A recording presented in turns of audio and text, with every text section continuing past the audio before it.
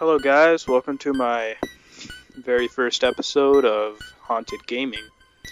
Before I want to start this episode, I actually want to tell you this series is essentially about me talking about obscure games and myths and essentially creepypasta related to games and, just really weird, scary game anomalies. So this episode is focused on Pokemon Creepy Black. For those of you who don't know, this is allegedly a Pokemon cartridge or a Pokemon game where you, the player, are actually able to kill other Pokemon and players. The general story for this, which I'm actually going to summarize for you right now, is essentially this person who discovers a black Pokemon cartridge as they are collecting bootleg Pokemon games that they personally enjoy.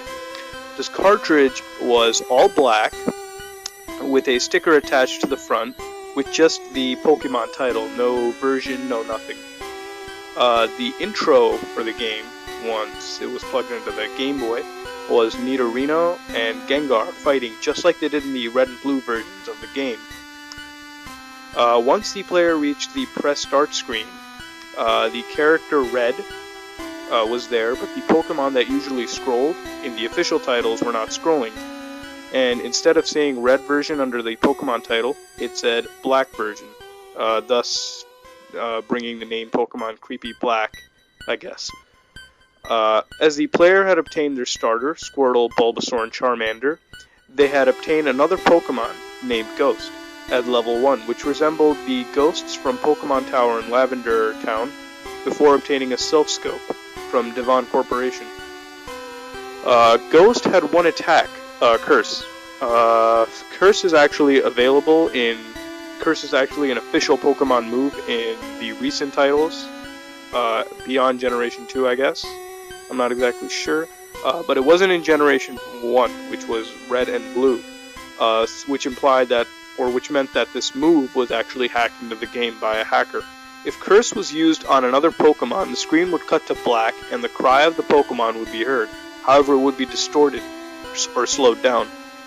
If it was used in a battle against a trainer's Pokemon, once the Pokemon was killed with that move, the Pokeball counter, which indicates how many Pokemon a trainer has, would be decreased by 1 for the trainer whose Pokemon was cursed. After all the Pokemon were defeated in the battle, the trainer would appear, and the game would offer you two options, Curse or Run. Run would basically end the battle as it usually ends in an official game. Curse would kill the trainer, and when the player returned back to the overworld, the NPC they fought against would be replaced with a tombstone. Curse couldn't be used against other ghost Pokemon, and against your rival and Giovanni, until the final encounter, however. After the Hall of Fame, the game cuts to black and a box appears stating many years later, and the game shows an old man staring at a graves.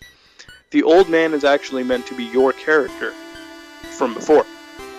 At this point, Ghost isn't in your party anymore, which is odd because Ghost was never able to leave your party at all. You couldn't drop him into a PC or anything. Your character, the old man, moved at half of the normal speed that the player was supposed to move at. The player would eventually have to go back to Palatown and enter their home and stand on the exact tile where their adventure first started. As this is going on, the Lavender Town theme, which plays constantly throughout the overworld when you're the old man, will slow down almost to a demonic pace at this sequence where you're seeing Pokemon and characters you have killed.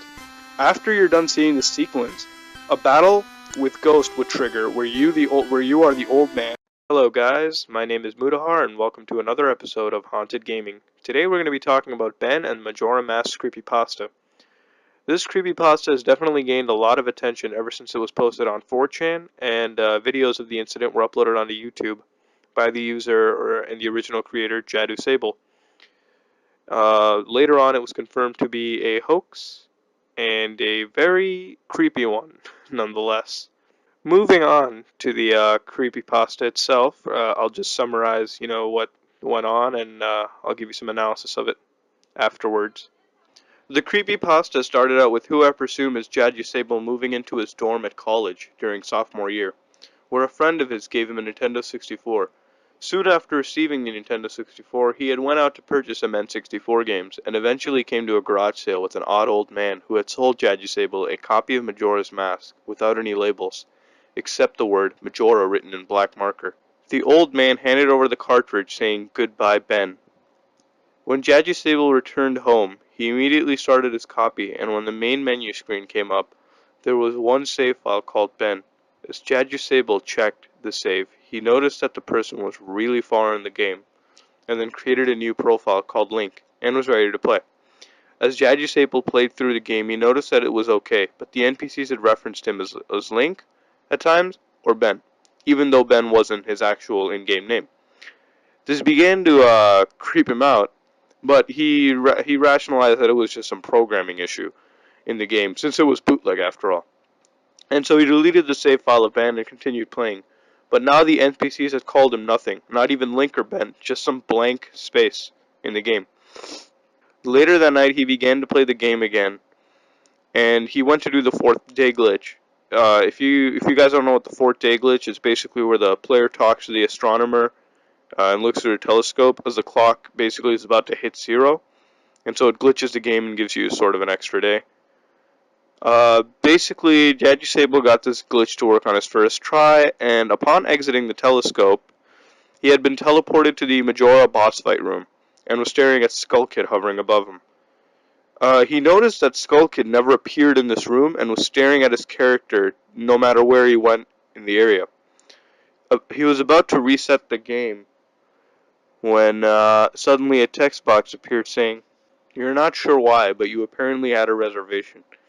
He assumed the game was communicating with him, but it was a pre-existing phrase used by Anju at the Stockpot Inn, and the game asked, "Go to the lair of the temple boss? Yes or no?" Finding out he couldn't press no, he then pressed yes, as it was his only option. The game then faded to white saying, "Dawn of a New Day," with a bizarre caption underneath. He was teleported to a corrupted version of Clocktown and noticed all the inhabitants were missing, with the Song of Healing playing backwards as it slowly got louder and louder, and more demonic.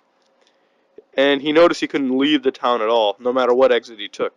He just kept on being warped into a different town of Clocktown, different part of Clocktown. He tried using the ocarina, but it would do nothing to progress this nightmare. He then presumed that he could drown Link in the laundry pool and hoped to spawn somewhere else. When he tried going there, on the way, the game flashed to an image of the happy mask salesman smiling at him, not Link, just smiling directly at Jadusable, and Skull Kid's scream in the background. And then appeared in the game shortly after with Link's statue staring at him. Jadusable was terrified and began to run away from the statue, and noticed that the statue was teleporting behind him, almost as if it were haunting him.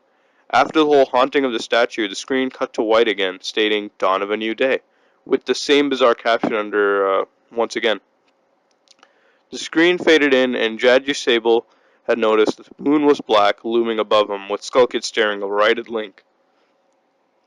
Jadusable then equipped the bow and fired back at Skull Kid, but upon firing the shot, Link rose into the air on his back and burst into flames, killing him instantly. The game had spawned him in an exact location once again. No matter what Jadusable would do, use the bow or the ocarina, Link would still burst into flames and die, until a text box appeared saying, "You've met with a terrible fate, haven't you?" Followed with the game returning you to the title screen again. When starting up his save file again, he noticed that it wasn't there, and his file Link was replaced with "Your Turn." And upon loading this file, it would just show Link while Skull Kid was laughing at him, Link. And the game once again returned you back to the main menu, with another save file under "Your Turn" called Ben. At this point, Jadusable turned the game off, and decided that him and his friend would go to the old man the following day to ask about the game. So the following day, they reached there and they noticed a "For Sale" sign at the old man's house. And knowing the old man wasn't there, he inquired from a neighbor, and the neighbor told him the old man was moving. When Jadusable asked the man about Ben, the man told him with a grim expression that there was an accident with a young boy named Ben. So he went back to his dorm to play the game, and again both save files were there, "Your Turn" and Ben. Jadusable then decided to load up Ben and was thrusted into complete chaos. and was spawned at the Stone Tower Temple with Link's body disfigured and his facial expression all bland as if he were dead. The game then cut to White stating dawn of a new day. Much later, he then decided to use the ocarina again and later play a song. And as he played the song, a loud shriek came from his TV and the sky began flashing. Moments later, he saw a small cutscene of Link transforming into a Zora at Great Temple Bay. Epona appeared next to the ocean, and the way she was standing near the water nodding her head, it appeared as if Epona was telling him to go somewhere into the ocean.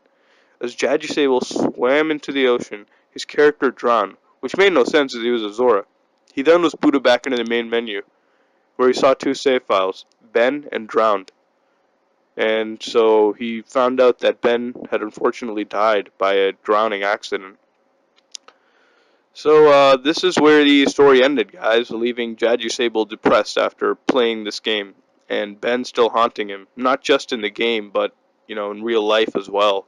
I mean, Cleverbot and whatnot. There's links in the description. You can see his final notes and whatnot. It's very interesting stuff. So, and shortly after the video, the final video was uploaded showing the gameplay footage. Another one was uploaded onto his YouTube account called free.wmv. And in his profile, it stated that now I am everywhere, leaving viewers to basically base their conclusions on what happened to him, what happened in this creepypasta, what finally happened to the guy. Well, that's that, guys. This is one of the longest creepypastas I've actually read, and to be honest, it's really good, and it did creep me out. It's definitely worth the read. As far as it being actually real, it's not, and was confirmed to be a hoax by Jadusable himself, when he came up with the idea in college while he was bored. However, one thing that really interests me is the game footage that was recorded for this. And at first, I thought it was just a fake ROM that he had developed himself, and I was like, whoa, that's a lot of work for that. But and then I thought maybe it exists on the internet, so I just started looking all over, and unfortunately, I couldn't find anything linking to the existence of a ROM. And then I tried to research how the hell this could actually have happened. Maybe he made a private ROM and made it himself. I found out that a lot of these phenomenons he experienced in the game can actually be replicated with cheat code devices such as Action Replay and Game Sharks, as well as also editing the video in such a way that it can make it look like you experienced some things, such as when he died and he went to the main menu. Obviously, it could have just cut out the game over screen and just faded in a main menu. It's not that difficult. But all I gotta say is that it's really creative and genuinely creepy, and this guy, in my opinion, is a talented story writer. If he came up with this, by himself, good job, man. And this is one of the creepypastas that honestly I read, and a lot of work has went into it. I haven't seen really any other creepypastas where game footage has actually been recorded. Normally, usually it's all just text, and for that, great job, man. You really did good. And if you guys haven't seen it, definitely check it out. Once again, links are in the description below. It's definitely worth the read. It deserves attention. So yeah. Hey everyone, welcome to another episode of Haunted Gaming, where I cover gaming-related creepypastas and myths. Today we're going to cover the Lavender Town Syndrome, or LTS, from the Pokemon games. LTS, or Lavender Town Syndrome, is a legend which involves several weird medical cases and deaths presumably being caused by the Pokemon games. More specifically Pokemon Red and Pokemon Green, for the Game Boy. Apparently this event was largely unheard of due to disclosure laws for companies in Kyoto Prefecture. The companies were obviously Nintendo and Game Freak. The information was leaked, supposedly due to a number of individuals, most definitely ex-programmers or ex-executives of the companies. LTS's very first cases were first reported for a few months after the games Pokemon Red and Green were released for the Game Boy.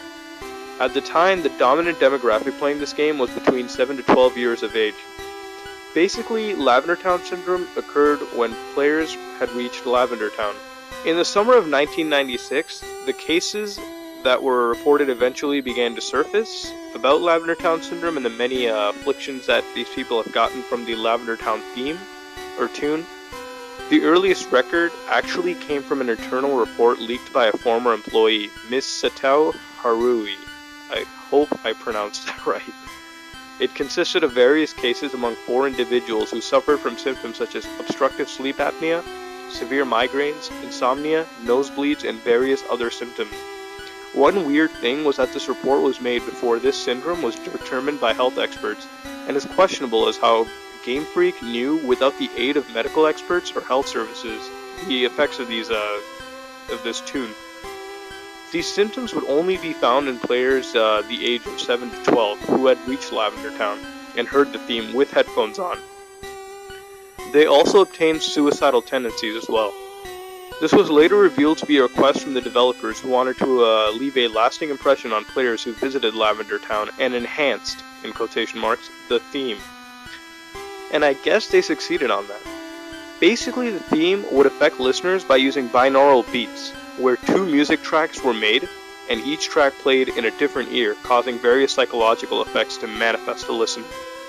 This resulted in the listener feeling disturbed and nauseated. This unfortunately affected the children more, since their hearing wasn't fully developed and caused psychological problems leading to death among presumably 4 children, mostly from, and I guess and other children too, just mostly from suicide. Eventually, after this entire thing was noticed by Nintendo and Game Freak that, people were committing suicide, or children were, they immediately recalled all the first wave cartridges of the Pokemon titles and re-released the games without the Lavender Town tune, as it originally was. If you want to listen to it, it's in the description below. As for this being real or not, yes and no. I listened to the original Japanese Lavender Town theme, and you can too, again, by the links in the description below. It actually caused me to have a headache and some slight nausea, to the point where I turned it off before it finished. I just didn't want to listen to it anymore. It's basically like the theme that's playing right now, except this isn't the actual theme that I listen to. This is the sort of second version of the theme in the background. I was also wearing headphones as well, so that could actually contribute to my headaches and the nausea as well. As far as causing the other serious symptoms, such as, bleeding from the eyes and nosebleeds and all that, I don't think it was going to happen, Maybe it's because I'm not between the age of 7 to 12. I'm actually much older, and this could affect, my perception of it, because my ears are more developed than theirs are. So it could affect children in that way, but even then, I don't think it could have nosebleeds, because if it did, Game Freak and Nintendo would have lawsuits like up the ass, okay? It'd be crazy. I couldn't really find a credible source of evidence which tells me if this is factual or not. And also, most of these creepypastas are, again, fake. And so, I don't see this being really credible at all. But I do believe that the first version of the Lavender Town tune did cause some disturbance and nausea to listeners and gamers for the first time. Because I heard it and I felt slightly nauseous. I obviously had a headache going on, not too much, not like a huge migraine, but it was there. I could feel it, so obviously there is an effect that's there, but it's not enough to cause suicidal tendencies. I didn't develop anything, and I don't think this is true or not. I don't think there was any suicidal cases or anything that happened. But then again, I do admit that there is a disturbance that is being caused by this tune. So there's my analysis of it, There's a part of it, the tune, which is definitely real to an extent. It doesn't, it didn't cause me to bleed from the eyes or anything, because if it did, I sure as hell wouldn't be, freaking talking right now. I'd probably be scared shitless, just sitting down and being like, what the hell did I just listen to? So yeah, that's my analysis of it. Don't be scared, You might get a headache, but you sure as hell won't develop any suicidal tendencies. Hey guys and gals, welcome back to another episode of Haunted Gaming. Today I'm going to talk about Polybius. Polybius was allegedly an arcade game released in 1981 by a German company called Sinneslöschen. Yeah, I butchered that completely. But if you translate it from German to English, it's actually Sense Deletion. Pretty creepy name, but then again, this is a creepy game. Makes sense. The game was allegedly a puzzle / shoot 'em up, similar to the game Tempest. Now, Polybius was only released in the suburbs of Portland, Oregon, and apparently it was so popular that there were huge lines of gamers just waiting to play this one game. Yet we didn't hear anything about it. anywhere else. So players who played the game reported seeing strange things appear, such as, grotesque faces from the corner of their eyes, even to the point where they heard like a woman crying, maybe even screaming. Pretty scary shit while you're playing the game.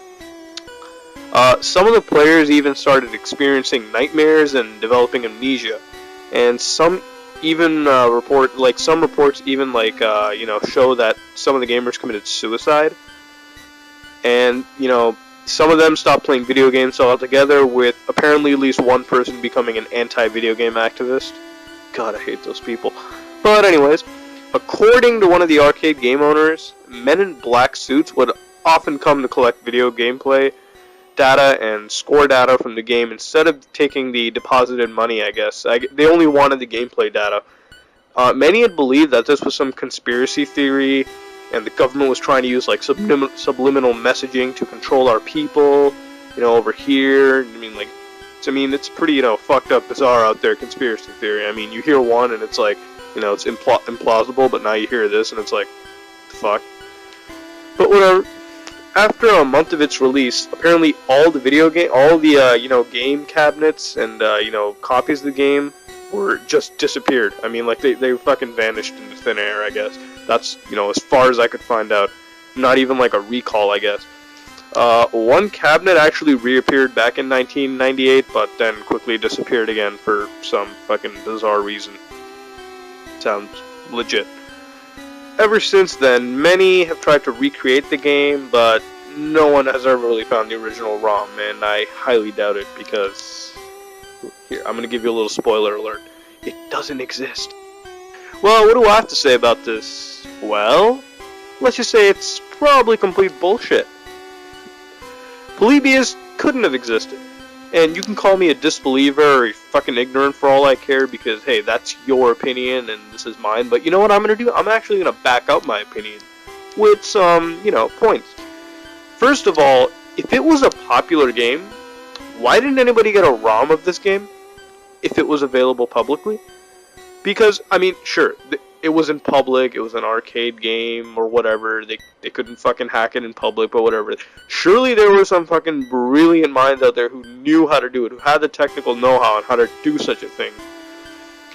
I mean, if it was a game that warranted long fucking lines in order to play it, then it should have warranted some fucking hackers who went in there and legitimately tried to take the ROM out for their own fucking gain.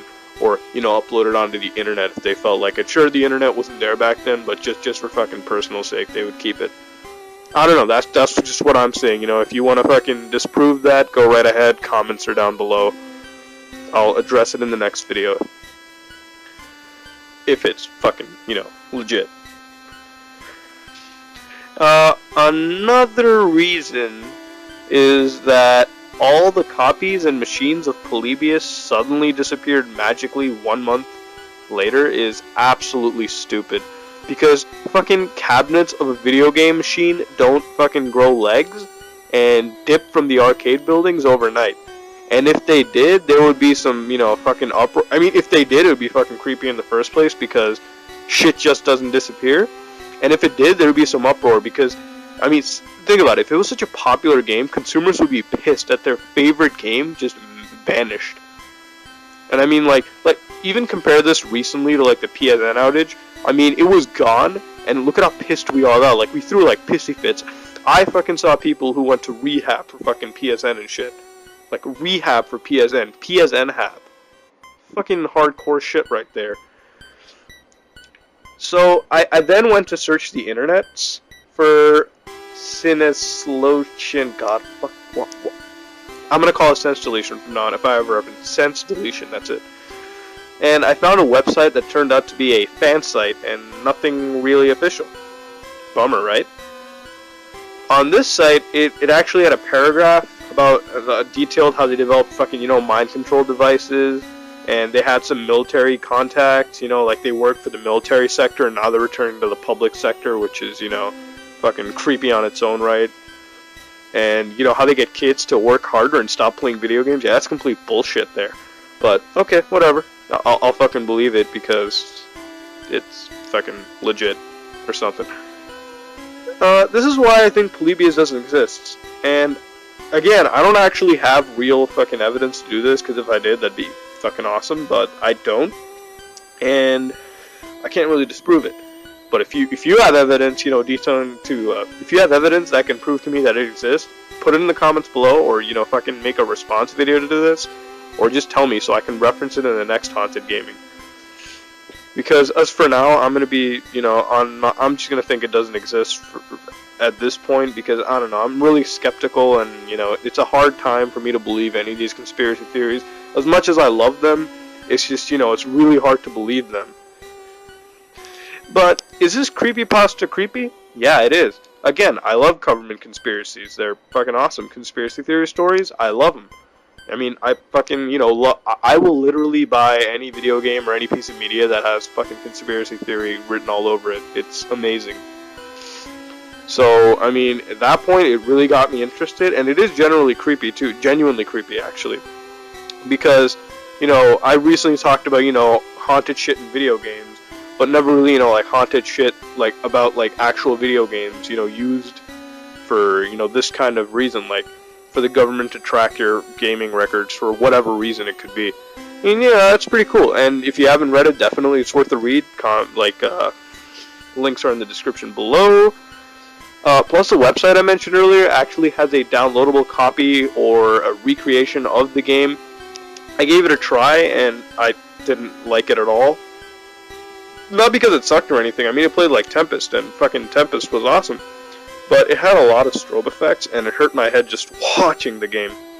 I mean, I couldn't fucking look at it without, you know, going like, oh shit, my head hurts, I need a fucking, you know, Tylenol or some shit. And like, you know, let alone even play it. I mean, if you can't even fucking see the game, if it's acting like a flashbang to your eyes, and I mean, you're gonna have a hardest, you know, it's gonna be hardest fucking tits trying to play that game. Of course, you know, if you want to dare to play it, put it in the description below, and, you know, if you play it and, you know, you get a fucking high score on it or some shit, you know, send me a copy of it, I'll put it in the next Haunted Gaming.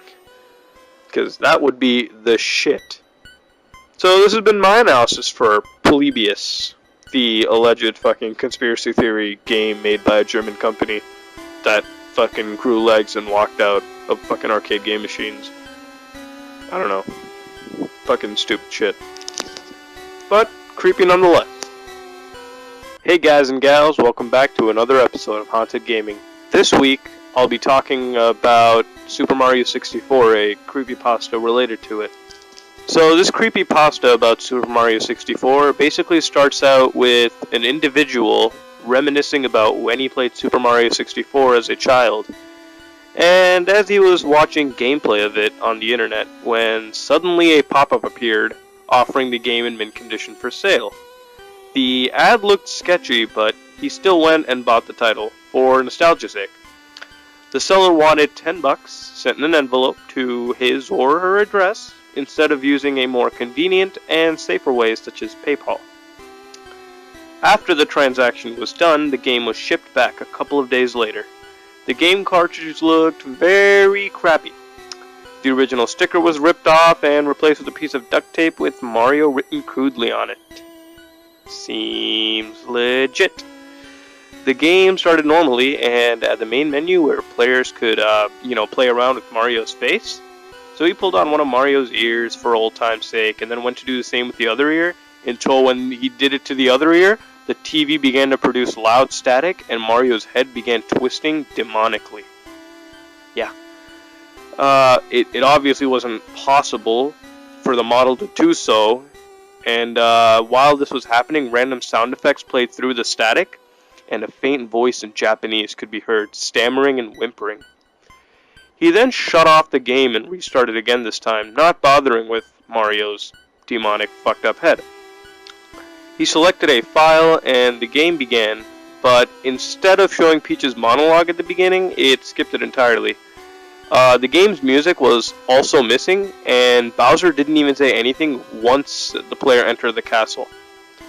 With no Toads to talk to, all he could do was go to Babam Field, as no other door responded at all. The portrait of the level was all glitched up, and, it wasn't it was sort of, whitish from what I could read out of it. I mean, like, it wasn't the original poster. There was, there were significant changes among it.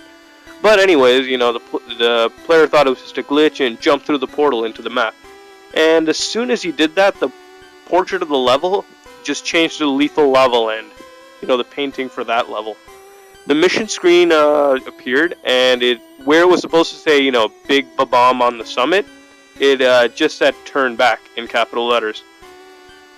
Upon entering the level, it seemed normal until Luigi showed up. Luigi was never in the game, and it appeared as if a new model was made instead of just, a crappy palette swap with Mario's character model. As he played the level, every time he picked up a coin, the enemies and music would get slower, and the scenery would get darker and more morbid. Just more terrifying in general. Once the 5th coin was collected, the music had stopped and the enemies had laid down on the ground as if they were dead. As the player reached the summit of the map where you find the King Babam, a small cottage was there on the top. As he had entered the cottage and the door closed behind, a picture of Luigi had popped up with a sharp, scary noise. The picture depicted Luigi hung to death, with Mario then falling to his knees crying for 5 straight minutes. The player returned back to the castle, but this time he appeared in a room where there were rows of toads wearing white robes, all with blank expressions. And the most scary part was, across from him, another portrait appeared to enter a level, except this time, the picture was basically of his family, a family portrait. And, it was a level, so reluctantly, I guess, he entered the level, and he basically appeared in a flooded hallway with platforms. The camera turned around to show what was behind Mario, and it just showed a giant, big, black, blocky blob. And no matter how much Mario ran away, the blob would catch up and envelop him in darkness. The player was kicked out of the painting, and this time the room was different. The room didn't have any toads whatsoever at all, and the painting depicted in the level now changed, and it showed his family portrait, except this time their bodies were decomposing. Yuck. The player had jumped through the painting again and selected the only mission available called I'm Right Here. Mario this time was sent into a dark small room with a piano, also known as the Mad Piano.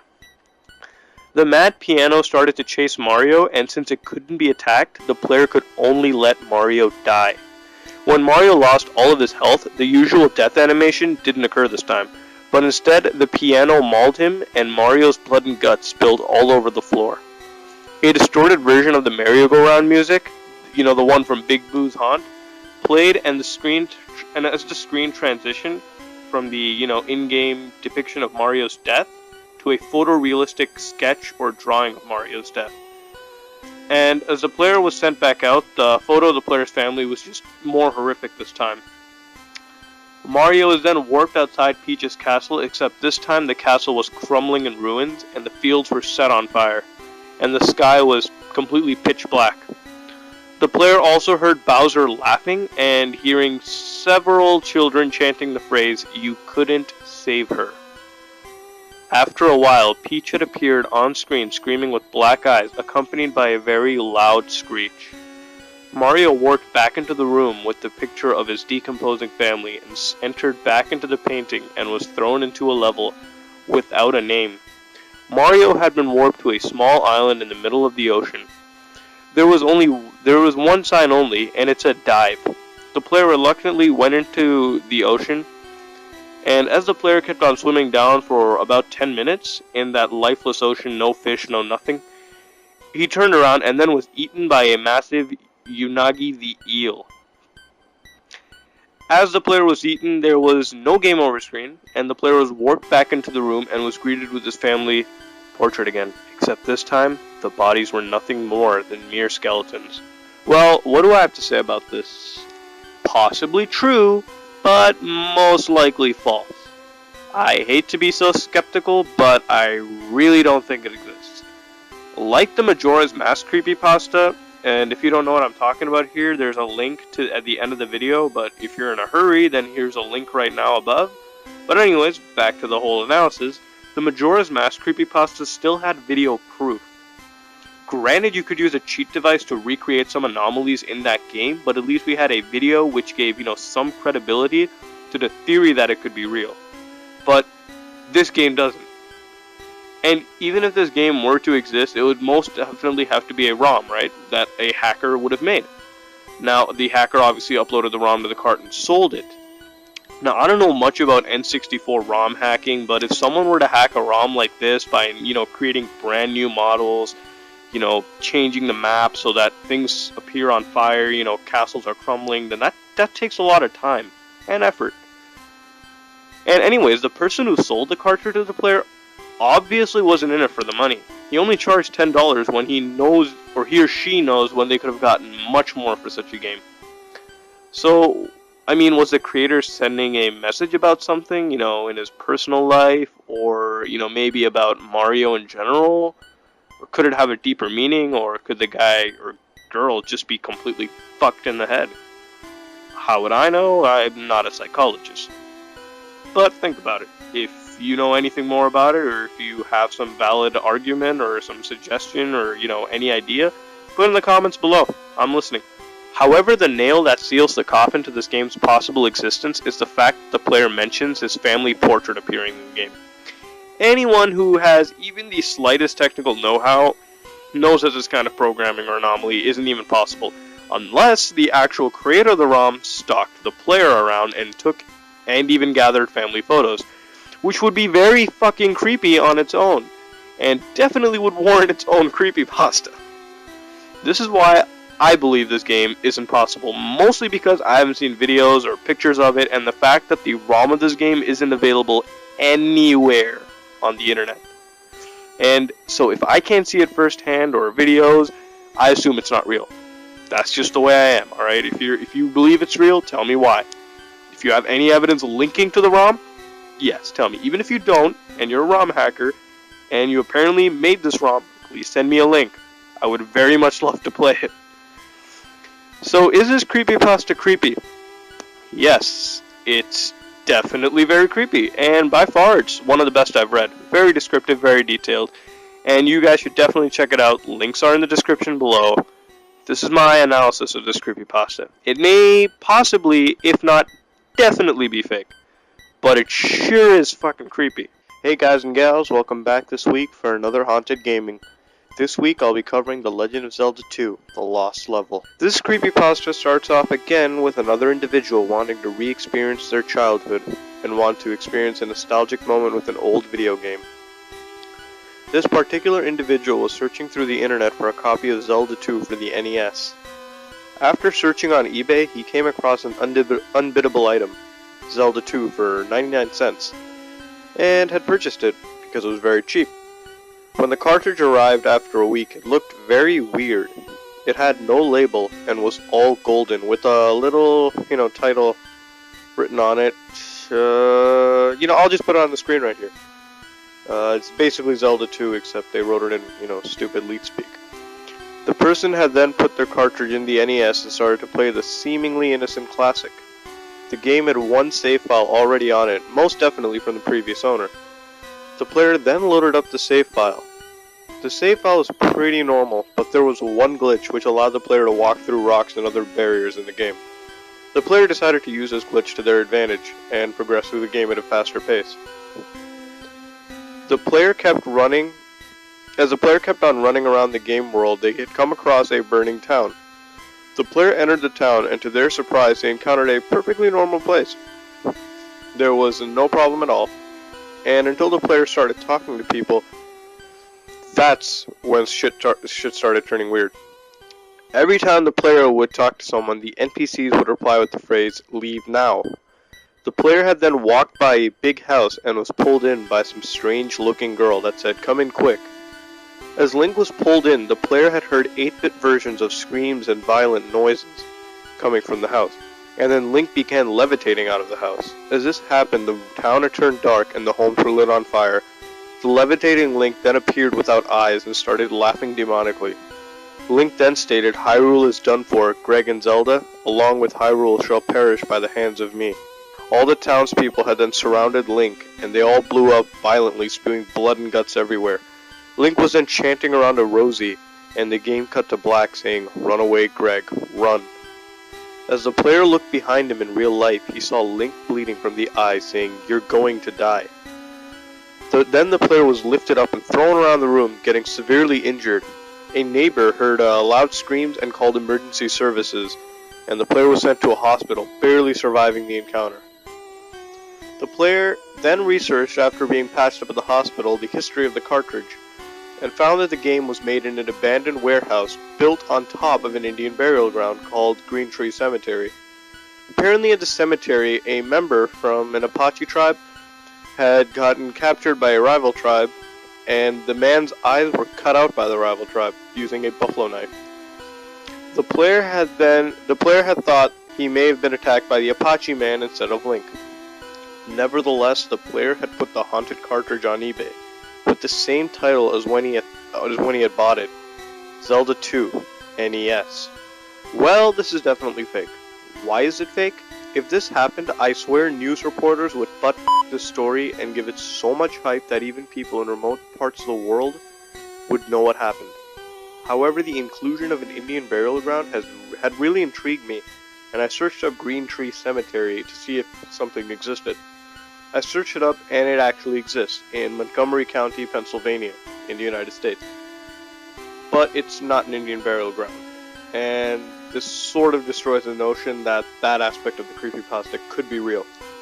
Also, if the player had been so brutally injured by this apparition, why didn't the ghost just kill him? I really have no real answer for that, but it's still questionable, right? And if you guys may know or have an idea why, then write in the comments below, because, I mean, I'd like to hear it. And if it's good, then I'll just, mention it in the next episode. This creepypasta, again, is definitely fake, but it's really creepy. And this is the first one I've read which involved an actual ghost and real physical harm to the victim, and basically really rustled my jimmies.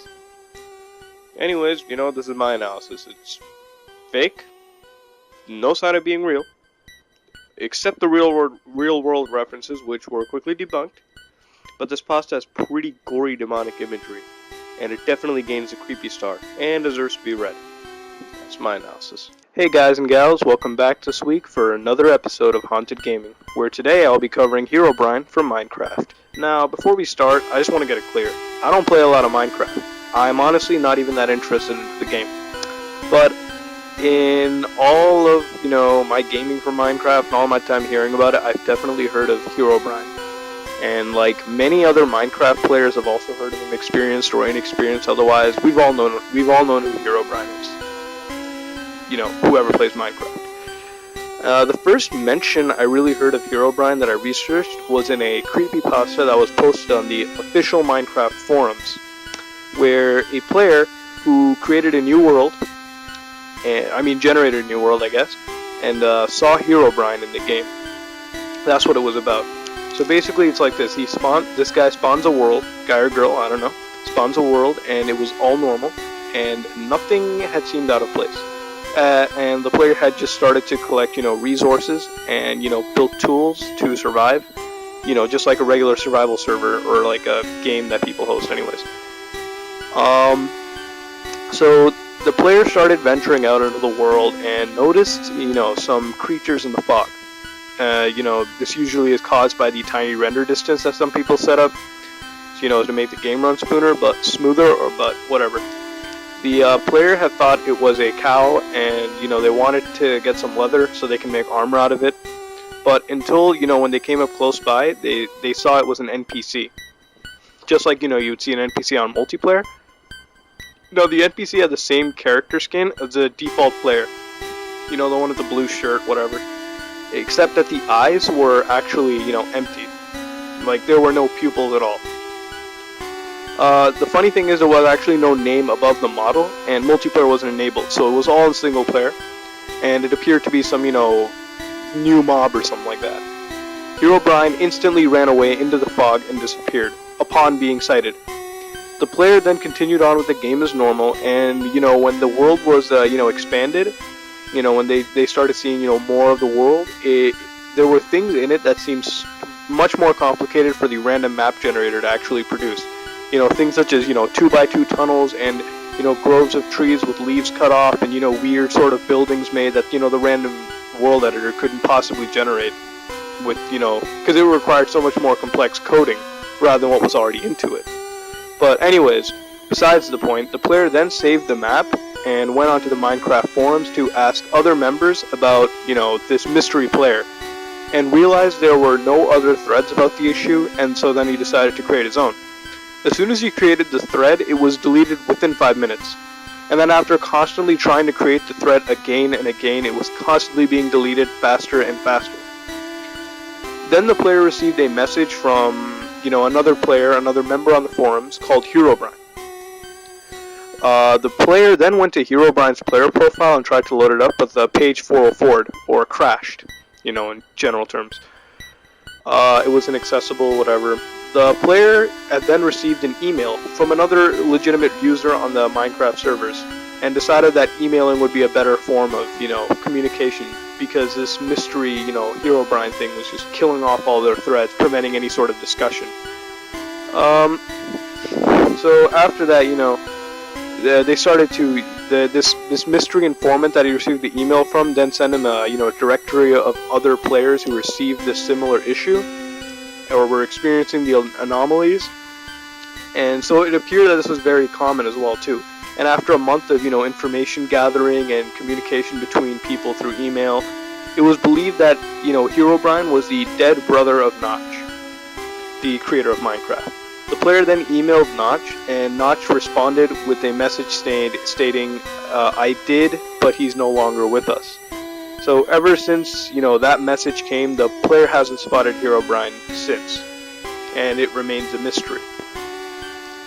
Anyways, moving on to my analysis of this. Is it fake? Yes and no.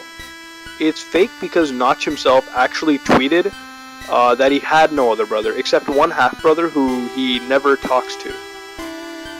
The reason I think it could have been real is that when you look over the patch notes for Minecraft, the beta version of it, 1.6.6 or whatever, it actually, stated removed Herobrine or whatever, sorry, what the fuck am I saying? It could have existed since it was listed in the patch, but some other players claim it was a joke by Notch, stating that, oh, he removed something that was never there, I guess. But I don't know why. I still think it exists. The reason I think it exists is because, maybe Notch put it into the game, but it's just not telling us about it. So, to keep it all a mystery. So whenever we spot it, we can't really prove for sure that it actually exists or not. And it just raises a mystery to it, like a myth. So, I guess this is the only plausible way I see an official Herobrine in the real games. The only way I've actually seen it, happening so far, to my knowledge, is through the use of mods. There's one mod where I heard, you create this sort of pedestal or something, this shrine, and you summon Herobrine. All these weird theories, but it's only, through mods. And the reason is, I don't think anybody would want these mods, or, would want Herobrine, because what the hell would he do the entire time? Just come and troll you for no reason? That in my opinion, just kind of ruins the game. It's like having the alpha creeper just pissing you off even more. It would be fun for some, there'd be that one guy who always destroys your shit, but then you'd be like, I just spent hours building or whatever, but, that's besides the point, I'm just ranting on. But, do I think this is creepy? I don't know. For me, I don't play a lot of Minecraft, and every time I spot a creeper, I don't tend to shit my pants. I look at it and I'm like, whatever, I'll just hit it with a sword, a couple times it'll die. Herobrine, the concept of a player stalking you constantly throughout the world seems very creepy to me sometimes too. That lone player just coming by to piss you off, but it's Herobrine always runs like a pussy. So it's not like I'm really scared. It's I look at it and it runs away. It's not like it's causing that much harm to me. From what I've read, the mod basically makes Herobrine come by and ruin your stuff. I don't know, but I don't really care. If it runs away, what's the point of being scared by it? What's the point of even having the mod or whatever? But I'm going on. Is it creepy? No, it's really not to me. To me, it's not creepy. I don't find Herobrine that scary. Runs like a pussy. Nothing to be scared of. But I guess for some it would be. And that's all I really can say. That's my analysis, alright? And if you guys ever spot Herobrine, take a screenshot, record the gameplay, send it to us. We'll post it on this channel. We'll be a little, Ghostbusters here. Hey guys and gals, welcome back this week for another Haunted Gaming. I'm sorry for last week, there were some technical issues, but, now we're back. And, this week, the creepypasta is going to be about Audino, Pokemon Black and White, going back to the, roots of this show. And let's move on. So this creepypasta starts out with a Pokemon player who wanted to get a better team in Pokemon, as usual. And they were actually playing Pokemon Black and White, the new ones for the, Nintendo DS. And they played enough to the point where they got to the Elite Four. And the player realized that, their team was very weak, and they had to be leveled, otherwise they stood up no chance against, the Elite Four. So, as they were training and, after several losses to the Elite Four, the player, went to level their Pokemon. The player then decided the best way was to keep on, killing Audino, which was a Pokemon that provided a massive experience bonus every time you defeated it, no matter what level you were. The player encountered an Audino after he equipped a Lucky Egg on his lead Pokemon. So, instantly the first encounter was an Audino, and the player brought out his Emboar, and, the player went to, kill it. So, after the player, killed it, another Audino had come the next time he searched through the grass, and, his second encounter was an Audino, so the player killed it again. After he killed it again, another one appeared, the third one. So he kept on killing Audinos until the fourth one came around. And the fourth one was exceptionally creepy, because the sprite for Audino, the character sprite, was really, really messed up. They saw burns on the body, most definitely from the Emboar, using fire-type moves to leave burn marks on Audino. And the battle cry that Audino usually has when it's released was longer than usual. So it was just, creepy there too. So the player then killed the demonic Audino and wished, they'd never see this thing again. And guess what? Soon they were greeted by another Audino. And this time it was level 15, so it was one level higher than last time. And it reflected, the last move that the player used against the previous Audino was Bug Bite. And this time, the effects of Bug Bite actually, were shown on Audino's character sprite, because one of the eyes was actually, torn apart. So, pretty fucked up shit right there. Audino then, asked the player if they missed him. And so, the game gave a yes or no option. The player responded no, and Audino went, batshit crazy. So, the player just killed Audino, and, just the next time he encountered it, just kept on getting more disfigured and disfigured. The player just ran away to the Pokemon, got their Haxorus, and decided to, put this Pokemon out of its misery. So even after killing Audino, it kept on reappearing and appearing, and the player had eventually turned their game off. So the next time the game was restarted, Sekrom's model, which usually appeared on the title screen, was no longer there, and Audino's title screen, Audino's character model was there. And so, the player kept on restarting the game, and eventually they started up a new game, and it was entirely normal. All until a wild Audino appeared. Well, that was creepy, guys, wasn't it? And gals?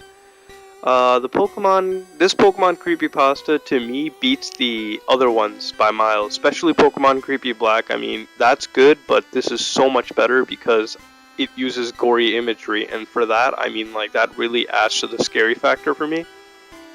So, that's what I think, but honestly, it's fake. And yes, I know I say that all the time, and that's because I'm a skeptical guy. If I don't see it in person, I think it's fake. I mean, it's scary and all, but, I mean, if the person doesn't record shit like this and puts it up on the internet, just like the Ben Majora's Mask creepypasta, then, I mean, I know it's fake. And I mean, if they do stuff like that, and it turns out to be fake most of the time too, I mean, it's all doctored shit, but it sort of adds more realism to it too, and sort of adds to the creepiness. Just like the Ben creepypasta had. I mean, it had videos that went along with it, so, I mean, That sort of, added to the realism and the scariness. But for what it's worth, it's definitely very, creepy. And I think you guys should give it a read. Links are in the description below, so, you can check the whole creepypasta. Definitely go read it out. I think it's really sick, and it's one of the best Pokemon creepypastas I've read so far. And I've read quite a lot. So, check it out. I think it's creepy because of gory images and everything too, and because they turn Audino, a cute, nice Pokemon, into some demonic shit. But anyways, that's my analysis, and definitely check it out. It's in the description below. Links are there. Check it out. It's awesome. And, that's all I gotta say. Creepy, but not most definitely fake. Definitely fake. But yeah, that's my analysis. Hey guys and gals, welcome back this week for another Haunted Gaming. This week, upon a user request, I'm going to be talking about Sonic EXE. Remember, if you guys want me to review a certain creepypasta, just tell me in the comments below and I'll do it. So, let's move on with this creepypasta. Anyways, this creepypasta starts out with a typical Sonic fan. So this player one day was playing Sonic Unleashed, and a mailman came to deliver a package. The package consisted of a CD and a note. The player read the note attached, and it was from his friend, who he hadn't heard or seen for 2 weeks. The note basically said that the player should throw away the disc before some dark horror approaches the player, and presumably harms them. And the friend just couldn't destroy him himself because he wasn't quick enough. So, the player was confused, and he's like, how the hell could a disc cause horrors and stuff? And it had the word Sonic written on it, so, the player was like, oh crap, I gotta try this out, it's fucking Sonic. So, the player goes up to his room, and installs the game through this program on the disc, which is called Sonic.exe, the name of the creepypasta. So, upon installing the game and starting it up, the player was greeted by a demonic title screen. It was basically like the regular Sonic the Hedgehog screen for the Sega Genesis, except this time the sky was darkened and the title logo was rusted, and instead of the bottom right corner, it said, Sega, where it says Sega 1991, it said Sega 666. And of course the water was not blue, but it was blood red, crimson. So after the title screen, there was a save select screen from Sonic 3. So even though this game is supposed to technically be Sonic 1, it had a save select screen, which doesn't happen. I mean, if you look at the gameplay on the screen right now, it doesn't happen at all. But anyways, the character selection was Tails, Knuckles, and Dr. Robotnik, which is weird since you can't play as Dr. Robotnik in any of the classic Sonic games. And I don't even think you can play it in new games at all. The player realized it was a hacked game, and instead of a glitched one, like it wasn't glitched, it was just hacked instead, like some sick fuck made it. So the player chose Tails and went on to, play the game. So the first level loaded, and the player was running through a barren level with absolutely no obstacles, just like a flat area, for about 5 minutes. And this peaceful theme that was playing in the background just kept on getting slower and slower and turned more, demonic by the second. So the player then spotted something. It was one of the dead animals. Whenever you beat the area and you blow this thing up, this canister, the animals come out. So it was this dead animal, right? And it was just it was killed grotesquely. Like there was another one where a squirrel was hanging on a tree with its guts hanging out, and a duck with its eyes gouged out or whatever. So the player eventually saw Sonic in the game, and Tails had walked slowly towards Sonic, and Sonic turned around and stared at Tails with, red eyes, saying, "Do you want to play with me?" Shortly after, the player was put in another level called Hide and Seek. It looked like Angel Island in Sonic 3, except everything was on fire. The in-game sprite of Tails constantly told the player to run away as far as he could. The player... it didn't instinctively say to the player oh, run away. It's just the Tails motioned.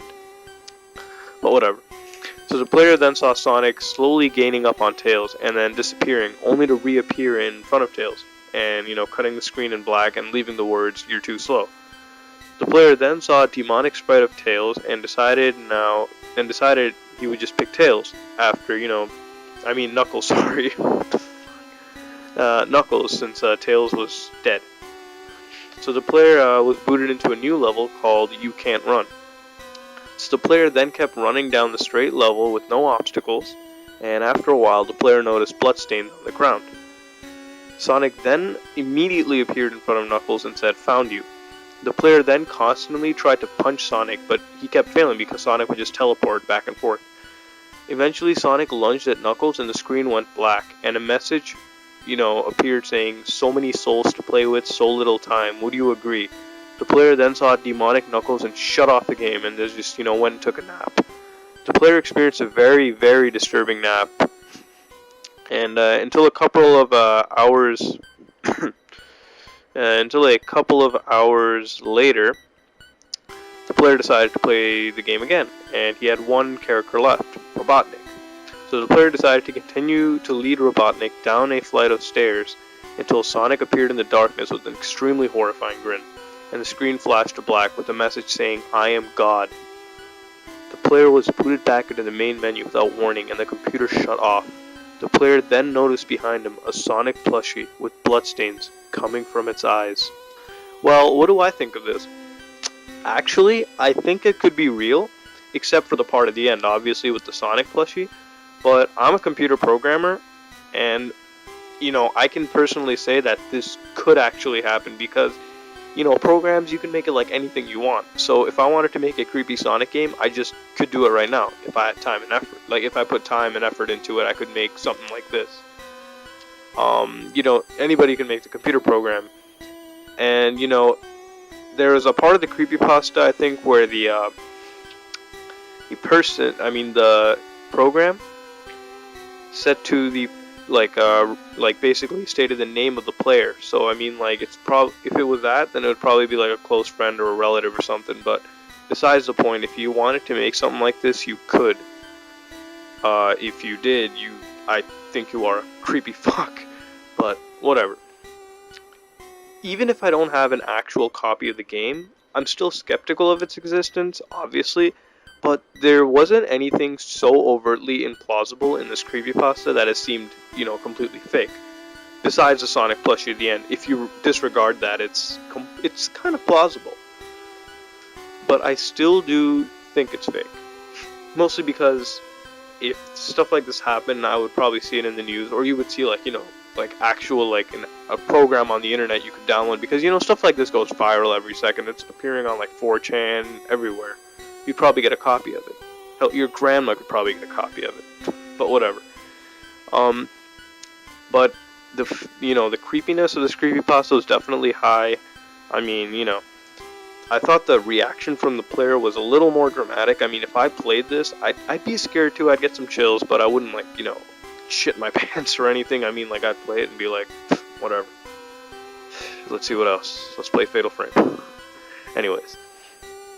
But this is a very creepypasta. It reminds me a lot about the Zelda 2 creepypasta that I did, and you can go check it out. Annotations right here. And it's definitely worth a read. So check it out, links in the description. And yeah.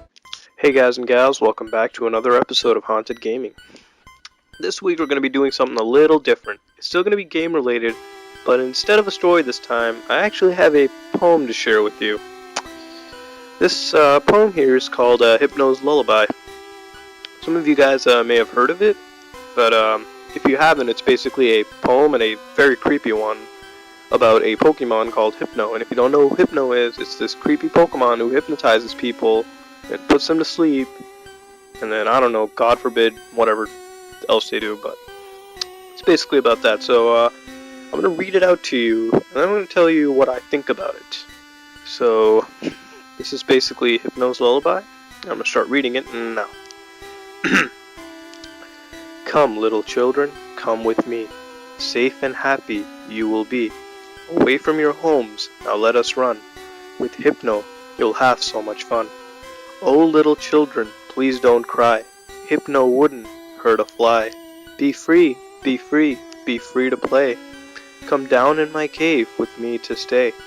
Oh, little children, please don't squirm. Those ropes, I know, will hold you firm. Hypno tells you this is true, but sadly, Hypno lied to you. Oh little children, you mustn't leave your families, for you will grieve. Their minds will unravel at the seams, allowing me to haunt their dreams. But surely all of you must know that it is time for you to go. Oh little children, you weren't clever, now you shall stay with me forever. Basically, that's the poem. I read it out completely to you. What do I think about this? I'm not going to analyze it like I usually do, because there really isn't anything to analyze. If I have to analyze it, I'm going to do it line by line. So I'm going to do it right now. So, come little children, come with me. Right off the bat, I think Hypno's a pedophile. Safe and happy you will be. Okay, still reiterating my thought of you being a pedophile, Hypno. Go on. Away from your homes, now let us run. Okay, so you're running away with children. Yes, reiterating it again. With Hypno, you'll have so much fun. Okay, 4 lines in, and I know you're a guaranteed sex offender. Oh, little children, please don't cry. Okay, we don't have to get into the nitty-gritty of it, but... Okay, 5 lines in, I know you're a pedo. Hypno wouldn't hurt a fly.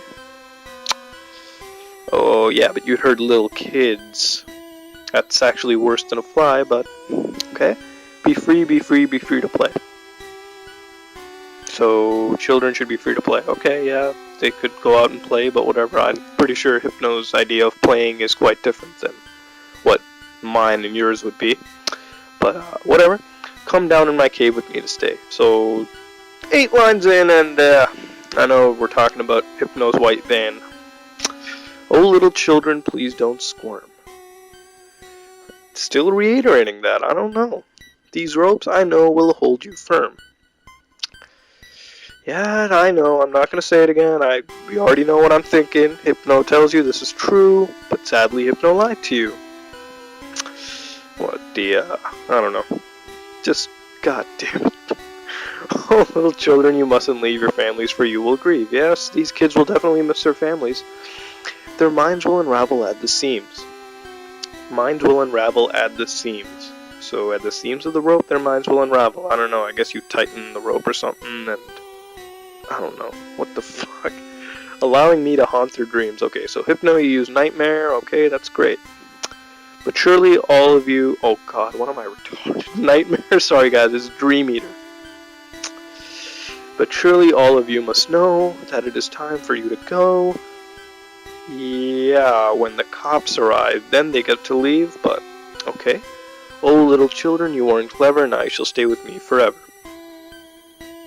Wow, okay. This is a creepy pasta. This is actually creepy, but for me, it's creepy because, not because it's a game or someone dies, it's because now, every time I play Pokemon, I will think of Hypno as the pedo. Alright, I will think of Hypno as basically that local pedo in my sex offender registry. All 25 of them.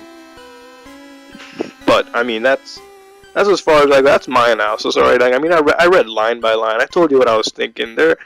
I mean, when you read this, the thing that makes it creepy really is because Hypno is not a creepy Pokemon when you look at it. In fact, it looks, sort of cute and small. But now after reading this, I'm not going to look at it the exact same way anymore. I mean, I'm just mind blown, if you think about it, by reading this. But that's cool. It is a creepypasta. So if you want to read this poem for yourself, definitely go read it out. And if you guys absolutely hated my, me reading this poem earlier on, there is another YouTube video where this guy, sings this exact poem, but with this really, awesome voice and whatnot. I'm gonna put, the link is in the description. So if you want to check it out, you can go check it out. But that's basically my analysis of it. It is creepy. It's definitely changed my perception of what a Hypno is. And you should check it out too, if you want to analyze it and tell me what you think about it, put it in the comments. And if you want me to do a creepypasta, then tell me to do a creepypasta. I will do it. This show actually does run on user suggestions and whatever. And basically, that's it. And if you want to know what the next Haunted Gaming would be, just obviously check out our Twitter. It's in the link below. So, yeah, whatever. Guess that's all I really got to say about this creepypasta. It's not scary, it's just creepy. and Hypnozapedo. Hello guys and gals, welcome back to another Haunted Gaming. This week we're going to look at another user-requested creepypasta called Kelowna's Dark Side. This creepypasta starts out with a question the player asks to the readers, and I ask to you. What is your favorite video game franchise? Me, Metal Gear personally. The player states their favorite game is Kelowna. If I pronounce that right. So basically the creepypasta, I'm just going to start reading it out to you. It was a spring afternoon, and the player's friend had rented a PlayStation 2 for 1 week. So to save their friend of trouble for finding games to play, the player lent some of their games over to his friend. The friend's name is Andrew, and that's really it. A week passed, and the player went over to Andrew's house to get his or her games back. The player came out, and the player's friend Andrew came out and gave the games back, except one of the games, Kelowna 2, for the PlayStation 2, obviously. The player asked his friend and wanted his game back, that being their favorite game. So Andrew returned the game with warning, the player to never go and play the game. Of course, we all know the player didn't listen to Andrew's advice or any of their friends' advice. It's common knowledge with these creepypastas.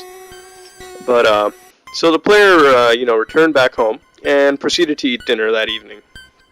So after eating dinner, the player went to the room to play the game and see what Andrew was talking about. So the game starts out normally, with the press start screen, PlayStation 2, all that stuff. And the player went to go pick a save file called Dontu, D-O-N-T-U. As the game loaded, Kelowna, the main character, looked very evil. The blue clothing was now red, instead of blue, obviously, and the eyes were empty, similar to Herobrine from Minecraft. And every time he defeated an enemy, the enemy would bleed on the ground dead. The next day, the player was on the bus when he or she noticed that sitting beside them would be the evil Kelowna from the video game.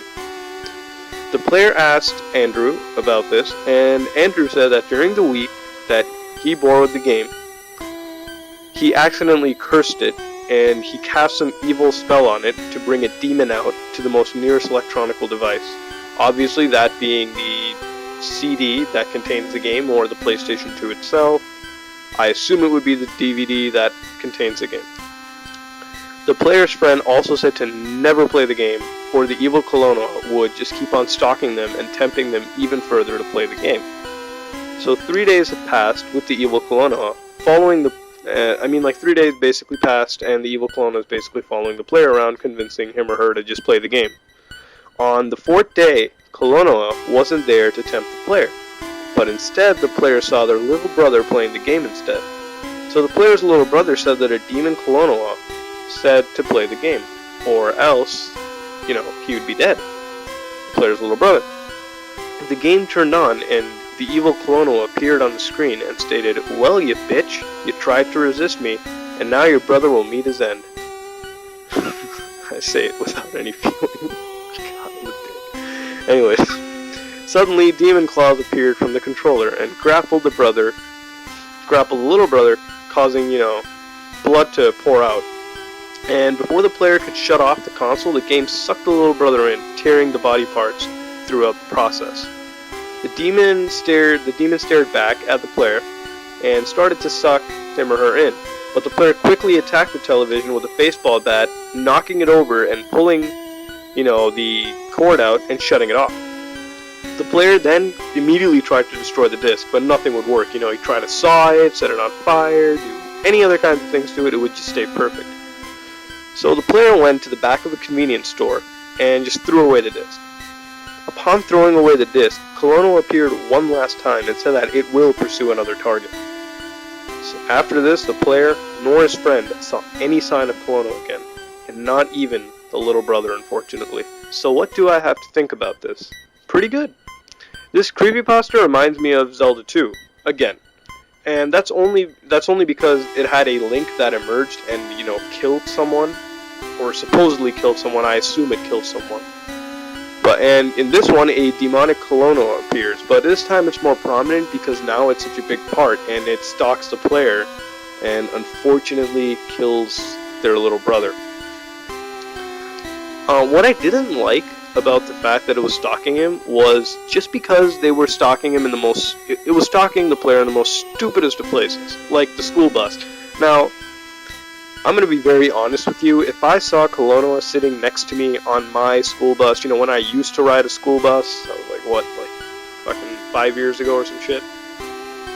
I wouldn't shit my pants. I would fucking look beside me and be like, the fuck am I looking at? It's not, like, it's just not scary for me, to be honest. Like, I mean, it's weird. It's not scary. Now, granted, if it was on the side of the road, like, just... like on the sidewalk and you glanced at it and stared at it, right? And it just fucking was looking at you, then it'd be fucking scary. And I'm only saying that because, you know, when I used to go to school on the bus, it was like 7 in the morning, and that's when it was dark outside and shit. And if I saw that, I'd have shit in my pants. That's all I gotta say there. But to be honest, I mean, I wish there was more subtlety with this Stalker Colonoa demon, because I think it's really good that they added this, and it's much more in-depth than any other creepypasta I've seen. I mean, like, this is where we see, like, actual shit in the real world for the player, but it's just not done subtly enough for it to be really scary if you think about it. But, you know, it is still a pretty good job, and I guess with a little more refinement, it would have been better. But it's still pretty good as it is now. I'm not saying it's shit. It's really good. It could have been better. And what I think this shouldn't have done again is skip the 3 days. Because the 3 days, for what we know, is where this demon thing is stalking her. And it was like, okay, I want to know what happens in those days. Because it's like, you know, those are probably the most interesting days. I mean, first, all we hear about is a school bus. God knows what happened to the kid in those 3 days. Like, what was going on? Was this some, you know, like fucking It shit or something? You know, It, that fucking clown movie. If it was like that, I mean, I want to see it. You know, I mean, it wasn't scary or anything, it was just retarded looking at it, but if it was done in that kind of, you know, way, I think it would have been better, where we saw every single moment with this thing. But overall, I did think this was a really good creepypasta, and I liked the dark ending, as I honestly couldn't see it ending in a good way after, you know, the little brother is dead and all, and it just wouldn't work. But overall, you know, good job, and thanks to the user that recommended it and told me about it. His name is Super Charmander1. It's going to be on the screen right now. He also wrote this creepypasta. From what I've got, from what I know, because he gave me a link. It's in the description. You can check it out, read it for yourself. And it appears to be him being the original author. You know, you can message me and tell me, and I'll probably annotate it on the screen or something, or put it in the description. But yeah. From what I gotta say, good job, and definitely continue making more, and share them with us here at Haunted Gaming. That's what we're for, that's what we got this community for here. And, you know, maybe with, you know, more and more, you know, time, you could possibly make one as good as Ben Drowned, the Zelda Ben Majora Mask Creepypasta video. You know, you can watch it too. But, you know, good job making this, and thanks for sharing it with us, you know, I feel privileged. So, you know, thanks. And that's really all I gotta say. Good creepypasta, definitely check it out. Links in the description below. Go read it for yourself. You won't be disappointed. Hey guys and gals, welcome back this week to another Haunted Gaming. This week I'm going to talk about the much requested Tails Doll creepypasta. This creepypasta starts out with two individuals, Gil and his friend Noah, who are looking for games for their Sega Saturn while at an EB Games. So, while they were at EB Games, they spotted a copy of Sonic R for the Sega Saturn. And here I'm still confused if they actually sell Saturn games at EB Games. But besides the point, Gil asked the employee at the store how much the copy cost. But the employee said to just take the game for free. Okay, amazing. So Noah, upon hearing this news, you know, that the game's being sold for free, would just hesitantly take Gil out of the store and just, you know, run back home. Yeah, I guess they were really excited about Sonic R, or Sonic Racing, I'll just call it that. So upon starting the game, Gil and Noah did not see Sonic or Knuckles, but only something that looked like Tails. The first thing Gil and Noah saw upon starting a race was that the racetrack was completely dark red and black, and the music that was playing, it was called Can You Feel the Sunshine, but in this version it was played backwards. Noah believed that the game was, hacked, or just modified, but Gil apparently knew that the game was somehow haunted by tales, or it was evil in nature. Talk about a perceptive bastard or something. Eventually, after the first race, Noah unlocked Supersonic, which is impossible to do without obtaining every Chaos Emerald. Gil caught on to this and asked Noah how he unlocked Supersonic so quickly. Noah screamed back stating that he didn't know, and why would he be questioning it? It's kind of odd, I'd question it, but besides the point. Eventually, when Noah finished the race, the game cut to a screen of Sonic being wildly attacked, and what appeared to be a stuffed animal version of Tails screaming very loudly. Another race started, and the Supersonic was standing on the racetrack. Supersonic was just standing on the racetrack by himself. And he started to begin moving by himself, too.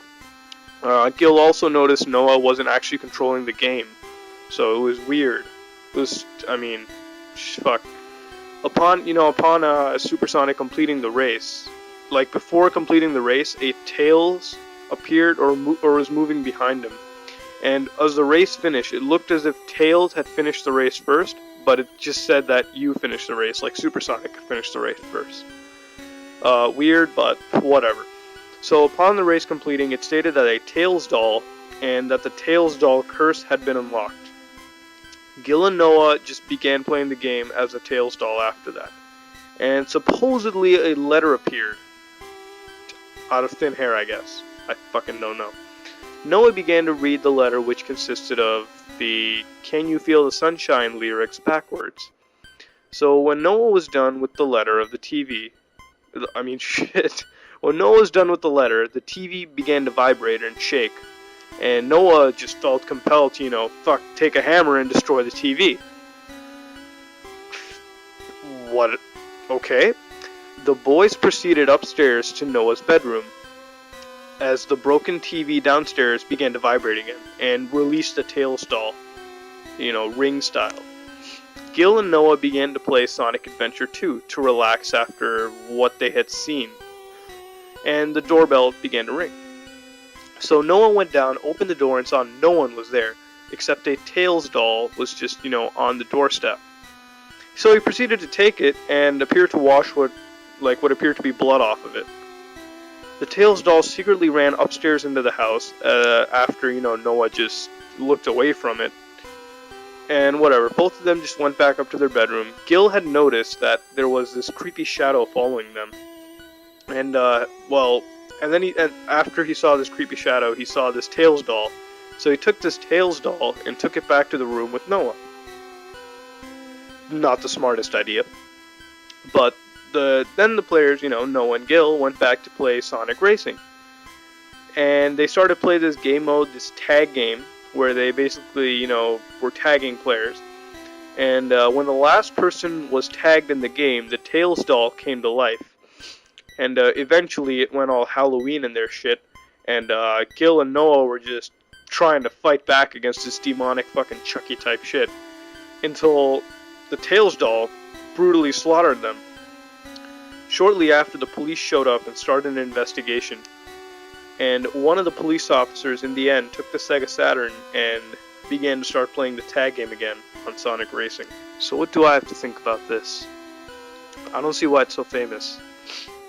I don't mean to, offend anyone by saying, oh, I think it's shit. I don't think it's shit. It's actually really good, except the only thing that sucks about it was that the doll thing at the end. It doesn't need to be there.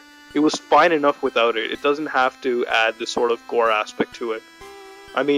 It was delightfully creepy in the beginning, and it just turned into borderline fucking B-movie horror shit right in the end. But I'm gonna tell you why. See, before all we knew was, all we knew that there was this demonic game. That's all we knew. And that it was hacked and glitched in some way.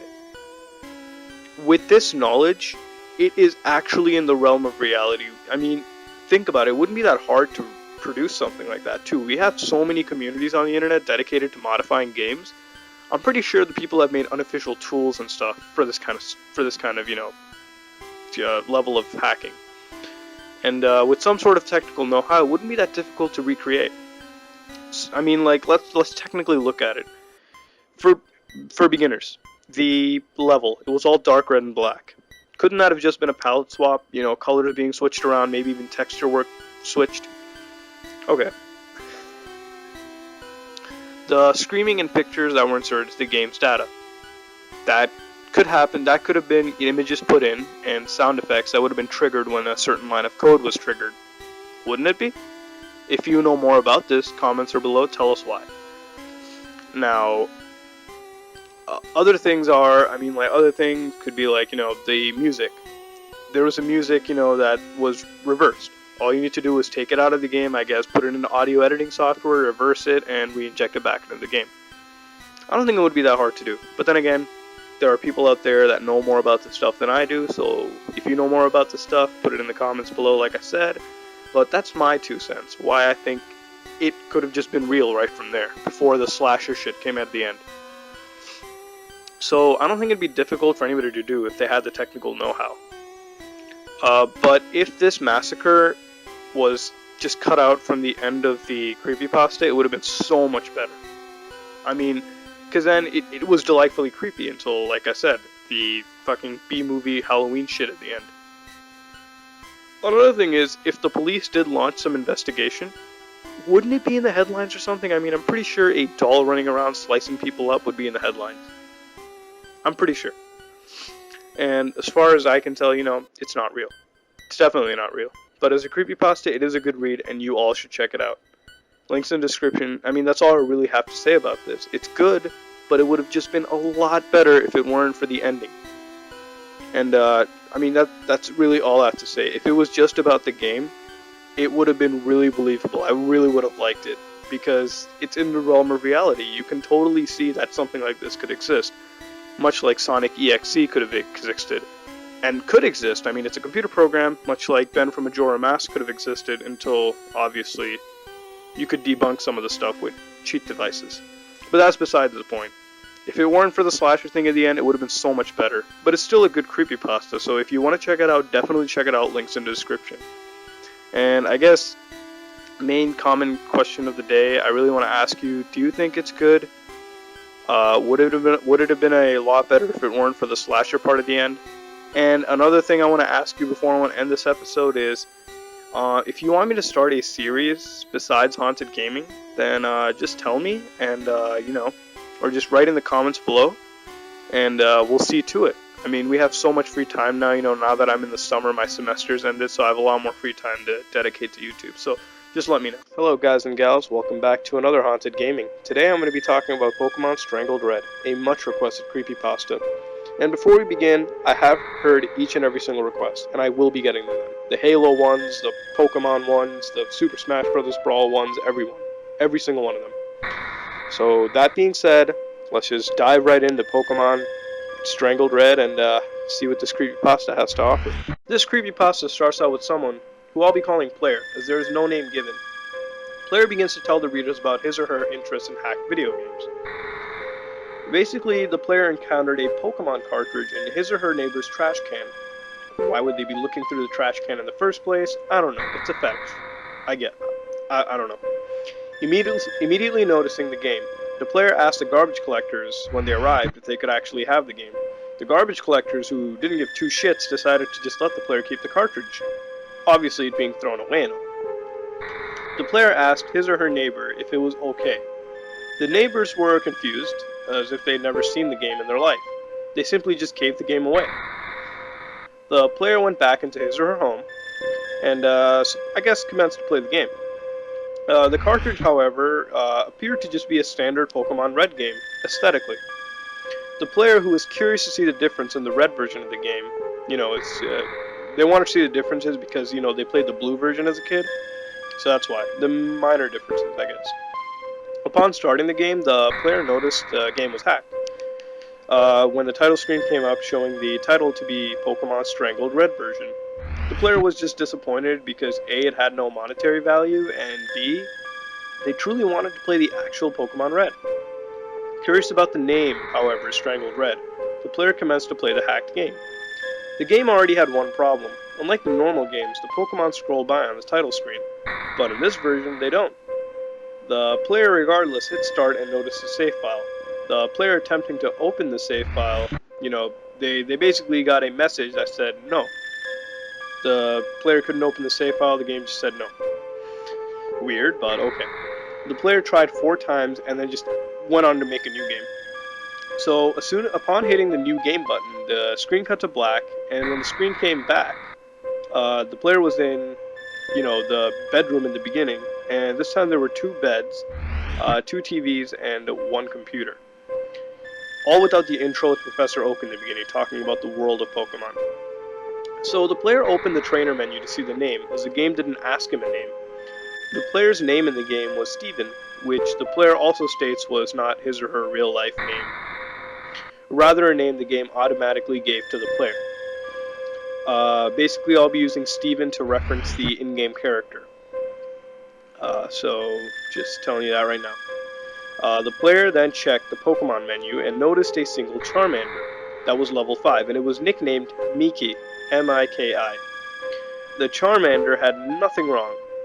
It didn't look weird, it was a regular starter Charmander, with the basic moves too. The player then went downstairs in the game and was immediately greeted with a trainer named Mike, and was asked, "Are you ready yet?" And Steven responded, "Yeah." The player assumed Mike was the pre-decided rival, but quickly thinking back to the room the player just left that contained 2 beds and 2 TVs, the player decided they weren't just rivals, they were brothers. After some banter between the in-game characters, the player left the home and went out to Pallet Town. The town was the exact same as the actual legit version of the game. The player went to the other home in Pallet Town where the actual rival of the legit version of the game is supposed to live. The player noticed his rival's mother was inside the home and commented that her son should look up to Steven as a role model. Going upstairs in the house, the player noticed that a character named Red was playing the SNES, and was basically talking about how he would be the best when it was, his turn. The player assumed that the game took place a year before the original Pokemon games begun. A year before. The player began to like the hack since it appeared to have a brand new story and a more likable main character. Not like the normal Mute you have, but an actual fleshed out character. So basically, when the player met Professor Oak, Professor Oak gave his wishes to Steven and provided him with a complimentary Pokedex that, was just a gift rather than with the goal of catching every single Pokemon, or recording each and every single Pokemon. The story was different, but the gameplay remained the same. The player kept using Miki, the Charmander, for every single battle, and the Pokemon kept on getting surprisingly stronger after each and every single battle.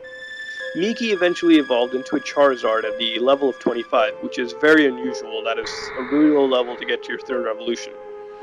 The player reached Lavender Town and noticed there was no Team Rocket invasion, as there usually should be at Lavender Town in the original games. When the player entered Lavender Town, he went into Pokemon Tower where, upon entering, Steven said, "I have no reason to be here." Steven wouldn't even go into the Pokemon Tower at all. It would keep repeating, "I have no reason to be here." The game progressed normally from there, and the player eventually reached the Elite Four. Steven's brother Mike was at the Elite Four Championship battle, and when Steven finally won the game, the game basically ended with the 2 brothers shaking hands. There was no Hall of Fame, there was nothing, the screen just cut to black. Finally, when the screen returned, Steven and his brother were sitting at the PC in the room, conversing to one another. Mike asked Steven if he could borrow Steven's Charmander Miki for his Pokedex. The game gave the player a yes or no option, and the player cautiously chose no. The game went into when they said no, Mike sort of got, angry, and the player noticed they couldn't say no. So the player just went, saying yes. So when the player said yes, the game went to a trade screen. Much like when you trade with an actual trainer, or like when you link the Game Boys up and you trade. Or when you trade with an NPC in the game. In the middle of the trade, as Miki the Charmander, was going through the tube, the game froze, and a loud snap was heard from the game. The player turned the game off and restarted, as the game probably crashed. Being hacked and all, it would seem obvious. The player noticed the game had no new game option, but only a continue option. Upon selecting the option, the game started, and on the screen it said 1 year later. The Lavender Town theme was also playing, and the screen slowly faded in from blackness. Steven was in Pokemon Tower, and was standing in front of a tombstone. The player noticed that Steven had no Pokemon, and items, as well as no money, and the character sprite on the trainer card looked different. It was depressed and gloomy, and was not, the normal cheerful and confident-looking Steven, as it usually showed on the trainer card. It was just a more depressed version. Each step the player took, the screen flickered as if the player had a poisoned Pokemon in the party. The player believed that the game was over, as there was nothing else to do. I mean, there was no Pokemon. I guess there was nothing to do. Every NPC the player talked to responded and asked if Steven was okay, and all the Pokemon would ignore Steven at every single encounter. The music would not change at all, and the Lavender Town theme played constantly. The player eventually was put into a state, the player was eventually put into a state in the game where it was nighttime, and he would have to guide Steven around the world. Steven constantly responded, "Screw them," and "I'm going to do it," as the player moved him around the world. The player went to try the Missing No glitch, and swam across the world with the Pokemon. Eventually, the player caught a Missing No, but the weird part was that there wasn't actually any catching. It was just Steven commanding the Missing No to be his Pokemon, without the use of any Pokeballs. The player had checked his Pokemon and Missing No wasn't there. In fact, Missing No was just an item. The player eventually went to Lavender Town and into the Pokemon Tower. The player used Missing No and supposedly revived the dead Charmander. The name was all distorted, and the game began playing by itself. Steven walked back into his home at Pallet Town and stood next to his brother. And when the player opened his trainer card menu, he saw Steven staring back at him. A text box appeared stating, "Nothing can be saved now." The player went to the Pokemon menu and saw that Charmander with the name that I put on the screen right here. I can't really pronounce it, obviously. The status said DED, which obviously would mean dead, and when selected, the game gave 4 options: status, switch, close, and strangle. The player selected strangle, and a snap was heard from the game again, and the game just shut off instantly after. The player saw a zoomed out version of Pallet Town when he or she opened the game again. And the game became completely static. The screen went all staticky, there was no music. Then the game went back to the title screen, and when the player attempted to continue a save file, the game simply responded no, as it originally did when the player first popped in the cartridge. Wow, that was a long creepypasta, but man was it good. I love this a lot because of how realistic it is. This creepypasta doesn't use gore whatsoever, which is what I like. I don't hate the inclusion of gore, only when it adds to the creepiness and realism of the story. What I liked about this was the fact that all of the phenomenon that happened in the game, no matter how obscure it might have sounded, could have all have been true. Now, I don't claim to be a ROM hacking expert. I do program, but I don't really have any knowledge when it comes to hacking ROMs, mostly because I've never actually hacked a ROM. But, I do know that there are many hacking communities and tutorials that exist on the internet with the sole purpose of hacking and teaching individuals on how to hack Pokemon ROMs. And these hacks can be almost, anything in the game. You can hack almost anything. They can be map hacks, character sprite hacks, as well as, dialogue, and you can even make your own scripted events. So with the proper time and effort, even you guys and gals can make your own Pokemon Strangled Red, Creepy Black, and Lost Silver. I do, however, have some skepticism to the story as well. One major concern I have is that there is almost no evidence or proof of the game's existence. I couldn't find a ROM or anything or gameplay of any kind to show you. Should I be surprised? Absolutely not. I know most of these are fake, and there are only a handful that show gameplay, and most of the time it's usually faked or as a result of cheats. But then again, these creepypastas are, again, mostly intended for the purpose of entertainment. If I sat down here trying to myth-bust everything all the time, it'd sound pretty stupid. Then again, it is just an entertainment value. But I sort of wish they were real. Anyways, moving on, what do I have to think about this creepypasta? I think it's very good. I like how it tells us readers about the faults of other creepypastas, and the many cliches they share right in the first paragraph. Seriously, you gotta check it out. The main thing I love about this is the realism and thought put into the hacked game, and focusing on it and only it rather than adding stupid gory slasher elements like, oh my god, the Pikachu or like the Charmander came out and like burned my fucking face off or some shit. That would have made it stupid. And I'm not against it by any means, only when it's done right, however. That's when I like it. Like I said, all the phenomena that occurred on the hacked game, described in this creepypasta, can all be real, if the game is hacked properly. There are many tools that exist all over the internet with the sole purpose of hacking Pokemon ROMs, and many of these tools cover all aspects of the ROM, such as, I guess, dialogue, graphics, and scripted story events. All in all, this is a great creepypasta, and you all owe it to yourselves to go check it out. Links in the description, below. Go read it for yourselves, have a blast, and that's really all I gotta say about this creepypasta. Hello guys and gals, welcome back this week for another Haunted Gaming. Today I'll be talking about a Super Smash Bros. Creepypasta called Super Smash Bros. Melee Heidaka. So this creepypasta begins with an unnamed person who, like always, I'll refer to as Player. Player begins to ask us if we know anything about Super Smash Bros. Melee for the Nintendo GameCube. I assume we all know what Super Smash Bros. Melee is. If you don't know what it is, it's a fighting game for the Nintendo GameCube that uses Nintendo characters, and they all just beat the shit out of each other, basically. Fun party game. But anyways, the player commences to tell us that there are certain programs for the computer that we can use to browse through game files and data on various in-game technical things like character textures and scripts and all that stuff. And it's weird a creepypasta starting out with this, telling us about hacking and whatnot. But it's a refreshing change of pace over the previous ones. So the player tells us that a certain script called char.txt, the name you're seeing on the screen right now, that's what it was called, and it was in a folder called char, C-H-A-R. This would most definitely stand for character. And what the player attempted to do was a character texture hack, which if you don't know what it is, don't worry, I'll explain it right now. A character texture hack is when a person, a hacker, changes what a character looks like. So say for example you had Mario. Now Mario would do the exact same things he would do before and after the hack. He'd be the same character, but his graphics would be different. For example, instead of the red overalls, the hacker could change it to purple overalls, or yellow overalls, or... God, I'm just thinking of other characters, but even like pink overalls, I guess, I don't know. Anything the player would want.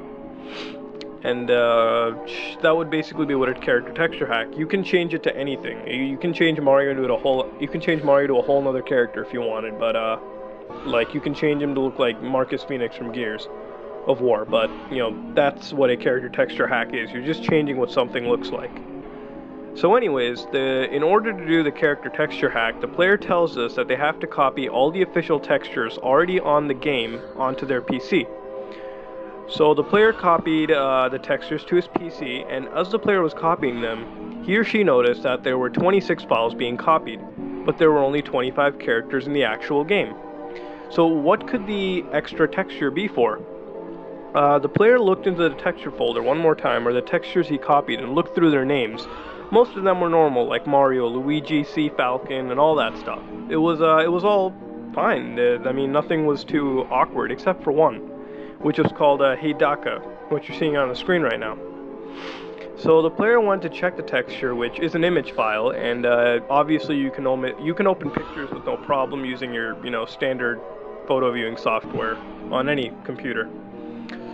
So the player opened it up, and the player was disturbed by the picture's contents, which was basically a Japanese girl who was dressed like a prostitute that was stabbed and mutilated extremely, especially in the stomach region.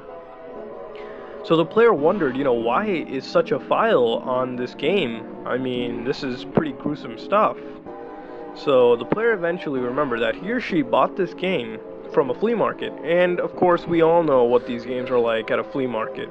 Case in point, like fucking Tails doll and all that shit. Like, Any game you buy from a flea market or get from some creepy stranger, you know it's goddamn fucking hacked or fucking possessed by demons, I don't know.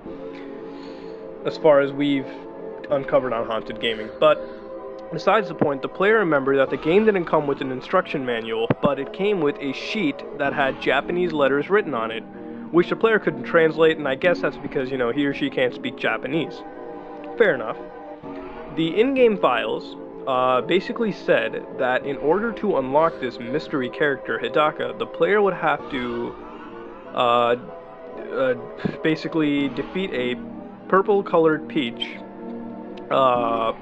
Peach, Princess Peach, 4 times without taking any damage while playing as Ganondorf. The player thought this was a little, odd, but regardless, the player decided to go and complete this challenge. Upon completing the challenge, the new challenger screen appeared. You know, basically when you unlock a new character, that screen appears. The screen began to show a Japanese woman murmuring in Japanese with a knife stuck in her eye. The player's parents were home, and the player quickly turned down the volume because they were like, oh shit, this is goddamn scary and freaky, inappropriate, I guess. So the screen was, up there for 4 whole minutes, and the player was just looking away, constantly peeking back, but I mean, just trying to look away from it. And, the screen cut to black as soon as a gunshot was heard from the game. And the head flew back. The new character's head, they just flew back upon the gunshot sound. So the screen displayed 2 things. 2 phrases, really. One phrase was, Hiroki Hidaka's taste for blood shall be quenched. And the other was, you have gotten the HH trophy. So the player then went to check the HH trophy description, and it said, finding this was your mistake. At this point, the player's GameCube reset, and the normal Super Smash Bros. Melee menu appeared without any music and sound. So the player began a match and chose a new character and fought against Kirby. As the player started, nothing happened. So sorry. So as the player fought against Kirby, the screen started, but nothing happened. There wasn't really anything moving, not a movie. But there was nothing moving, and the game sort of, I guess, froze, but it was running. The player couldn't do any input, there was nothing going on, and a text box appeared. The text box said, finding this was your mistake. So the player went to power off his GameCube. But the game wouldn't shut off, and the disc started to spin rapidly. And the TV kept displaying the woman with the knife in her eye, and a caption appeared stating, play as Hidaka and this could be you. The player later found out that the piece of paper with the Japanese text consisted of the exact same phrase, which is, finding this was your mistake. And it was signed by Hidaka himself. And it turns out Hidaka was a Japanese serial killer who was executed on December 25th, 2006. The same day, and Christmas, the player bought the game. So, guys and gals, what do I have to think about this creepypasta? It is very, very technical. The author really gets into the technical aspect of ROM and, video game hacking. And I'm not saying that's bad, because it adds a lot of realism to the story. And I'm glad, once again, the author did not resort to needless gory elements occurring in real life. That is just stupid if it's not done right. But as far as the possibility of this game existing, in this case, I'm gonna have to be a little skeptical. Because the way the character is so vividly described, the character model and its animations like the head flying back, it just seems sort of weird. I don't think you can do that sort of detail with just ROM hacking, because I don't think you can program new animations, because even if you can, they're always sort of combinations or rehashes of existing animations already in the game. I don't think you can create something new like that. But then again, ROM hacking, you can do almost anything, and if given enough time and effort, you can do anything you want. Hell, you could change the game and do, I don't know, you can make new characters. I'm pretty sure you could do that. It just seems very skeptical. But not getting too much into the technical stuff, it was great and all, but I just found out this was really technical. And, it's sort of... I'm not going to say it sucks. It's great because it sort of adds that whole realism aspect of it, but I mean, shit, all I gotta say to the author is sort of lighten up on the technical stuff, you know? Don't focus too deep. But I think the best part about this creepypasta was the serial killer. If you guys are skeptical on the serial killer's existence, let me just tell you right now that this guy is actually real. And the serial killer goes by the name of Hiroshi Hidaka. Or Hiroki Hidaka. I really can't pronounce this name, but I don't mean to butcher it, but I think that's how you pronounce it. I'm going to refer to him as Hiroshi Hidaka, since I think that's what his name is, or his legal name is, but whatever. So, this might be the first time we get some history in haunted gaming, but I'm going to tell you about the serial killer.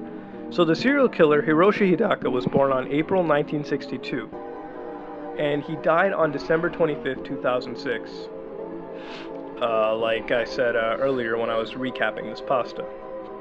So Hidaka was a Japanese serial killer. And Hidaka was born in the Miyazaki prefecture and was an excellent student. Hidaka failed to enter his favorite university, which is the University of Tsukuba, Tsukuba. I'm sorry if I mispronounce these, but this is the best as I can do. And then, because he failed going into this university, he went on to another one called Fukuoka University. So there, Hidaka eventually dropped out, and throughout his life, he borrowed money, drank, went to prostitutes, and all that stuff. And until April 1989, where he moved to Hiroshima to begin his career as a taxi driver. Hidaka committed 4 murders where he killed and robbed 4 women, in which one of them was a 16-year-old girl. Hidaka was arrested on September 21st, 1996, and was sentenced to be executed by hanging. So, little history lesson aside, this is why I love this creepypasta. It really goes into the technical aspects, which gives it the realism. Granted, it's a lot, and some people might not understand it, but it's great to know that the author cares so much for the realism, and it really adds to it. It's better than like, oh, I found this game in the trash can. Oh, I picked it up. Oh, it's haunted and shit. No, the person really gets into the technical stuff, and it's really good. And a lot of it is very legitimate. You could see it happening. And the other great thing I loved was the inclusion of real-life characters, and this has been done before. But in this, I really like it because, this serial killer, when I heard his name in the creepypasta, Hidaka, I immediately went on and tried to search around and see what this guy did and what he was. And, it's really cool when you get stuff like this and, you can sort of relate it to real life. It really adds to the creepiness that, man, this fucking, serial killer is involved in it too. Which is what I like. And, it's a short creepypasta, but it's really good. That's what I'm going to say. But the problem is, the only gripe I can find with this is the hack in general can seem questionable, but it could be possible, like I said, if given enough time and effort.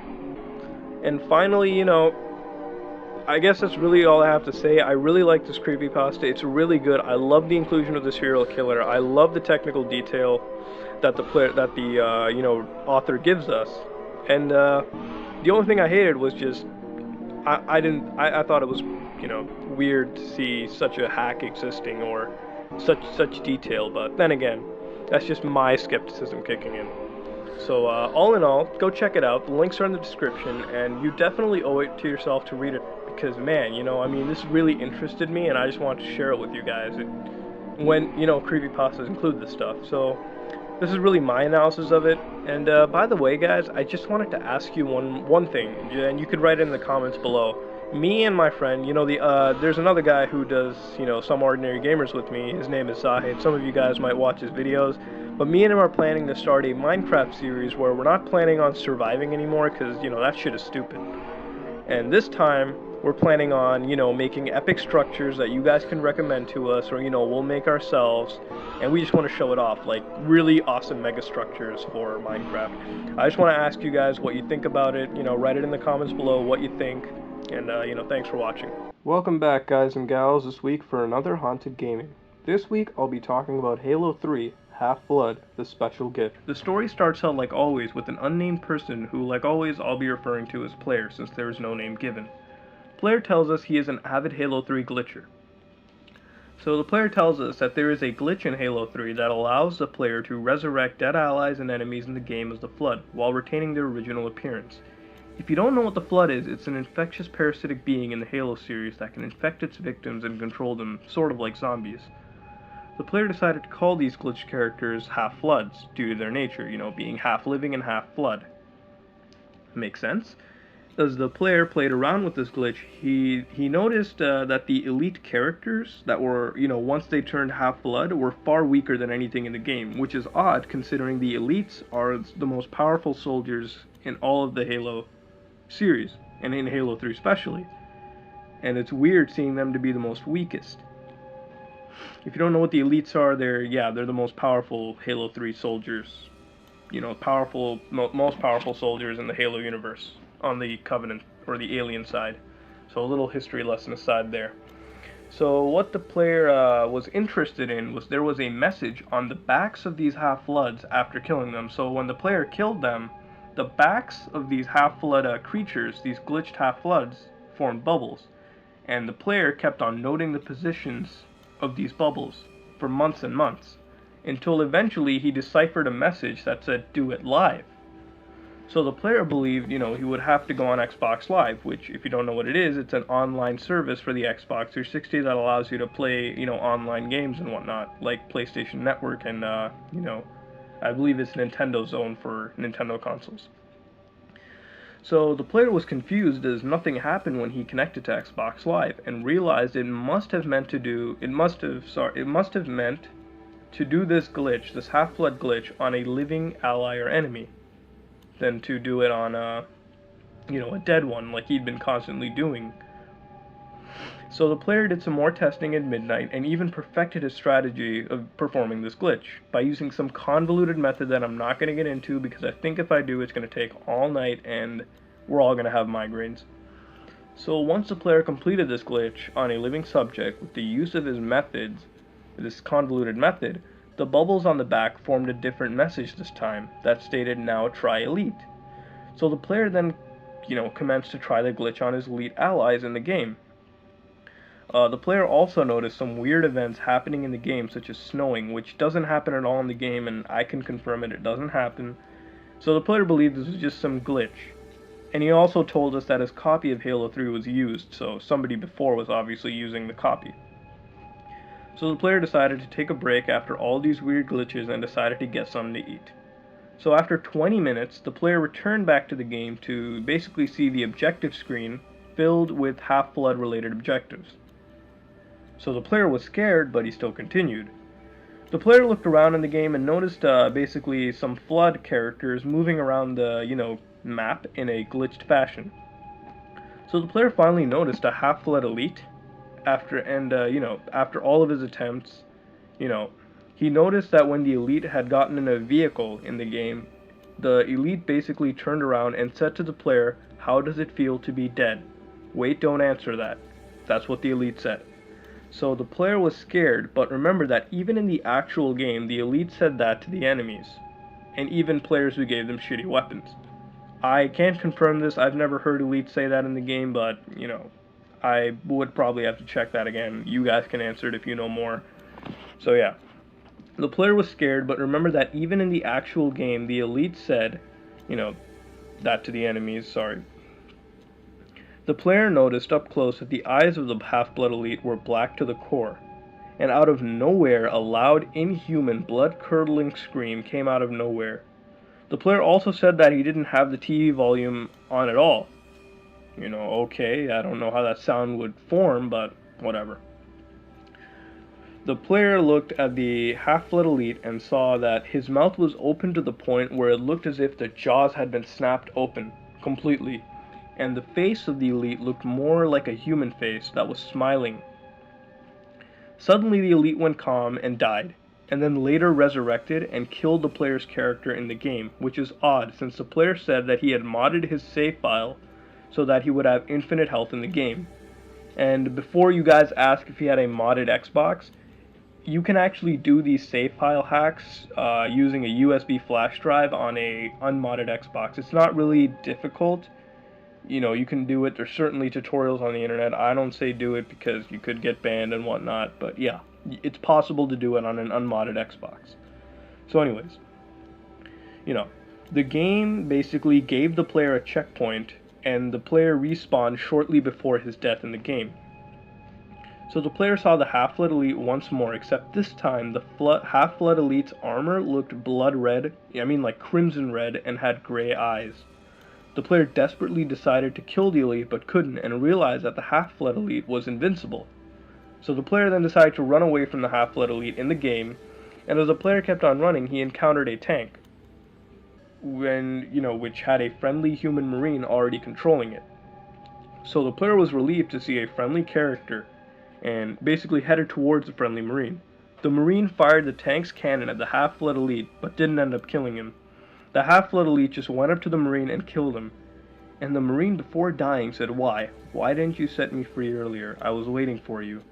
The player then kept on running away from the Half-Blood Elite until the player couldn't control the game anymore. The player's weapons disappeared and he was kneeling in the game. The player couldn't tell since he was watching this in a first-person viewpoint in the game. The Half-Blood Elite stabbed the player's character in the game, and the character the player was playing as, by the way, is Master Chief, if you guys were wondering. And if you don't know who he is, he's the main protagonist in the Halo series. So basically the player was able to see Chief's intestines flipping out and blood gushing everywhere, and then it was over.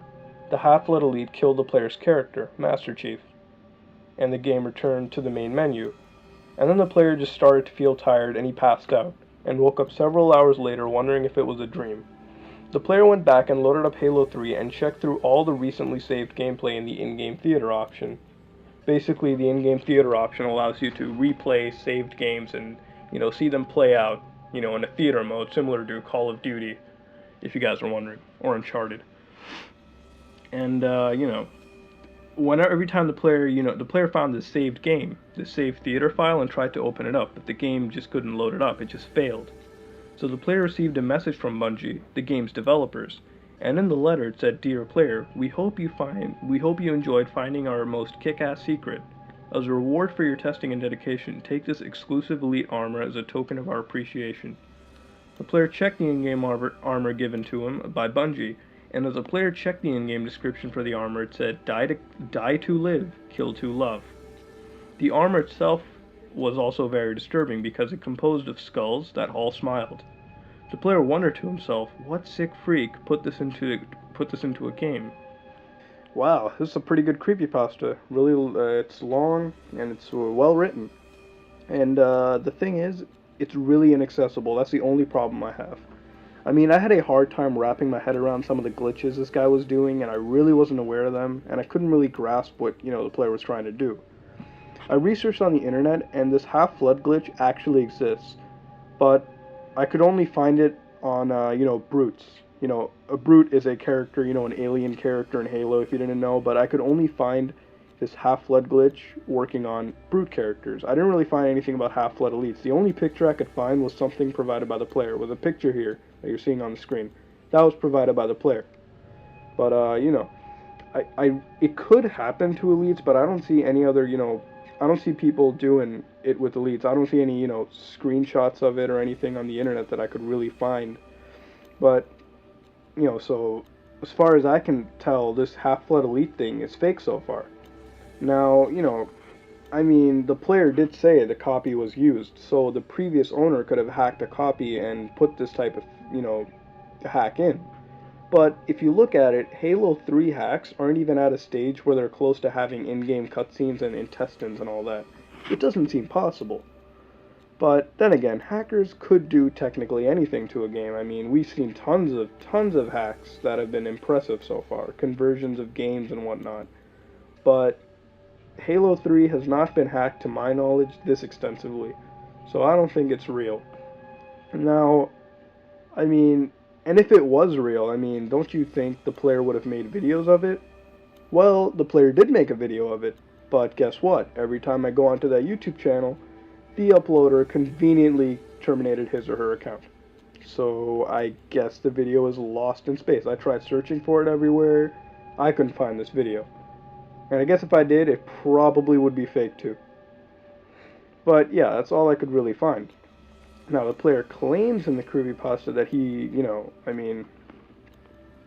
got this message from Bungie. Now, if you were to get a message from Bungie, the only times I could recollect that Bungie would send out messages was when they gave away the special recon armor to special players of Halo's community. Now, if Bungie did send out some new creepy smiling skull armor to this player, wouldn't it have been all over the internet? I mean, if I got this armor, I would have spread it all over the internet. I would have taken pictures, posted it all over various sites, but this guy didn't. So, seems legit, right? I don't know. But that's all I really have to say. And if Bungie did put something like this in their game, don't you think hackers would have figured it out by now? I don't know. But that's all I really gotta say, though. I don't think it's real. That's all. And, if any sane person got something like this, they would have posted it on the internet. But if it's real or fake, I can't really tell. In the end, it's a good creepypasta and it's well written. And that's all I really have to say. You have to check it out. Links in the description. It's good, fairly written, creepy, but if you ask me if it was real, no, it's fake. But that's not really what a creepypasta is about. It's entertaining. That's all. Well, guys and gals, this has been another episode of Haunted Gaming. If you like what you saw, like, comment, and subscribe for more videos, and look forward to our canceled gaming series on Monday, where we'll be taking a look at Earthbound 64. This is Some Ordinary Gamers, out.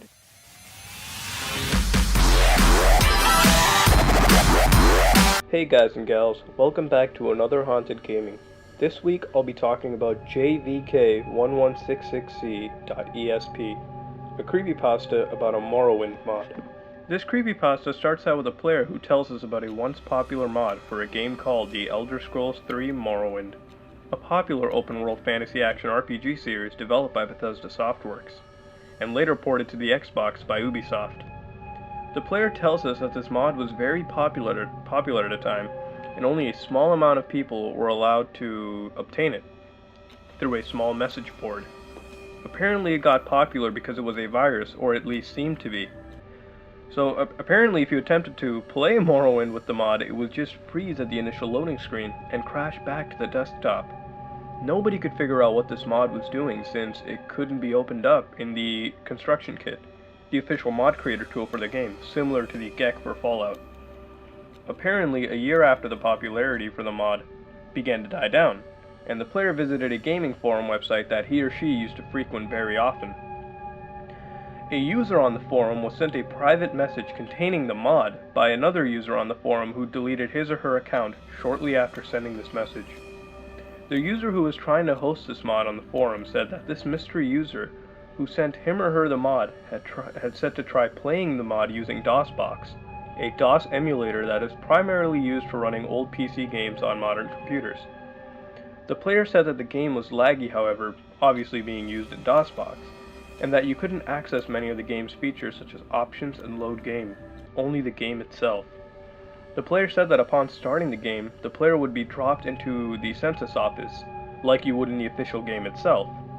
But upon leaving this office into the main game world, the player would notice a text box stating, "The prophecy has been severed." This basically means that every main NPC character that is related to the main quest is dead, with the exception of Yagrum Begarn, the last of the Dwemer. The corpses never despawn, however, so you can go and check each of them, and their dead bodies, since they never despawn after killing them. Essentially, this mod basically starts you out in a game world that is already doomed to begin with. The second thing the mod does is constantly make your character lose health, but only by a little bit each time, but getting progressively quicker if you stand in one place too long. Upon losing your health and dying, you notice a figure who the player and the gaming community, the gaming forum, called the Assassin, kill you and crawl all over your in-game character's dead body like a spider, and moved very fast in the shadows, so playing the game at night was very difficult according to the player. The other noticeable difference was that during the nighttime, every in-game character would go out and say, "Watch the sky," and then proceeded back to their normal behavior. After a while of venturing through Morrowind, the player discovered a brand new in-game character called Tierras, who was a male Dunmer at the Temple of Ghostgate. Tierras gave the player a quest related to the dungeon simply known as the Citadel. this dungeon was called the Citadel. So the player, upon arriving at the Citadel, noticed that it was just a cave leading downwards into an ancestral tomb. The player tells us that the enemies inside the Citadel, basically in the outer area of the Citadel, were very powerful and had to be taken care of with a character at least level 20. At least with the level 20 with, strength and everything. So the player, since he couldn't cheat in the game because it was running in DOSBox and the player didn't have options, to basically cheat the level or change the level to 20. So the player decided that, they couldn't do it and they didn't have the strength to, and they just gave up. So the player then tells us that the adventures of those who actually got further than him or her in this mod, the other people on this gaming forum, said that they reached this hall that they called a portrait room. At the end of this hall, they reached a locked door, and they couldn't open it no matter what they tried. They couldn't find a key, they couldn't pick a lock, they couldn't do anything. So all the players decided, you know what, they gave up. So shortly after admitting their defeat, the players all returned to Tierras, and all Tierras could say now was "watch the sky," like all the other NPCs. Because the other NPCs now couldn't say anything else. They had no actual dialogue, they wouldn't even greet you. All they said was "watch the sky" at night. So some players, noticed that the night sky was not the in-game night sky that the developers put in, but actually a depiction of a real night sky. Like a real-life night sky with proper constellations and everything. So now the player tells us, this information that one user on the forum gave, and was eventually kicked off the forum. So this one user told us that in the real-life night sky being depicted in the game, it looked like it was from February 2005. So the sky looked like, because the placement of the stars and everything looked to be as if it was from February 2005. And they moved just like they did in reality. So this user also told us about the scale of time in the game, where roughly every in-game hour matched up to 24 real-life hours. So the user supposed that this locked door in the Citadel would open on some real-life celestial event, and decided to wait one entire day in the game, which would equal a year's worth of movement. I have no idea if they waited one entire day in the game or a day in real life, but it seems that it would be a day in real life, and I'll get to that later. So anyways, the user reported that the door was still locked and decided instead of waiting for a day, they should wait for 3 days instead, because of the release of DOSBox, which was around February 2008, I believe, or what it was listed in this creepypasta. But anyways, so they decided to wait 3 years because obviously the private message originally by this user who gave the mod said use it in DOSBox, so that was their reasoning. So later on, this user decides, wait 3 entire days, which would match up to 3 years of movement. And the user who was doing all this also said that the assassin in the game originally could also scream in the game, like a blood-curdling scream, and was following him, and all the in-game characters constantly would say, "Watch the sky now." The user was so scared, in fact, that he or she eventually gave up and said that they were done and would never deal with this stuff again. Other users on the forum who got to the portrait room said that the assassin began to show up in unmodded copies of the game, where, Morrowind was never really installed with this mod, but the assassin began showing up, which is kind of off.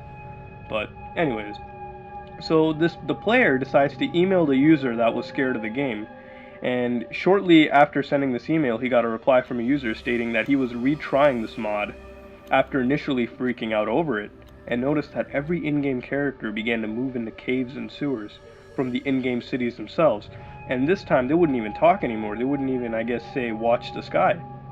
So the player believed this user was getting really paranoid and told him to get some sleep. The user replied and told the player about a horrific dream where the assassin screamed at him and he was crouching over him in the dream, until finally waking up in real life in front of the computer, with the game running, while hearing a tapping in the window.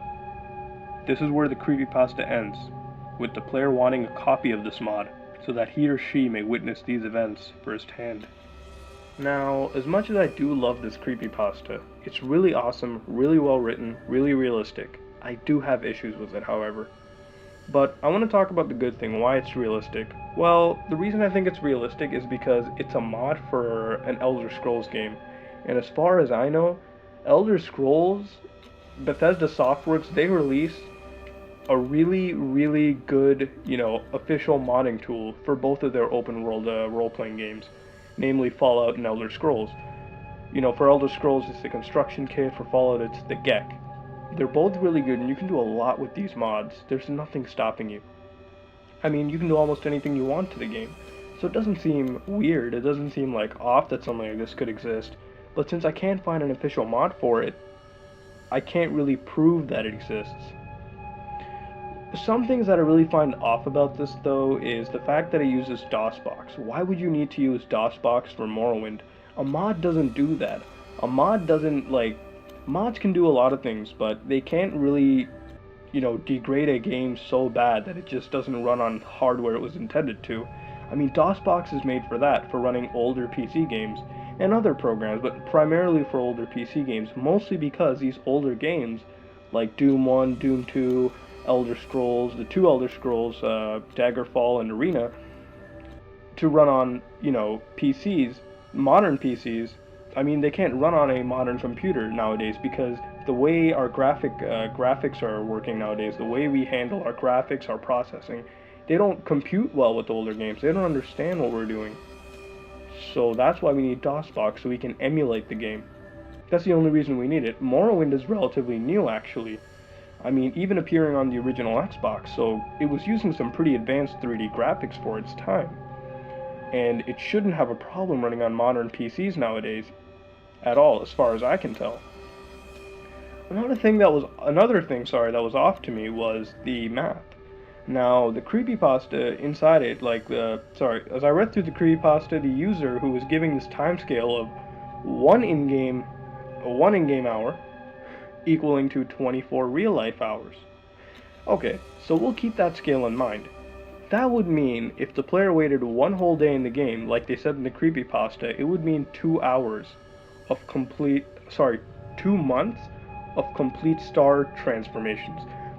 Because in the scale they said if 1 hour equaled 24 hours, then an entire day in-game, that means 24 in-game hours would equal 2 months of real-time hours. So let's do the math. 24 times 24 should equal 576. Okay, I agree with you on that. But here's the problem. If what you're saying equals 2 months of real-time star movement, real-time hours, 2 months is exactly 1,461 hours. That's how much 2 months are. So the math doesn't add up there.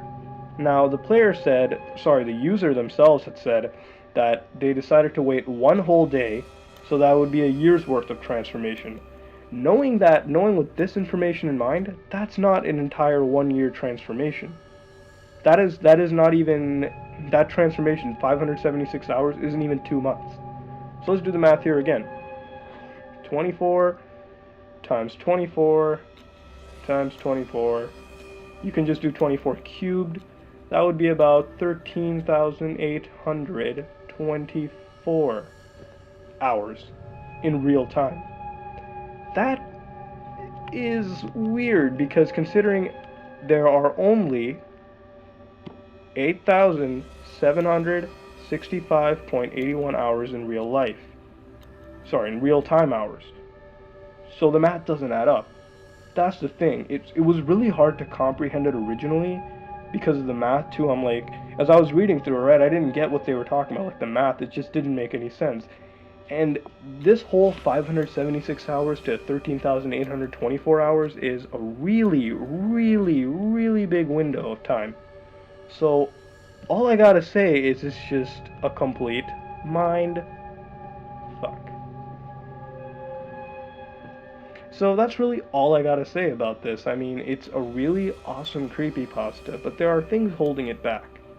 But, I mean, it is still realistic because, like I said, it's a Morrowind, an Elder Scrolls mod. They can do almost anything they want with this.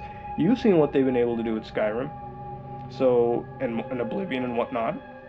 So it's definitely plausible, but I couldn't find any videos or, anything showing me actual existing proof of this mod. Just a couple of pictures I found on the creepypasta itself. Nothing actually like a video that I could see or an actual mod I could play through. So as far as I could tell, it's not real. And does it have to be? No. It's a good creepypasta, it's scary and whatnot, and it even gained a lot of popularity. In fact, as I was playing through Skyrim a couple days ago, I noticed some of the guards saying, "Watch the sky." And hey, I'm not gonna lie, but if dragons were burning me, I'd be watching the sky too. So that's all really I gotta say. It's a really good creepypasta, really creepy. I did enjoy it, and I did try to play Morrowind again, but I couldn't because after reading this, it was kind of creepy. But yeah, so definitely check this out. Links are in the description below. You owe it to yourself to read it through. And if you guys can find a copy of this mod, please tell me about it. I really want to play it for you guys for haunted gaming and whatnot. So yeah, thanks for watching, guys. This has been another episode of Haunted Gaming. If you like what you saw, like, comment, subscribe. Be sure to stay tuned for Cancelled Gaming coming up on Monday. So yeah, that's it. Have a nice day. Some Ordinary Gamers out. Hey guys and gals, welcome back to another episode of Haunted Gaming. This week I'll be talking about Team Fortress 2, a much requested creepypasta. This creepypasta begins with a player who tells us that they are deathly afraid to play Team Fortress 2 after something had happened to them while playing the game. The player states that it started 3 days ago and the player was enjoying the Halloween event on Team Fortress 2. The player was contacted by his or her friend on Steam. And the player engaged in a conversation with their friend, and the friend had told the player that they encountered some weird stuff happening with their game. And it asked the player to try out a glitch that involved going into the loadout screen and equipping certain weapons in order. The order was to equip the mackerel, and then the bat, then the mackerel again, and finally the Sandman weapon. The player was, however, unable to perform the glitch because he or she lacked the weapons, and told their friend simply that, they couldn't do it. And their friend simply said thanks for listening, and even apologized for telling the player the glitch, and then the conversation ended. The player noticed that his or her friend wasn't talking to, him or her like normal and would often type differently in other normal chat sessions.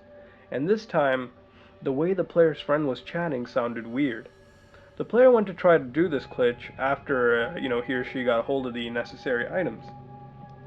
As the player did this, the game froze for a little bit. The player thought this was unusual since he or she was playing on a very high-end PC, and realized that Team Fortress 2 did have a tendency to lag, however.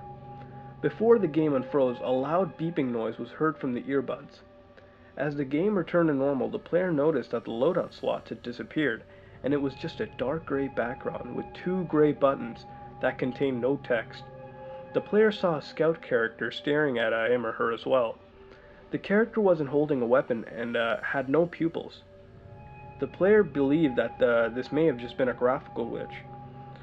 The player pressed the escape key and returned to the main menu, except that this time the main menu was glitched and appeared to be rushed. The title, Team Fortress 2, wasn't in the regular font anymore, and it appeared to be written in Times New Roman. And below it were 3 options called Play, Options, and Quit. The player noticed that it was kinda late, but still decided to go ahead and play the game. The player loaded up the server browser and noticed that only one server was available, and was shocked since the game was normally able to detect about 2,000 servers. The player checked if there were any filter options, but there weren't. So the player clicked on the only server and noticed that there was just one player on it, and the map name was just called Manor, which is unusual since Team Fortress 2 maps aren't really just one-word names, and are usually given names like what you're seeing on the screen right now. The player connected to the server and was immediately sent to the class selection screen. The player had created an item in the game recently for the Demolitions class, and wanted to try it out.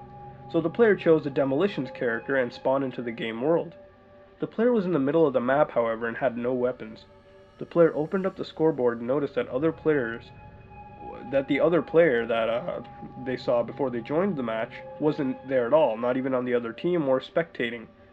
And the player did also notice the server's name changed to Get Out. The player typed, "Who are you?" and shortly after his or her character burnt into flames and blew up, leaving an agonizing scream.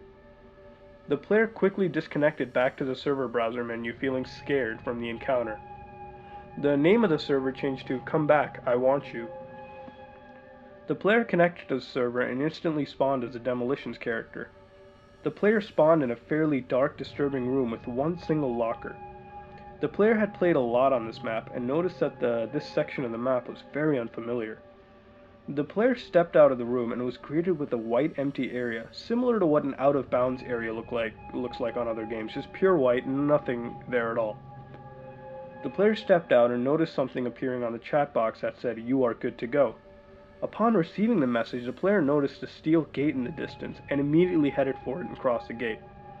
Upon crossing the gate, the player noticed that all the characters in the game from both teams, all of the different soldiers like the scout and the demolitions and the pyro, were hanging from a roof or something, like they were hung, and their mangled faces looked at the player, with some of their limbs even missing.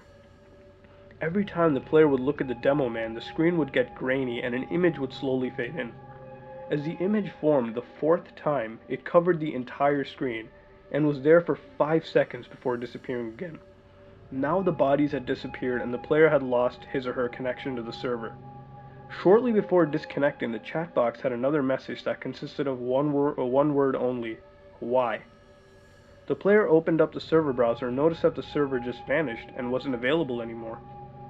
The player noticed that there was an update for Team Fortress 2 simply called -fixed immediately after this encounter. The player commenced to play other games that night since he or she couldn't sleep.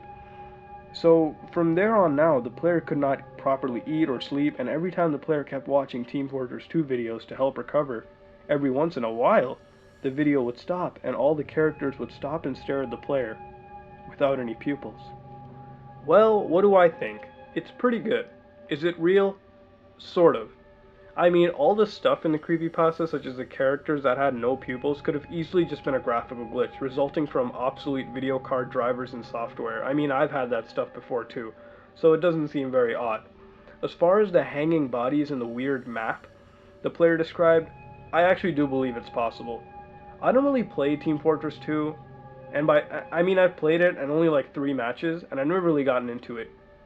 The only Valve games I really play are Counter-Strike, Left 4 Dead, Left 4 Dead 2, and I know that all of Valve's multiplayer games are very mod-friendly, which means Valve actually encourages players, the modding community, to make maps. So, making a map and hosting your server wouldn't be that difficult. I mean, obviously, I've done it before too with, Counter-Strike. I've downloaded the dedicated server application, run some custom maps. It wasn't that difficult. But, and maybe some sick person actually made a custom map that shows hanging bodies so grotesquely mangled and hosted a server. So it doesn't seem unrealistic at all if a map like this existed. Since, again, anybody can host a server and people can join. It doesn't seem that odd. And the only part that was weird was when the player mentioned the patch. I tried searching if such a patch ever got released, like -fixed, if that was the only thing that was written in the patch notes. And when I was searching, there are over 300 patches released for Team Fortress 2 for the computer, for the PC and Mac alone. Not so much for the Xbox 360, PlayStation 3, but yes, for the computer, which was what this player was playing on, there are over 300 patches. And obviously I couldn't just dig through each and every one of them. And, Team Fortress 2 is a very large game with a very active multiplayer community. And I suppose if such a patch ever got released, it would sort of gain popularity among gaming media, and people would hear about it, even if they didn't play Team Fortress 2. Finally, the last bit actually really made me laugh when the player said that every video of Team Fortress 2 that he or she watched, all the characters would stop and stare at the players without any pupils. I don't think that is remotely possible at all. I mean, unless every single Team Fortress video on the internet happens to have a certain part where all the characters stare at you without any pupils. And, I feel as if this part was omitted from the story, like just taken out, it would have been more realistic and creepier. I mean, like, it would have been a more, creepier ending.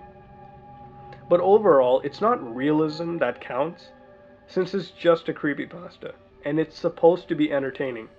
And this creepypasta does exactly that, entertain. Overall, this is a creepypasta you should check out. Links in the description, yeah. This is my analysis of Team Fortress 2, and if you like what you saw, then like, comment, and subscribe. This is Some Ordinary Gamers, out. Hello guys and gals, welcome back to another Haunted Gaming. This week I'll be doing a Pokemon creepypasta called Pokemon Leaf Green Beta Scene. This creepypasta begins with a player telling us about their experience with Pokemon Blue. The player states they must have spent countless hours playing Pokemon Blue, and how it was their favorite all-time game. The player wanted to relive his past and went to purchase a copy of Pokemon Leaf Green online. Pokemon Leaf Green is a remake of Pokemon Blue and Red. Days passed and the player finally received the copy in the mail and immediately went to play it. A couple of months passed and the player had reached the Sevi Islands in the game. The player read on an online gaming forum that there was a way to unlock a beta scene for Fire Red and Leaf Green.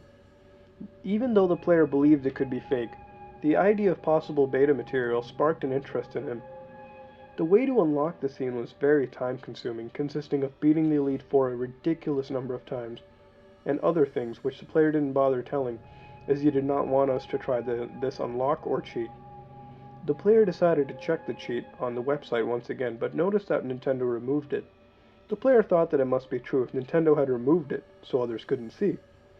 After beating the Elite Four a ridiculous number of times, the player's in-game rival, Blue, said, "You have beaten us XXXX times. I will go to Bill to get tickets so I can train on the SS Anne." Blue then disappeared. The player flew over to Bill in the game and noticed that instead of being a Clefairy, he was a Psyduck this time, and asked the player if he could help him change back to normal. The player was given a yes or no choice, and the player chose yes, hoping to get SS Anne tickets. As soon as Bill said thanks and walked away, the Game Boy began to make funny noises. The player's in-game character began moving automatically like it was a cutscene, and walked over to one of the portals. Bill said not to go into the portal as nothing is there. The player decided to press the A button, and the player's character then went through the portal. The player was greeted with an image similar to how when entering caves, the game flashes an image for about 3 seconds before going to the actual game. The image depicted the bodies of various Pokemon such as Pikachu, Ralts, and a Vulpix. The Pokemon didn't drain blood or have any cuts, but were colorless and dead. The player threw up and wondered why Nintendo would put this gruesome scene in the game. Bill appeared behind the player's character and said, "Now that you know my secret, I'll have to take you to my secret garden." The player wanted to quit, but was really intrigued and continued. The player then appeared in the secret garden. The image this time was more gruesome. The image before the gameplay, it was more gruesome and depicted actual human beings hanging with bodies cut in half. Blood was everywhere. One of the characters had 5 bullet holes in their head while some were completely naked with strange marks around their necks. Finally, Bill appeared without any clothes and laid on top of Leaf, who I assume is the player's character, and the credits finally rolled, leaving the player's character raped and murdered by Bill. Well, that was quite disturbing. Seriously though, this is one of the most disturbing creepypastas I've actually ever read. And, the creepiest part the thing that really makes it creepy is that it's a Pokemon game, and Bill is supposed to be a good guy. The guy who operates the PC system and stores all your Pokemans. But here he turns out to be some rapist psycho. Honestly, though, I can't look at Bill again. I'm just being honest. Every time I look at him, I just picture this. Everything the author did right seemed really real, and it was really detailed, and I did begin to picture the images the player was seeing. Can it be real? Yes. People can hack ROMs. We've talked about this before. New sprites, new images, custom maps, custom dialogues, everything. The works. So it's not really unrealistic. The only thing that does make it unrealistic is that it's supposedly a game licensed by Nintendo with an actual, seal of approval. Nintendo would never give it seal of approval. A game like this, they can't possibly release. There would be so much backlash everywhere, but really, does it have to be real? No. Creepypastas are just creepy and entertaining. That's what they really are. And does this do the job? Definitely. It is.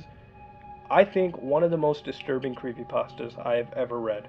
And it's definitely worth checking out. I mean, links are in the description, but that's all I really have to say. It's just creepy and disturbing, and the serial killer Bill really makes it interesting, and I was genuinely intrigued, and, for the whole thing to see how it plays out. And, it was just creepy, disturbing, and it's definitely worth the read. You guys should totally check it out. There should be, like, more creepy pastas like this, just generally disturbing. That's all really I have to say. So yeah, it's a good creepypasta. Guys should totally check it out. One of the most disturbing I've read. So yeah, that's it.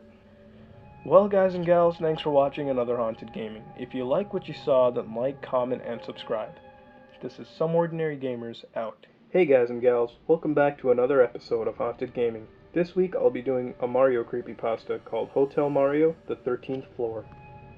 This creepypasta begins with a player who tells us about how they are copying the files of Hotel Mario to their PC for what we assume are modding purposes. Hotel Mario is again a game on the CDI, if you didn't know. The player tells us one of the files was a level called the 13th Hotel. The player noticed that the level had a unique cutscene and proceeded to check it out. The player begins to play the game in an emulator and then tells us what the cutscene begins to look like. The cutscene begins like this. The original intro, basically it was just the original intro, except Mario was alone and there was really creepy music playing in the background. The next scene was a place where Bowser was supposed to be at, but all that could be seen was a pile of metal with Bowser's hand sticking out, bleeding. The player was scared at this point, and the next scene depicted the location where Mario and Luigi talk about a picnic, but this time there was no one there. There was a huge red mushroom that was usually there, but it was broken, and blood was everywhere, spilling out of the mushroom and all over the land. The player told that the skies were gray throughout the whole cutscene. Mario arrives at the door to the Mushroom Kingdom, and the door is covered with claw marks and blood, but Mario didn't say a thing. There was a note attached to the door, and Mario read this letter, and the camera moved up to his face. Mario had large black eyes and was speaking in a demonic language. Mario looked at Luigi, who was dead, crushed by a stack of iron, and Mario stared at him, amused, for about 8 seconds. The next scene was a condemned sign, except this time the board said, "You are condemned." The sign had claw marks and a lot of blood on and around it. The camera looked at the faceless Mario, who was wearing white and black clothes this time, and holding a bread box. The two messages blinked rapidly onto the bread box that said 13th Hotel and Help Me. The next scene was Princess Peach over a tunnel. The screen kept blinking as Peach stood on top of the tunnel, and eventually disappeared, and blood was all over the tunnel pipe and everything, all around it. The camera then shifted to Mario, and the screen had a dark red color filter to it, and Mario was once again speaking demonically. Then on the next scene, Ludwig's ruined castle appeared, and Mario popped up once again with completely pitch black eyes, except this time for a short while before this scene ended, Mario had red pupils. On the final scene, Mario appeared walking into a pitch black room, looking at the dead body of Luigi. Then the camera cut to Mario, and this time Mario was staring back at the player with his right eye popped out of place, and a knife stuck into his belly. The demonic voice finally said, "Mario is done for." And then static appeared, and the game froze and crashed. Well, that was pretty disturbing. But before we continue with this analysis, I want you guys to check out the video the player recorded. It's supposedly the cutscene that he described in the creepypasta, basically what I just described to you. And, the links are in the description, so check that video out. And then when you watched it, please come back so we can continue on with this video. Well, if you have or haven't watched it, no problem. Because right now I'll tell you what I think about the creepypasta and the video. Well, I usually tell people how it's fake because there's no proof, right? And now there is. So I watched this video, and it definitely looks creepy and follows the description of the creepypasta very well. Whether or not this could exist is pretty self-explanatory, though. No. Why no? Well, because if something like this existed, the developers would easily know before shipping out the game. Obviously, I mean, they have project managers that deal with this kind of stuff. Also, a lot of the animations on the video could easily be done, I guess, using proper editing tools and techniques. And finally, the final nail that seals the coffin at the end is where it all goes staticky. If you've ever played Earthbound on the SNES, then you would know the very end is Gigas is static. But despite, it being fake or debunked or whatever, it's still one of the most creepiest videos I've watched and definitely needs to be watched.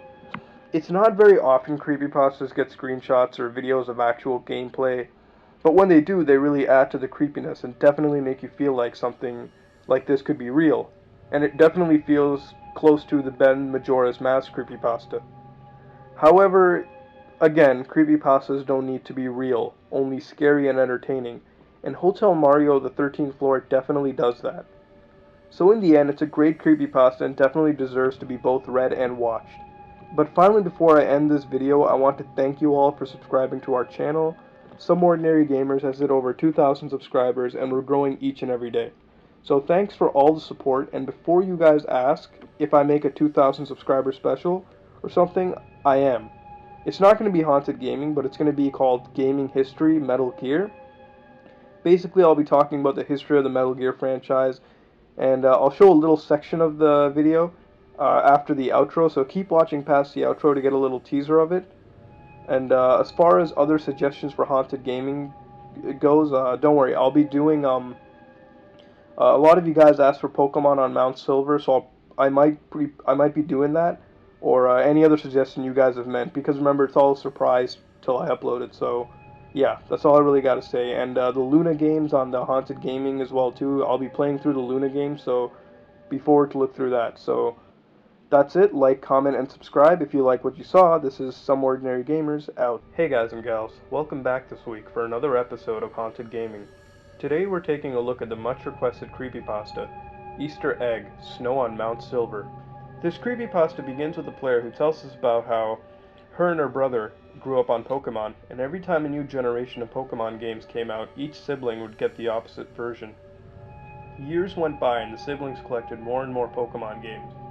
Before the Pokemon Ruby and Sapphire generation of games released, the player's brother had obtained a Game Shark, and was interested in hacking and cheating, something that he couldn't perform before on a Pokemon game. The players first played on a Pokemon Blue cartridge, testing many in-game glitches out. Eventually, after using many codes, the siblings had glitched the game and made the cartridge completely unplayable. The brother mourned the loss of all his work and the broken game, and the player consoled her brother and later became opposed to the idea of hacking after she had seen the broken Pokemon Red cartridge. However, the player's brother took this broken Pokemon game as a challenge and began to hack and play games similar to what he had done with Pokemon Blue. Eventually, the siblings had lost their Game Shark during a renovation in their home. Pokemon Sapphire and Ruby eventually released, and both siblings found them to be lacking. So then they went back for some nostalgia and dug through their old electronic games and found Pokemon Gold and Silver, and Crystal as well, their old game cartridges, as well as link cables, accessories, and Game Boy Color systems. The siblings began to check their old saves and decided to restart their copies of the game. The player found his old Game Shark as well that was once lost, and decided to use it while he was playing Pokemon Silver. The player told her brother, "That thing will kill your game, you know." The player's brother never liked the idea of his sister preaching about abusing pixels and decided to go off and play by himself. A couple of days passed and the player was out on the porch, about to battle the Elite Four. The player noticed that she had no good Pokemon to take on the Elite Four with, and decided to ask her brother if she could trade a Pokemon with her, and so she could battle the Elite Four. The player recently returned home from a friend's place a day ago as well, and had no idea what her brother was up to. The player noticed Pokemon game cartridges across the hallways, split in half and completely unusable. The player found her brother sitting on his bed, with his Game Boy in pieces, on the floor, completely smashed into pieces.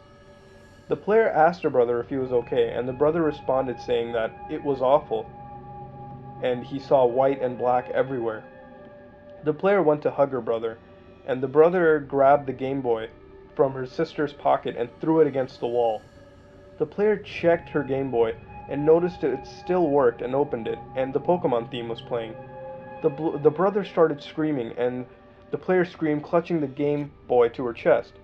The player's brother was sent to a psychiatric ward in the hospital for 2 days. No one could figure out why his behavior was so strange.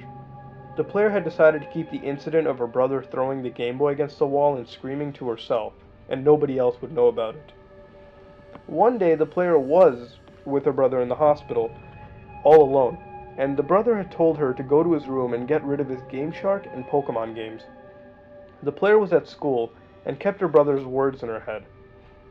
The player went home and wanted to throw the games away, but also wanted to play them because she was curious on what had scared her brother so much.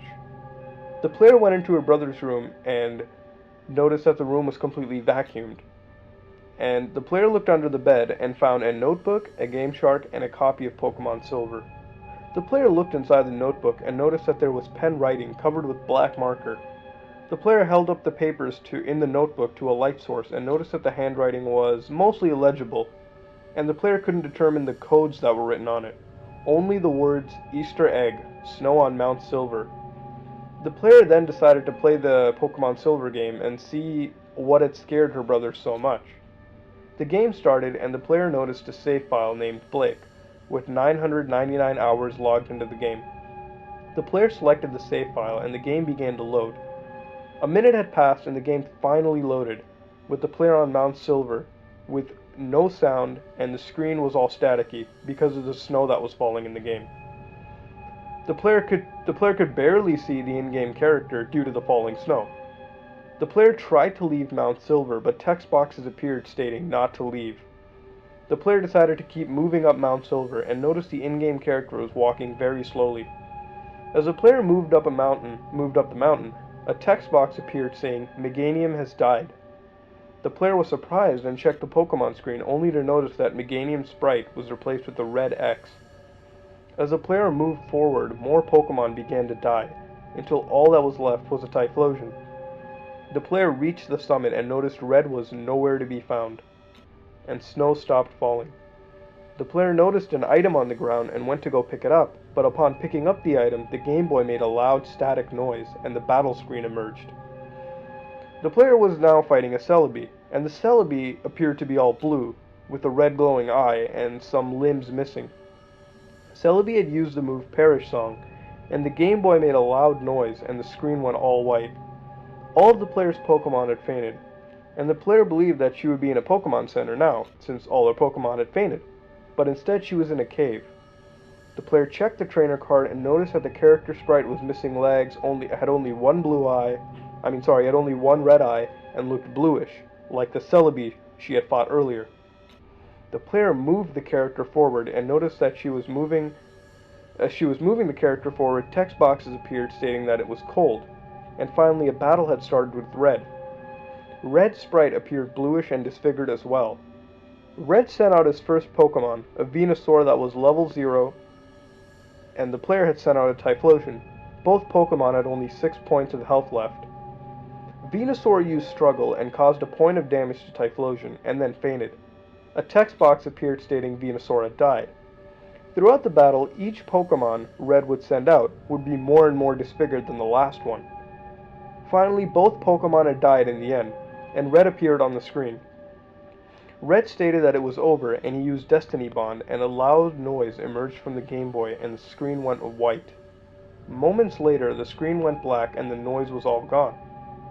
The player took the game and the Game Shark and threw them into the garbage. The player continued to play unhacked versions of Pokemon, while her brother gave up the game for good. That was a pretty lengthy creepypasta, and I think it's really well written, but I mean, it doesn't use any unnecessary elements or anything like gore or stuff like that. I mean, it all seems very realistic and creepy. I really like the psychotic brother they put into the game, like the whole idea of the brother being in the hospital and stuff. I mean, it really creeped me out and made me wonder just genuinely what he was so scared of from this one game. I mean, there are some weird things to the story, however. I mean, like, if the brother had gotten so scared from this game, I mean, like, let's think about it. He was ripping cartridges in half and throwing game consoles against the walls and screaming whenever he heard Pokemon music. I mean, if this is a result from this game, why didn't the sister feel the same way? I mean, all she did was cry. I mean, that's literally what was written in the creepypasta. All she did was cry. She didn't go all crazy or anything. And even if I played the game, I would be a little freaked out, but I wouldn't go insane or anything. I mean, this is the only complaint I have, really.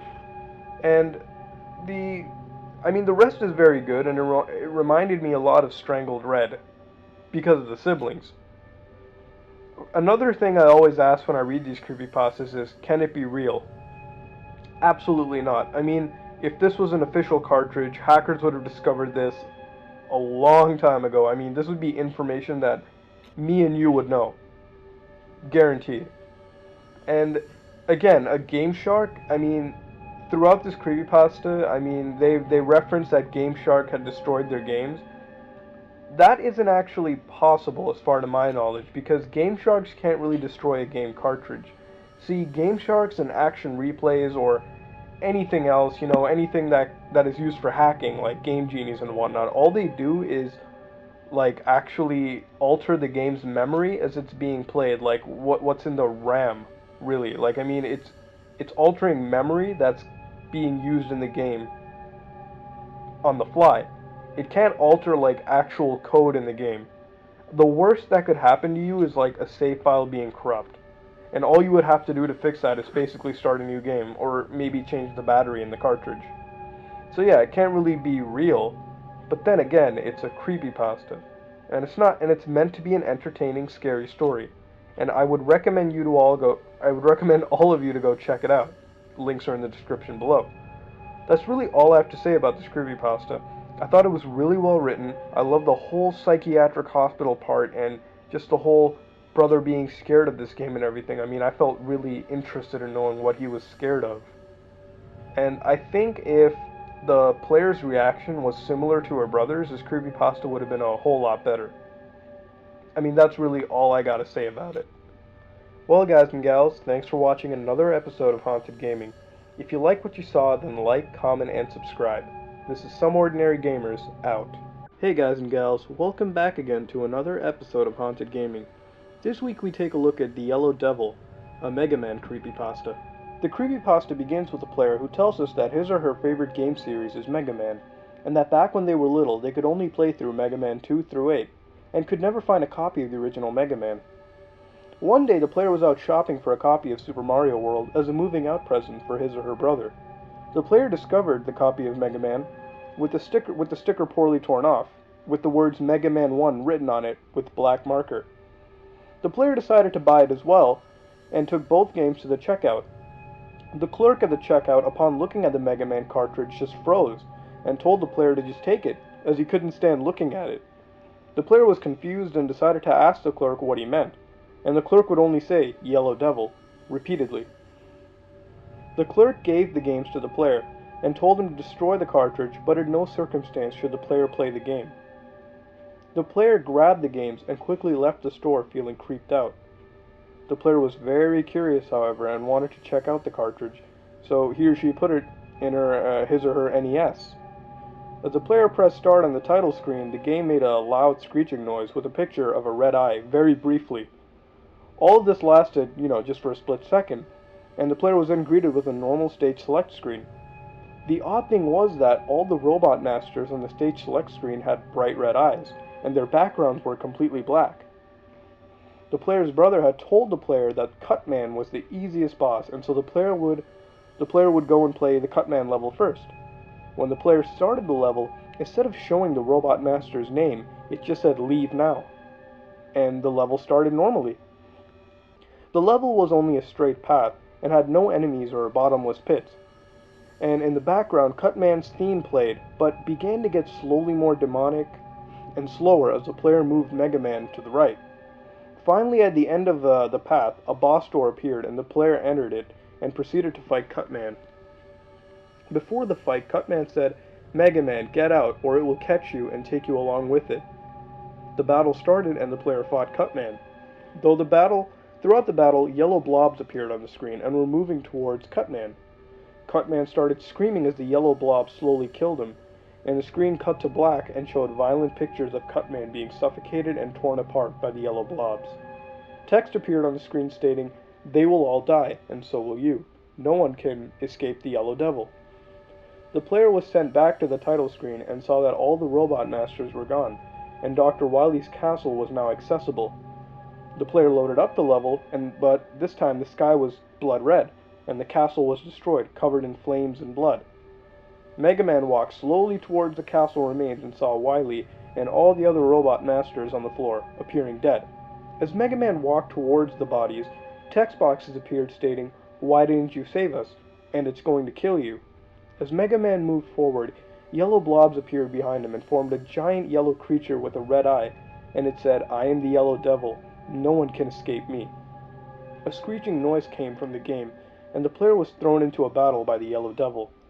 As the player tried to fight the creature, yellow blobs kept appearing and hitting Mega Man. Each time the blob hitting Mega Man got slower and slower to a point where Mega Man couldn't move and was eventually swallowed whole by the Yellow Devil. The screeching noise grew louder, and finally the Yellow Devil spit out a corpse of Mega Man all bloody and ripped apart. The screen went black and Mega Man's corpse appeared on the screen. The player shut off the game and took it out of the console, and then decided to take this game back to the store and get some answers.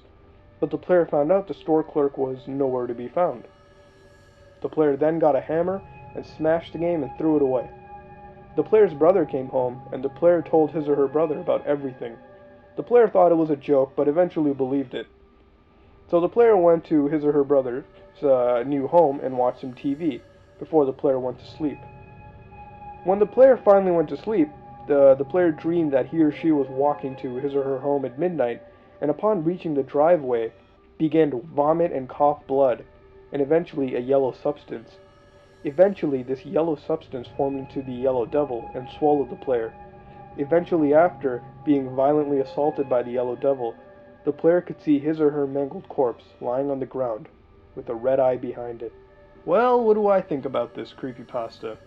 It was pretty decent, and it definitely incorporated some ideas from other creepypastas, such as Ben, with the whole store clerk disappearing and all, and Super Mario 64 with the destroyed castle. However, there are some complaints I do have.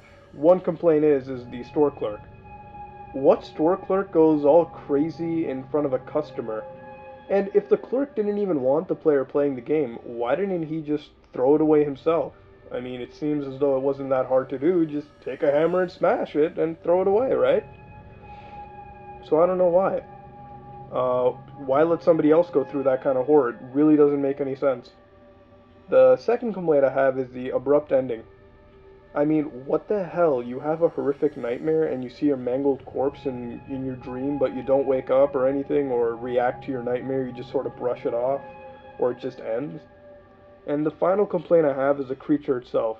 It's never even described, and for all we know, it's the Yellow Devil, and it's a huge creature with presumably red eyes. That really doesn't make it scary, and it would have helped if we saw some more detail about the Yellow Devil rather than just this vague description. However, the question I do always ask myself when reading these is, can it be realistic? Yes, and I say yes because it wouldn't be that hard to add some sound effects and new programmable enemies to an NES game as far as I can tell. I mean, if you guys know more, just feel free to write in the comments below. And showing mangled corpses could be done on the NES as well. I mean, just look at Sweet Home for the NES or the Japanese Famicom. All this would have to be done on a hacked game, however, so, obviously that would have to be the only drawback, but that's really it. All in all, this is a good creepypasta, and definitely could have been a whole lot better if it was written, with some more description for the Yellow Devil. And that's really my analysis. The link to the creepypasta is in the description below, and you all should definitely check it out. So this concludes another episode of Haunted Gaming. If you like what you saw, then like, comment, and subscribe. This is SomeOrdinaryGamers, out. Hello guys and gals, welcome back to another Haunted Gaming. This week I'll be talking about an Earthbound creepypasta called Bound to Death. This creepypasta begins with the player telling us about their fascination with the Earthbound series. The player tells us that they began to play Earthbound games, and the only one they could play was the one that was released in North America, the second one, and decided to go give that game another try, since they were a huge Earthbound fan. The player loaded up Earthbound on the SNES and got to Gigius. I hope I'm pronouncing that right, please. Upon reaching Gigius, the game froze, and the player thought it was common since the game was old and you can't really do anything about it, it's a cartridge. and the player restarted the game, but noticed that the save file was deleted. The player was disappointed and then proceeded to go to the flea market, count the cliches, believe me, just count the cliches, and went to the flea market to purchase another copy of Earthbound, since according to the player, where else could you get games nobody plays anymore?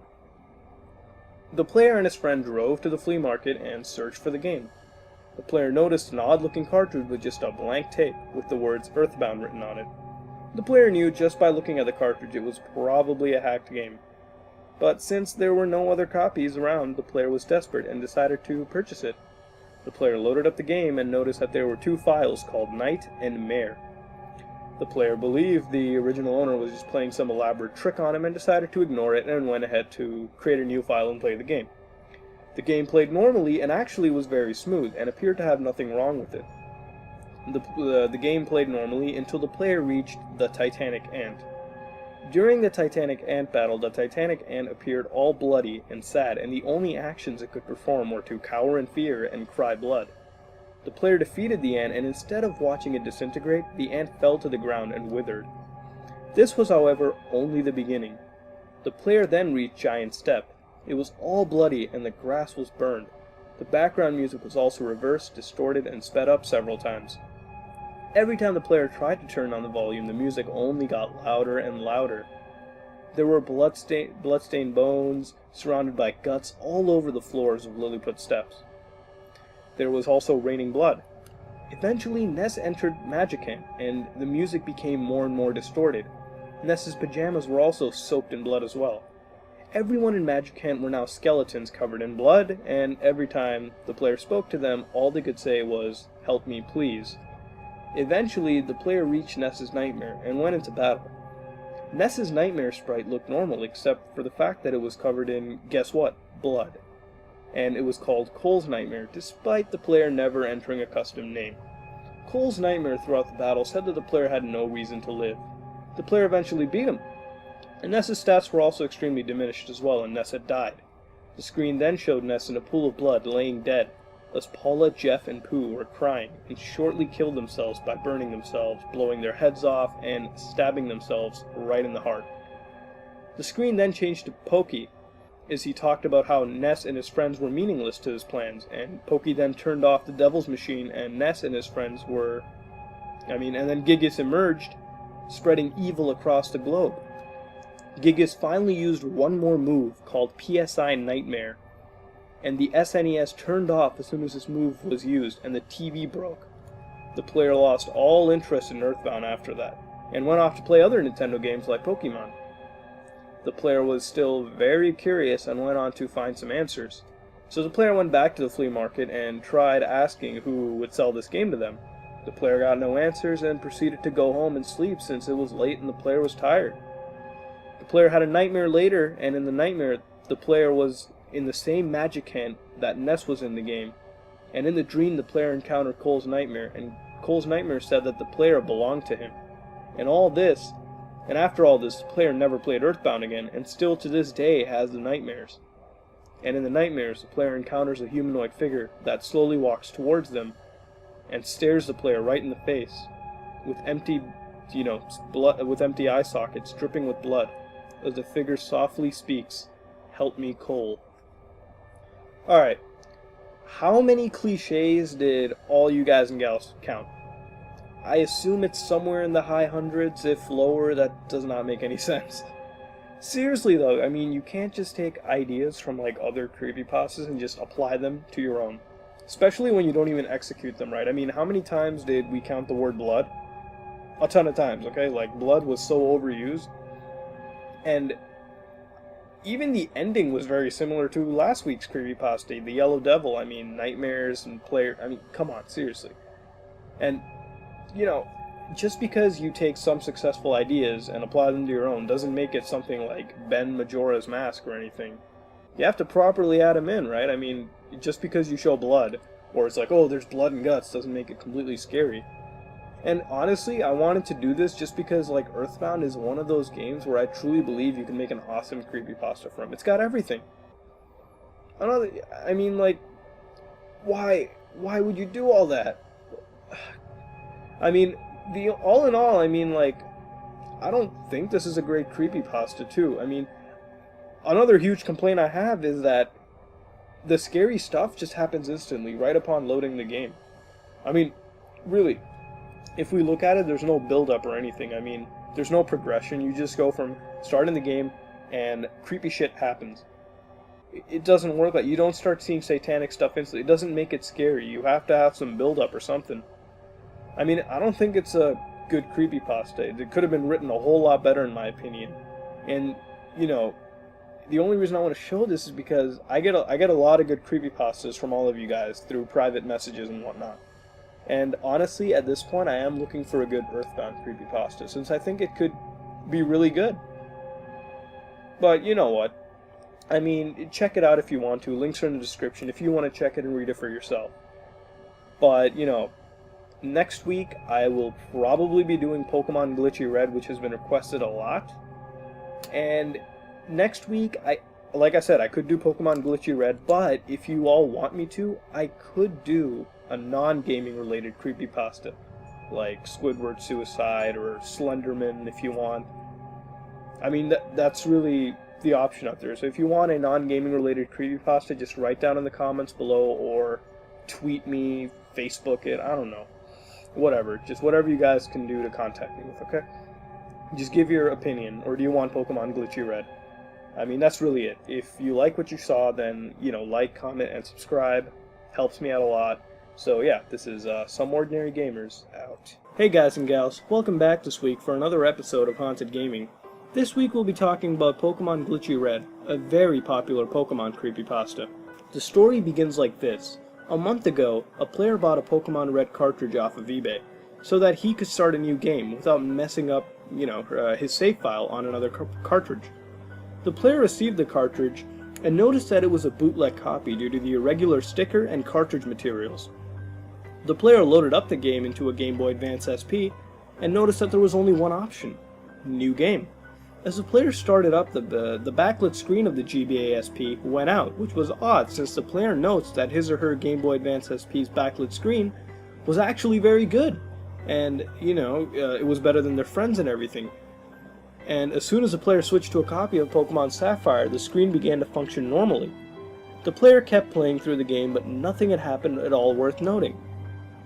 As the player kept on playing the game, it was apparent that there were more and more glitches, as if a lot of data was corrupted.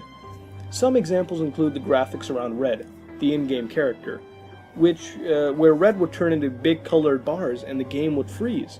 This would usually happen as the player would get on a bike while being inside a cave or building. The player was absolutely sure the game was bootleg until when he examined the SNES in the Celadon department store. The player expected that upon inspecting this SNES, Red would say, "Dad would like this," like usual, but instead Red said, "Where is Dad?" The player thought it was just poor translation or something like that, even though the game was apparently an English copy of the game. Regardless, the player took some screenshots and posted them to 4chan. The player then later checked the SNES, and this time it said, "Who created me?" Now the player believed this was the work of some hacker, and the player thought it was awesome. As the player continued on until he reached the Cinnabar and Seafoam Islands, the player noticed that the glitching was getting worse and worse. The map was getting glitched, and sometimes textures would get swapped. The player attempted to get Missing No then, but every time the player attempted to do the Missing No glitch, Missing No would never appear. Later, the player entered Pokemon Mansion, and as soon as the player entered, a text box appeared stating, "Nice try, Red." The player believed the game was edited, and probably referencing as how the player was trying to do the Missing No glitch, but failed. The game froze and then restarted, and when the player loaded up the save file, he was back in the mansion, even though the player didn't save at the location, and saved way before even doing the Missing No glitch. The player played through the mansion, and when the player was done, the player left the mansion and a text box appeared saying, "Ding dong, time's up, your Safari game is over." As the player left the mansion, he appeared in Pallet Town, except this time there was no music or anything. And Red said, "This isn't where I'm from, I've been lied to." The The player couldn't move Red and decided to fly out of Pallet Town. The player noticed that there was no Pidgeot. No Pidgeot. The player had a Pidgeot, but there wasn't a Pidgeot in its place. Instead, there was a poisoned level 16 Raticate with only 1 point of health left. As the player decided to use the antidote on Raticate, the start menu disappeared, and the player couldn't open it again. The player moved forward a little bit and noticed that Raticate died, and Red had said, "We killed it." The player began to get a little freaked out at this point, and so the player avoided playing the game for about a week, until returning back to it. The player loaded the game and noticed that he or she was still in Pallet Town. The player biked all the way to Viridian City and found that his or her Pidgeot was safely in the PC. The player went to Viridian City Gym and noticed that it wouldn't open despite having the secret key. Red then said, "Everything that happened to me happened because the world let it happen to me. I didn't become a hero on my own. I was manipulated. I never unlocked that door. The door was locked because the game let me in. Everything you do because the game lets you." The player realized that Red was self-aware and wasn't letting the player in. The player opened his start menu and attempted to fly away and went to Lavender Town. As if nothing creepy happens there. As the player left Lavender Town, Red kept saying no, and then the player decided to just fly to Fuchsia City. Upon reaching Fuchsia City, the player was horrified when he noticed that he was in Glitch City. The player checked the start menu and noticed that finally there was his Pidgeot and a Kadabra in his party, but they didn't have the moves Fly or Teleport. Instead, they had a move called Cursed. Red then began to speak about how Nintendo took away his legacy. Red meant that they replaced him in Fire Red and demoted him to Final Boss in Gold, Silver, and Crystal. The player turned off his or her game and had a dream where he or she was a Pokemon trainer he was a Pokemon trainer from Pokemon Fire Red and was being chased by a white pale body. The body caught up to the player and eventually ripped the player's chest in half. Sheesh, what's up with these dreams all the time? For the next few days, the player was depressed and kept playing the game, and even called in sick at work. The player couldn't stop thinking about what Red kept saying about his legacy. The player later finished Glitchy Red, and noticed that in his trainer card, the character sprite for Red was bleeding from the chest, and there was an option called Gone. The player selected this option and the game reset, giving one option this time, New Game. The next couple paragraphs, it wasn't written clearly what game the player was playing now, but I assume it was Soul Silver. The player wanted to get rid of his nightmares and the fear of Red, and wanted to play the game, reach Mount Silver, and take on Red, defeating him once and for all. Before the battle with Red, Red said that this was the place he was left, on a cold cliff with nothing. The battle begun, and Red sent out his Pokemon. Red's Pokemon were dangerously overpowered, such as a level 255 Pikachu, and at least 3 Pokemon that were over level 200. Despite the high levels, Red's Pokemon were not dealing enough damage, and the player was defeating them quite easily. Every time the player defeated a Pokemon, or lost a Pokemon, the game would say the Pokemon died instead of fainted. And each time the player's Pokemon would die, the player in-game would say something dramatic. Don't wrap your head around it yet. The player finally defeated Red, and the game returned to the overworld, and Red was looking at the player. Red pulled out a knife and proceeded to stab the player, but couldn't, as the Pokemon were holding him back. The player talked to Red in-game. Again, don't wrap your head around it yet. The player told Red that he was the main character, and all the fans love him. Red responded to the player by saying thank you, and that he left a gift for the player before fading away in the game. The player was now playing Pokemon Blue and saw the present Red had left. A Mew, and all the starters. The player still plays Glitchy Red, which to this day now plays perfectly. The player's nightmares were gone, and the player could finally live normally once again. Well, long creepypasta, but it was pretty good. Yes, there are some cliches, but this creepypasta reminds me a lot of Ben's a lot of Ben from Majora's Mask. There are two things about this creepypasta that are similar. And those two things are, the player directly talking to the haunted character in the game, as well as the game's character, in this case Red, had become self-aware and spoke to the player. None of this is bad, and it's actually done properly. And, despite being a Pokemon creepypasta, it doesn't take the easy way out and connect everything demonic to Lavender Town, or Pokemon Tower, or whatever. Instead, this creepypasta labels Lavender Town as a safe haven from Red throughout the creepypasta, which is something new. This was the best thing about the creepypasta, and it kept me, creeped out. I mean, the best thing about this was Red. Since I was always wondering what Red would say next, because he was self-aware, you never knew what he was going to say. The thing I didn't really like about this was the cheesy dialogue near the end. It just felt too cheesy. How the player was telling Red that all his fans love him, and how we'll all remember his legacy. I was laughing with my palm glued to my face when I read that. Finally, the last thing I found weird was the fact that how could the player talk to Red? In the creepypasta, there are text boxes that appear in the game containing dialogue that the player is actually saying in real life. And I read through this multiple times, there really was no explanation. The player never really told us how they could talk directly to Red, besides somehow, the cartridge sensing their feelings, which is, like I said, it's really bizarre. All in all, this creepypasta is really good, and I definitely recommend you to check it out. Links are in the description.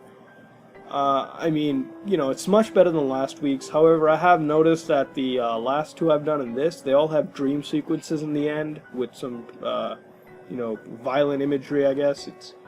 I don't know, I think they're all taking cues from each other. But yeah, this is it. And if you want some more additional thoughts and details, then feel free to check out our new blog, SOG Nation. Links are in the description. And for more thoughts on this creepypasta and future creepypastas, go check it out. And anyways, if you like what you saw, then like, comment, and subscribe. Helps us out a lot, This is SomeOrdinaryGamers out, and thanks a lot for over 7,500 subscribers. Hey guys and gals, welcome back to another episode of Haunted Gaming. This week, we talk about Zorax. Now, before we start with the summary, I'm actually going to read this creepypasta out word for word, since that's the best way to even tell this, so let's begin. My parents were the first to fall violently ill from the sickness we now know as Zorax. I can vividly recall my father lying on his bed, while his muscles spasmed and he choked on his own vomit. I stood at his side, frozen in place and refusing to leave as I held back sobs, his pupils dilating until his entire eye was like an inky blackness. He tried to speak, turning his head toward me, but opening his mouth only brought forth another torrent of vomit. I remembered saying something, but that detail is lost on me now. I remember staring into his glazed eyes, as his shuddering became less pronounced, and he was suddenly very still. I let out a wail and ran into my room, unprepared and unwilling to face the truth. My mother was the first to pass, then my older brother, who had just turned 17, and finally, my father. I had not considered that I could have caught the disease myself. If it were in fact contagious, I just thought myself lucky, though tragically lucky at that. I fell asleep in the corner, huddled in the blanket that previously kept my mother warm. Her perfume made the putrid aroma somewhat tolerable, perhaps just enough so that I could drift off. I remember a persistent banging next, a series of muffled inquiries from the opposite side of my locked door. They were shouting for survivors, looking fervently for anyone who was still alive, despite the breakout. I rushed to the door and unlocked it to face what I would come to identify as the day crew. Their faces were obscured by large gas masks fitted with some sort of capsule on either side of their cheeks. Their breathing was slow and monitored. Their voices made nearly impossible to hear over the mechanical wheezing. They were covered from head to toe in black regulation hazmat material, with orange text reading "Day Crew" on their backs. They ordered me out into the main hall, where I managed to catch sight of 14 other children, around my age being told directions, and filed into a lineup. Once the entire group had been examined, we began our trek out into the streets, which was a vision of chaos and destruction. We had heard the noises of looting and desperation from our homes, but we hadn't ventured off into the outside world for weeks for fear of catching the sickness ourselves. There were even more day crew that were burning the bodies that had fallen to the streets, trying to purge the earth while trying to keep away from the resulting fumes. We were silently ushered into the back of a large truck that took us to the south, away from the cities and suburbs and into the dense growth of the forest. When the van came to a screeching halt, the door swung open to reveal more day crew, who ushered us into a forest clearing. We were interrogated about our exposure to anyone with Zorax, and if we felt any symptoms like nausea or vertigo, though we all had witnessed our family members falling ill, and had tried in vain to treat them. We were all perfectly fine, in any physical sense. The day crew initially told us that they were perplexed about our immunity to the sickness, as anyone who came into contact with it was sure to fall ill just hours later. So it was a shock to see some of us that had been living this nightmare for weeks on end, as they administered more tests and asked me questions. However, we were told that the immunity was tied with a hormone cell that the disease was using to compromise the immune system, and since we were all too young to properly develop it, the disease was unable to make us fall ill. We were told that the day crew wanted to study us, that we would live under the cover of the forest in quarantine. They would hope to extract a cure from our group that could be used to heal the world and rid of the Zorax disease. They tried their best to sound positive in light of the situation, but it was obvious that even they were doubtful of their efforts, and that there was no guarantee for any of their tests to follow through. Still, they kept the mood optimistic and promised us that we would save countless lives with our efforts. They built a secluded village in the forest, providing us each with a makeshift house carved into a tree, trunks around the area. I was led into a simple treehouse that had a single bed on the far end and a table in the middle. We were told the first thing the next morning we would be getting blood taken, so we weren't allowed to eat anything until then. I was fine with that. I hadn't been hungry for days. The image of my mother, father, and brother crowded my thoughts instead. I didn't get much sleep. The forest was chirping with crickets, and the muffled bickering of the night crew kept me up into the early hours. We were woken the next day and filed into a single lineup to have blood drawn. While the needles were prepared for us, we were told that we would have to receive a vaccination that would prevent us from going through puberty, to preserve the hormone that might lead to a cure. It was never elaborated on at the time, and we would never be able to grow up, or have children. But it was unlikely to live beyond the first few hours of infection, never mind the next few years, so our adulthood was seen as necessary sacrifice. This continued for a few weeks. We would continue to receive vaccinations and assured that a cure would soon arise. The times were getting desperate. I took to listening in on the muffled conversations of the night crew during the night. It became easier to make out what they were saying over time, as they sat beneath my bedroom window, next to a crackling fire. I discovered that our encampment was only one of the many in the surrounding area, and that they deduced that Zorax originally came from the sea to the west. They passed around horror stories of the people that lived by the shore, that were hit the worst, that they had gone completely pale, and that they began to spout growths off their elbows, hips, and their toes. They had to be constantly hydrated, or else their skin would begin to flake and peel. Their pupils had dilated, and their entire eye was colored black. At this bit, I thought back to my father, sitting on the couch and writhing in pain. There was food in the mountains, one assured another. They were gathering it in droves, perhaps to keep it from spoiling. Another spoke up, revealing that they had managed to find expecting women who weren't exposed to Zorax, and that they were being kept in the mountains to birth their young away from the sickness. The topic came back to their present situation, and they began to discuss our encampment. That our results, while promising, weren't being worked on fast enough. There were accusations claimed. Their fingers pointed, but at last they settled on keeping their mood positive.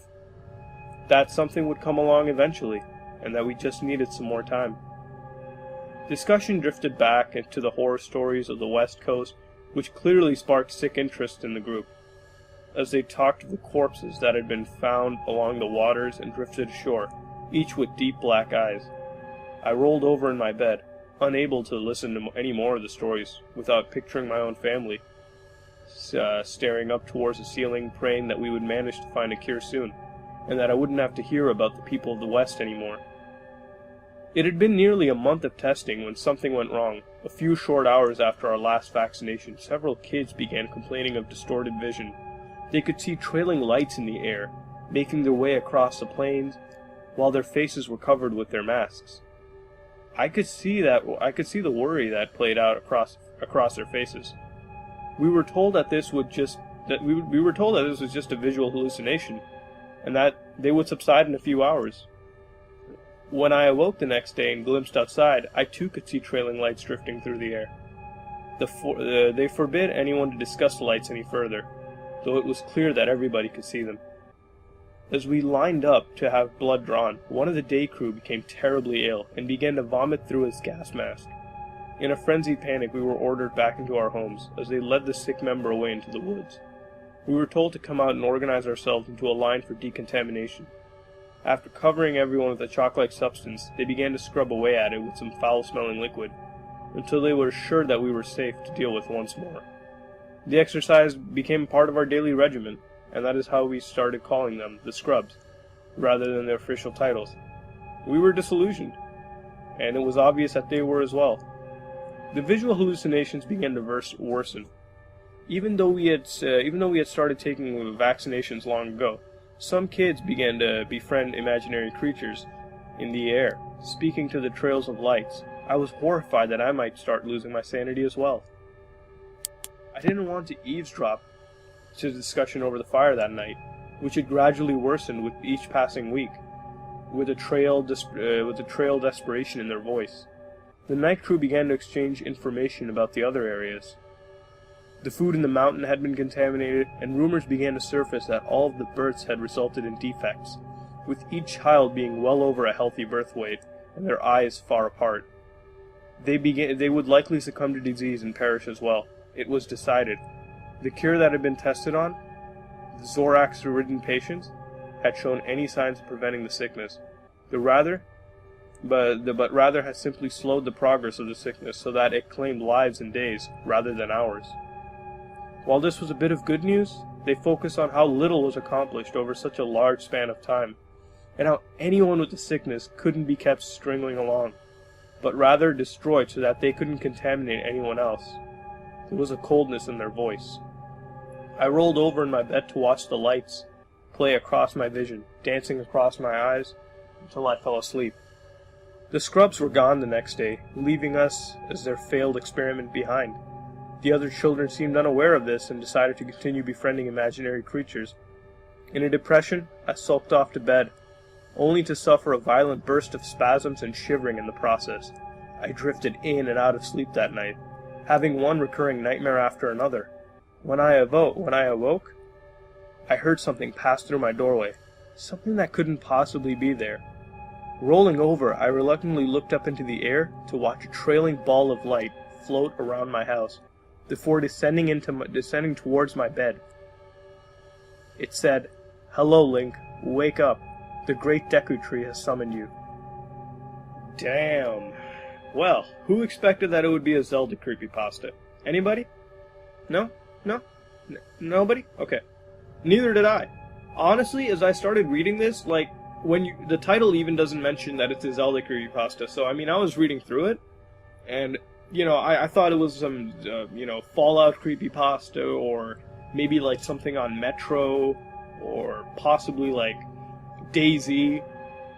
But then, that's what I thought it would be that's what I just immediately thought. It just seems so weird, But then when I read that last line, "Hello Link, wake up, the great Deku Tree has summoned you," that was pretty intense. I was just confused. I'm like, what? But then when you read through it, you see all these little hints it has. About the little homes carved up into the trees and stuff. You see all that, and the kids that never grew up. It's the Kokiri, that's what it was. So, it's cool. I mean, in some ways, I literally think of this like as a backstory to Ocarina of Time, even though that's not the case because you got Skyward Sword and all the older games. But whatever, that's what I think. I mean, this is really cool, and I don't think I've ever read a creepypasta like this. They're all based on games where people get from stores or something. This is based on a game, but it's written so differently. It's like a prequel, but it's like the most weirdest prequel. It's like something you never expect to happen from like Zelda at all. So I thought it was cool. It's really descriptive, and honestly, it feels like you're reading something else, and then it hits you in the end, which is good. I really like it, and it's not like that last part was added just for fun. Like I said, it's all clearly built into this entire creepypasta. I mean, they describe to you the two big things. I mean, the visual hallucinations, the fairies, the forest trees, the tree houses. God, I can't speak today. They got all of that, plus, making you not grow up, hence the Kokiri, never growing up. It's just like that. And it's cool. I really do like it. So maybe there are more creepypastas like this. I'm going to have to go check everywhere else. And if you want to read this out, again, I read it word for word, but if you want to check it out, definitely check it out. Link is in the description below. And yeah, that's really all I have to say. It's a really awesome creepypasta. I really like it. And before I finish today's episode, just listen to this. I'm planning to do these episodes 2 times a week. But in order to do that, I'm going to have to ditch the summaries I do. Because honestly, I think if I read a creepypasta out word for word, it's actually a lot more better than just doing a summary like, oh, the player did this, the player did that. I mean, I don't know. I find this whole reading it out word for word is a lot better. It just adds a lot more to the whole creepiness, if you will. But yeah, that's really all I have to say about this. And, there's 2 episodes a week. So I will try to do that. Hopefully Wednesday will be the next episode. Because frankly, I do upload a lot of playthroughs, and I don't upload a lot of creepypastas. Only 1 a week, and I want to make that 2 times a week, because that's what the show is based on, guys and girls. So yeah, that's really it. If you like what you saw, like, comment, subscribe. Helps me out a lot. You guys get videos. This is me, Mutahar, from SomeOrdinaryGamers, and I'm out. Hey guys and gals, welcome back to another episode of Haunted Gaming. This time we cover a popular creepypasta called Knob.exe. This creepypasta begins with a person who calls themselves Sally. Sally belongs to the Goodman family, and has 2 siblings, John and Henry. Lately, very creepy things began to happen to them, such as a haunting by some insane ghost hag, and a creepy mutant girl staring through Henry's window. Sally wished nothing would happen to her, but, like that's never gonna happen. Sally moved into an apartment she got in Dayton, Ohio, and began to start unpacking things. As Sally was unpacking, she noticed a small black USB drive in a storage room. Later that day, when Sally was done unpacking, she decided to see what was on this drive. So she plugged it into her laptop, which at the time didn't even have internet connection, so whatever. One file she came across on that flash drive was knob.exe. Sally opened this file up, and it just seemed to be some 16-bit platformer game from the SNES days, where you controlled some stick figure. The program was very, very crude, and instead of even showing a start screen, it just popped Sally directly into the first level. Similar to the Luna games, if you will. The level was set in some city street, and the objective was to avoid the traffic and just get through the level. However, the weird and scary part about this was that every time a pedestrian in the game noticed a stick figure, they would scream bloody murder, and the stick figure would then rush to that person and strangle them to death. Sally kept playing the game and played through a few levels until she got to level 5. This time, Sally was standing in a perfect 16-bit replica of the storage room Sally found the USB drive in. Sally was shocked, and without her even touching that keyboard, the character began to move automatically. The character left the storage room and went outside, and the game loaded up another map. This time, it was Sally's patio. Sally was horrified when she looked out her window to see that somebody was on her patio as well. This thing was a creature, and it was disgusting, completely naked and hunched, very skinny with Very skinny, pale, with black fur going down the spine. Like what you're seeing on the screen right now. The creature looked at Sally, smiling at her. Sally looked back at her computer screen and noticed that the character on the screen was staring through the window, just like the creature was staring through Sally's window. The creature beckoned Sally to come, but Sally didn't want to.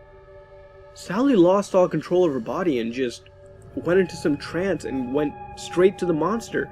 Even though she tried to fight this urge, she couldn't help it. Her body just moved automatically. The creature then held up a map and pointed out directions, and then held up a claw to her throat and sliced Sally's neck. Sally woke up and realized this was all just a dream and started to calm down. But Sally realized that she'd just fallen asleep while playing this game. So she looked at her laptop, but it looked as if the game had crashed and had to close. Sally became curious about that map and the direction that creature was showing her in her dream. Sally decided to head to that location, because it's the smart thing to do. The next day, Sally went to that location and noticed it was just a pond and some woodlands, but decided to relax there for a bit. Sally noticed something in the corner of her eye while she was relaxing and decided to go examine it. Again, another extremely brilliant idea.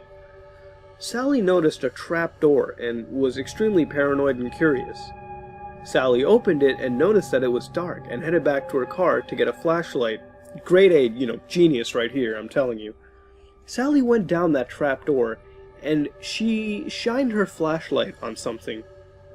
It turned out to be that creature from the nightmare. Sally began to run far away and managed to escape back home. Sally then found that flash drive and destroyed it into tiny, tiny pieces, stopping this horrific madness. In the story's epilogue, it basically tells us that several sightings of a mutant humanoid figure around the streets of Ohio had been reported. Some even report seeing it strangle people. And police would say it would be easy to dismiss if it weren't for the deaths of all these people related to this humanoid figure, who all apparently died by being strangled to death. Oh well. This wasn't actually bad. It was a little on the short side. I did get a request to do this way earlier, knob.exe, but I was kind of holding it off. I decided to read through it, and I actually thought it was pretty good. I'm not gonna lie. Like, it's not the best. It had some cliches, but the concept where your in-game character in this game is supposedly this real haunted creature that's following you is, I suppose, a new concept. I mean, I don't think we've ever covered it before, have we?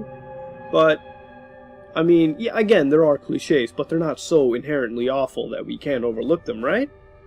I tried searching the internet for this game, but, prepare to be shocked, however, because it doesn't exist. And neither does this whole story about this humanoid Ohio figure, because if it did, the news would blow it out of proportion. Not gonna lie. However, I do wish the game existed like Sonic EXE, because, hell, I want to play through it, and I know you guys want to see me play through it, right? But I guess we don't all get what we want, right? I'm looking at all of you people that can develop platformer games, but just a thought. But what we did get was a good story, however, with some stupid parts. The good part was, of course, the encounter at the end. But, I mean, like, not the encounter at the end, sorry, but the encounter in the apartment when Sally looked outside her patio. This is something that I haven't really seen done before, where as you're playing this game, you see this thing following you, going from different levels in a game, and then you look outside, it turns out it's there. And it's in the game looking at you, simultaneously. Perfect synchronization. It looked awesome. I mean, I read it and I was like, interesting concept, could be done again. I mean, the only thing that I didn't like, however, was there wasn't really a clear backstory. I mean, the creepypasta just happened really fast, alright? Like, there wasn't any time to really build up a whole lot of suspense or tension or anything. Moving on to the stupid parts, Sally does happen to do a lot of things that, any sane person wouldn't do. There are several parts, and here, I'll give you one. That trap door in the end. I mean, if you happen to see some creepy trap door in the middle of nowhere that you heard in a nightmare, you sure as hell don't go open that and even go inside with a flashlight. But no, Sally, Sally's got that pair of steel balls and decides to just head right into it. Not exactly the brightest idea. Even though I find this to be on the shorter side, it's still good, and I recommend you all to read the creepypasta. Link is in the description below. Feel free to check it out. As far as creepypastas goes, guys, it's not, guys and girls, sorry, it's not easy to find a whole lot of original ones now because a lot of them are just simply the same hack and slash. Oh, I found this creepy game, my friend, he downloaded it to CD, gave it to me, creepy stuff happened, this plushie doll killed me, it's all that now. And it's really hard trying to find a good one. I mean, I'll give you, and I really want to write one myself, and I want you guys to write me one because I got a good one that somebody wrote me on Friday, and I'm putting it on for Saturday. Get it kind of mixed up here. I mean, I have an idea for a creepypasta. What if you had a computer program that was like an AI that basically caused real world events to happen? Like it basically told you, it like foresaw the future, and you played through it, and depending on how you played, you would change the outcomes of the future. I mean, that's what I'm thinking, but like I said, I just want there to be new, refreshing creepypastas. So if you find some, please refer them back to me. It will, if it's new, refreshing, and it's good, it'll definitely have its own episode. So yeah, if you like what you saw, then like, comment, and subscribe. This is Some Ordinary Gamers, out. Hey guys and gals, welcome back again to another episode of Haunted Gaming. This time we have a creepypasta made by a fellow subscriber. This creepypasta begins with a person named Austin. Austin was rummaging through his home in search of childhood things, and Austin found an old Nintendo GameCube and began to think about the fun times he had with the console. Austin even remembered that his favorite game was Luigi's Mansion and tried to find it, but in the end couldn't. Austin loaded up his GameCube without any disc in it and decided to go check what was in the memory card. It was Austin had found a Luigi's Mansion save game, but instead of it saying Luigi's Mansion, it only said good night, which is weird since that's what happens when you die in the game, that's what it says. But the icon was completely normal and whatnot. Austin then later went to bed that night, and in the morning, Austin had this uncontrollable urge to just play the game, and decided to head to his local game store and find a copy of the game.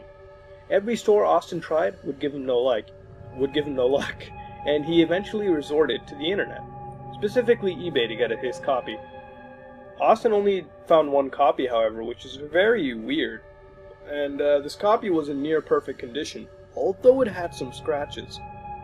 Austin even believed, or almost believed, that some of the scratches spelled out good night, but thought that he was just over-imagining it, so he wrote it off. Austin loaded the game up and noticed that there was only one file option to select, unlike the usual three. Austin noticed the save file was played up to Area 4, which implies that you either finish the game or are very close to finishing the game.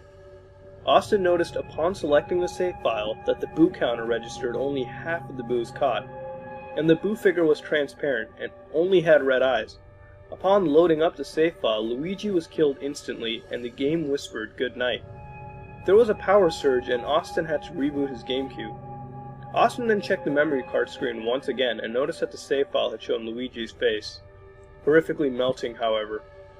The save file still read good night, so Austin went back into the game and noticed that there was only one save file to select from instead of giving you one used save file and two non-used save files, like for example Mario Sunshine. But yeah, Austin selected the save file and spawned in the final boss room, even though no matter what, you always have to spawn in the main room of the mansion, the lobby.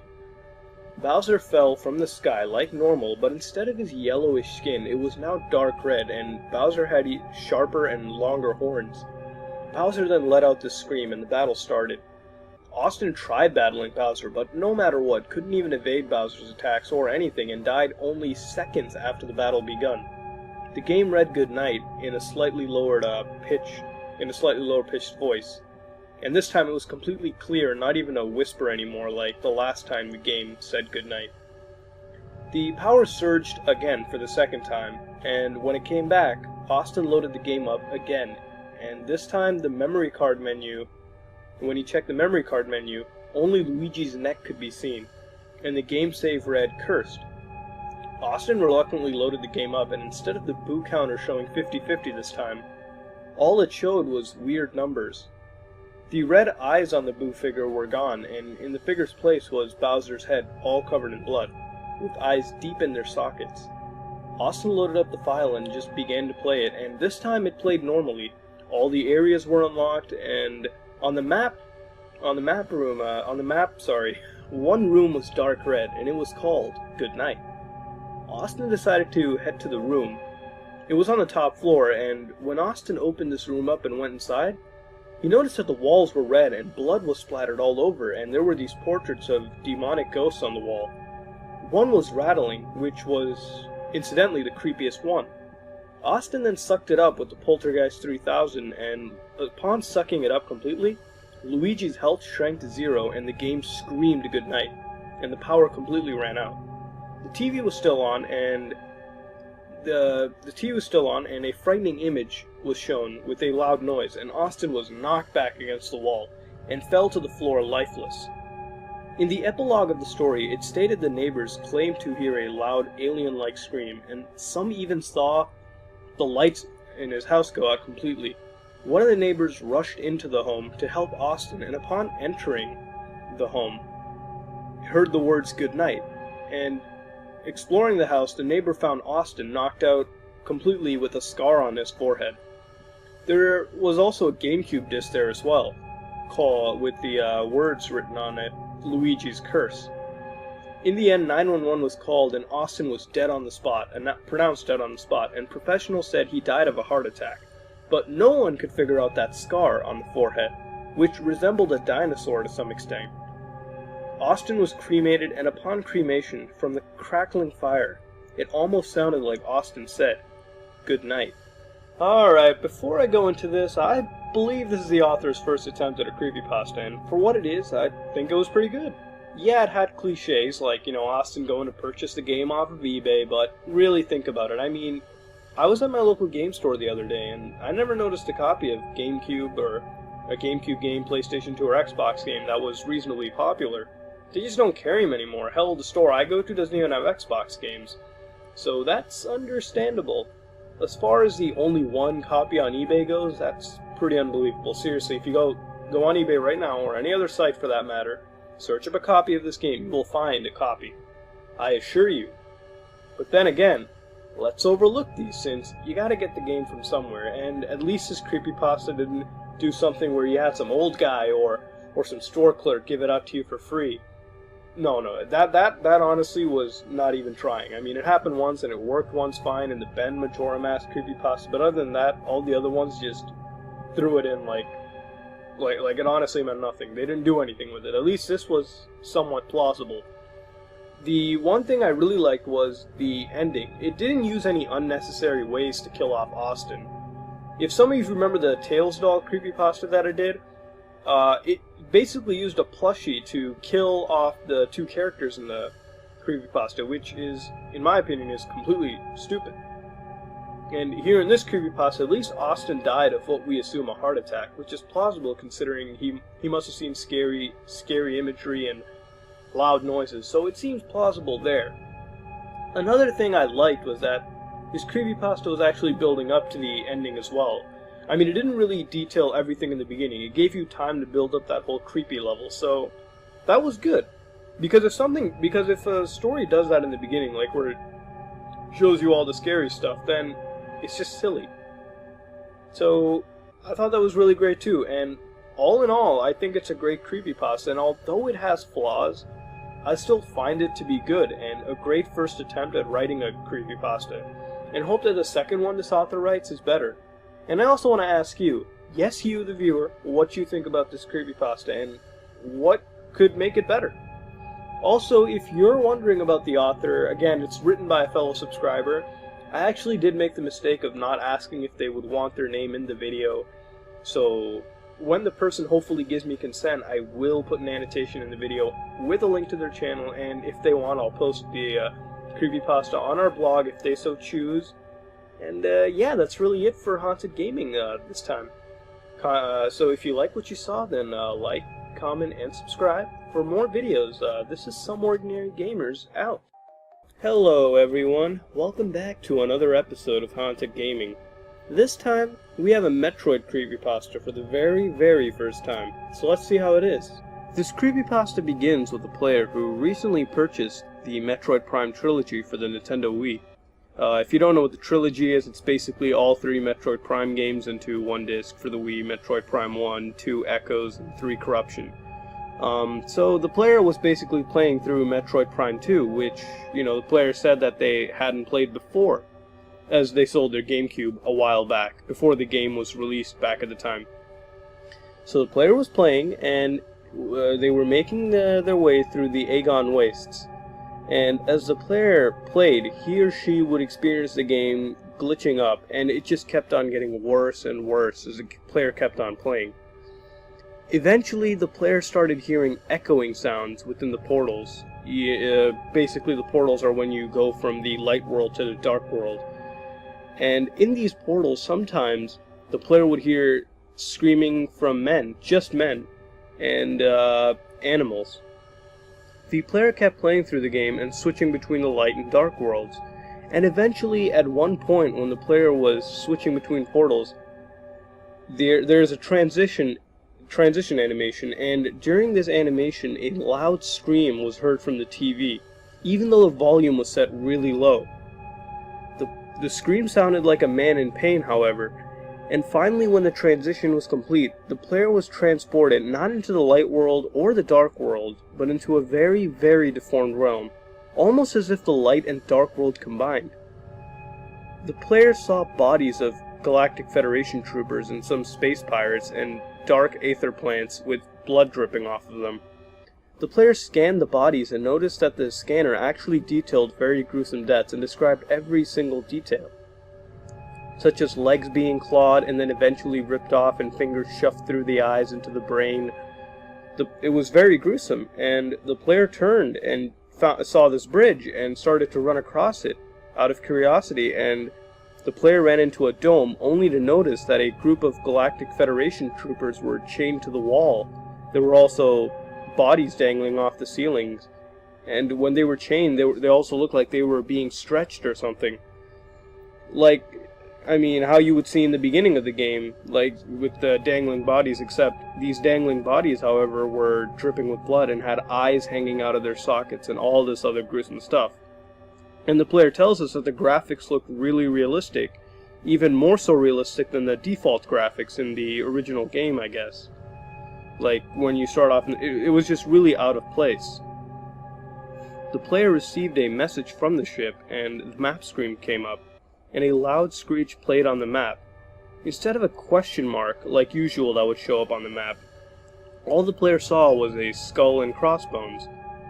Despite this, the player still went to the location, since it's, again, a very, very intelligent idea. As the player headed to the location, he or she came across this morph ball puzzle. So the player then decided to just switch into the morph ball, but all went wrong here. Samus simply laid on the ground, screaming and crying. She then faced the player in the game, and removed her helmet, and the face was really horrifying. It was just mangled and torn up, and all this gruesome stuff. Samus began whispering, not just in English, but some combination of English, German, Russian, French, and Italian, and even other languages. Samus began to tug at her legs and eventually bend her body in various ways, and even began to tear off her legs. Then the game made the player scan a nearby log. Samus was lying down on the ground, and upon scanning the log, she started screaming, and the scan simply said, "Please die." Despite how messed up this was, the player laughed, even since it just felt like the game was saying this so casually. The player then scanned another log. This time there was no screaming, and upon scanning this log, the player saw a picture of them, except mangled. Then, in the picture, a group of Metroids attached to the head, sucking the head and making it look like a raisin. The player was watching the picture and slightly laughed again, despite how messed up the image was. Fucking sadistic. The player then saw some text which said, "I told you nicely. You laughed at me, mocked me, you will pay for that." The player then noticed hundreds of bodies falling from the sky. All of these bodies were Galactic Federation troopers, missing their helmets and just having mangled heads. Samus looked down at one of the GF troopers automatically, and the player heard some breathing behind her in the game. Breathing behind him or her in the game. And the player could not turn around in the game. The player could physically not move around. They were just stuck. So the game, they couldn't do anything in the game anymore. It's just happening automatically. And finally, a message box came up asking, "Scared yet? Yes or no?" The player wanted to say no, but decided to just say yes out of curiosity's sake. Again, another extremely intelligent idea. I mean, you know, people would think of turning off the game, but nope, keep on moving forward, and okay. Not gonna lie, I would have done the same. But anyways, the player then heard a laugh, possibly from this screaming man that was heard earlier on, and the game returned in the main menu. Since then, the player was just too scared to do anything and isolated themselves from everyone else. The player didn't even touch the game and even loaned it to a friend, despite their friend having no problems with this game or anything. The player tells us that they watched many horror movies and games as well as reading several creepypastas, but this just happened to me. This just happened to be too much. Okay, this was the very first Metroid creepypasta we've ever done. It was a little short, but, you know, whatever. First of all, I'll just say this, it's not the best creepypasta, but it wasn't bad, and was definitely good for the first Metroid one we've ever done, right? A lot better than the Earthbound attempt we've done. But, whatever, this is Metroid, so... in my opinion, Metroid's one of those games that contains the perfect material for writing a creepypasta. It's got perfect atmosphere and characters. I mean, let's think about it. The SAX from Metroid Fusion, we've got Ridley, hell, we've got Metroids, we've got Italian 4, we've got everything. Think about it. There are some problems, however, such as, you know, the creepypasta happening extremely fast. I mean, this is another complaint that I've been making recently. It's just, it never gives you any time to build up anything. I mean, if we read it closely right from the beginning, we know that the player buys a game, plays it, and it goes from buying the game and immediately going to all the, holy shit, there's some creepy stuff happening, oh my god, fuck my life, it's all that. There's nothing building up. I mean, the player tells us that there's some glitches happening. That's it. It would be much better if you told us what the glitches were like and how badly it was just escalating. I mean, I'll give you an example. Say you're playing Slenderman, and in the first 10 seconds, all the time, Slenderman pops up right in front of you. It's not scary anymore. It's just pointless. It's like there's nothing building up to anything. The entire point of that game is to just build up this atmosphere. That's all it is. But if it just breaks that, then there's no point in playing it. That's all. Another problem I have is the ending. It just ended. I mean, that's it. The player plays this game, all that happened. I mean, after all this creepy stuff that they see letting the game off, they just decide in the end to write, oh my god, I secluded myself, I never contact anyone, that's it, I'm too scarred from this. Okay, but, like, is that it? And that's all it did. It didn't, like, tell you any ending, like what happened to the... I mean, it just abruptly just finished. I mean, that's it. The player... They didn't even give us a reason. They just told us they watched a lot of horror movies and all that stuff, and this was just too much for them. That's not a good enough explanation for the end. That's really all I have. I mean, it should have just been more in-depth, or just a better ending, in my opinion. But, yeah, those are the main issues I have. There are some cliches in this. I mean, come on, buying... I'll give you guys a little comment question. What way do you think people should get creepypasta games? Like, how should they get hacked games? Because we've seen everything. People go on eBay and buy games, or they buy a, like, used game in the store and it turns out to be haunted. I mean, what do you think we could do now? That's really all I gotta say. This does borrow, like, you know, several elements from other creepypastas, such as Team Fortress 2 with the dangling bodies, but whatever. I mean, that stuff is in the game, however, and, you know, I'm gonna overlook that, but it's worth mentioning. So, the best part, the good thing about this, and it's really good, I'm not gonna lie, I mean, it feels like I'm ripping on it, but I'm not. The good thing about this was, just the descriptive nature of it. I mean, it was really well described. I mean, with Samus ripping off her own leg, it was just, you could picture it going on. That's how it looked like. The player's face mangled up, shrinking. You could kind of see all that because it was really well described. If you go read through the creepypasta, links are in the description below. And that's really all I have to say. It is a good creepypasta, and I do recommend you guys to go read it. The link is in the description below. I know I said that, but it's there. Just go read it. I recommend you guys to read it. Again, if you want to get featured on the show, try writing a Metroid creepypasta. I mean, I'm still looking for some Earthbound ones. There are some really good ones that got sent to me, so I'm gonna do some of them. And, yeah. So that's really all I have to say. If you like what you saw, then like, comment, and subscribe for more videos. And I'm actually going to be moving this weekend, so this video is actually done a little earlier than expected. It's just uploaded on that date. I'm actually moving, so I won't have internet till Thursday, but hopefully when Thursday comes I will be doing some Ao Oni, and there is some more stuff about Ao Oni that I have to tell you. It's pretty secretive, so I'll tell you on Thursday. But yeah, if you like what you saw, like, comment, subscribe. This is me, Mutahar, from SomeOrdinaryGamers, and I'm out. Hey guys and gals, welcome back to another episode of Haunted Gaming. This week we take a look at a Pokemon creepypasta, because we haven't done one in a while, called Vermilion City Construction Project. So before we begin, I'm actually going to be reading this word for word this time. I'm doing that. I'm actually going to switch between my usual summaries and the word for word to please everyone. And that's really it. So without ado, let's begin this creepypasta.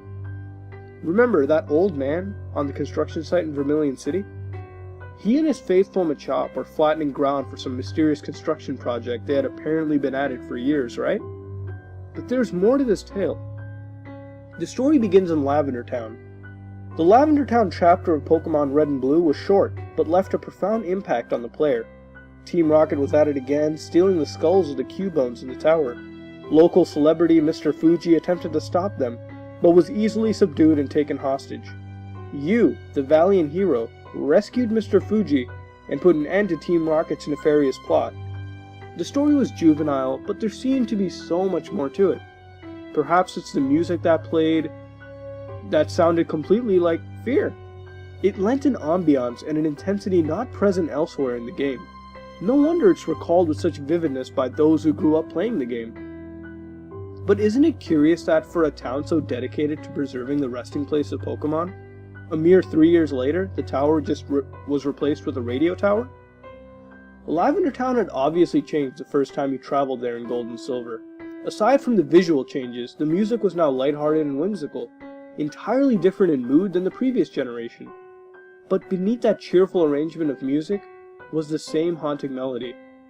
Things were not as they appeared. You see, there was more to Team Rocket's involvement than you had imagined. Lavender Town, during the time of Red and Blue, was struggling. It was a town that had no gimmick, no draw.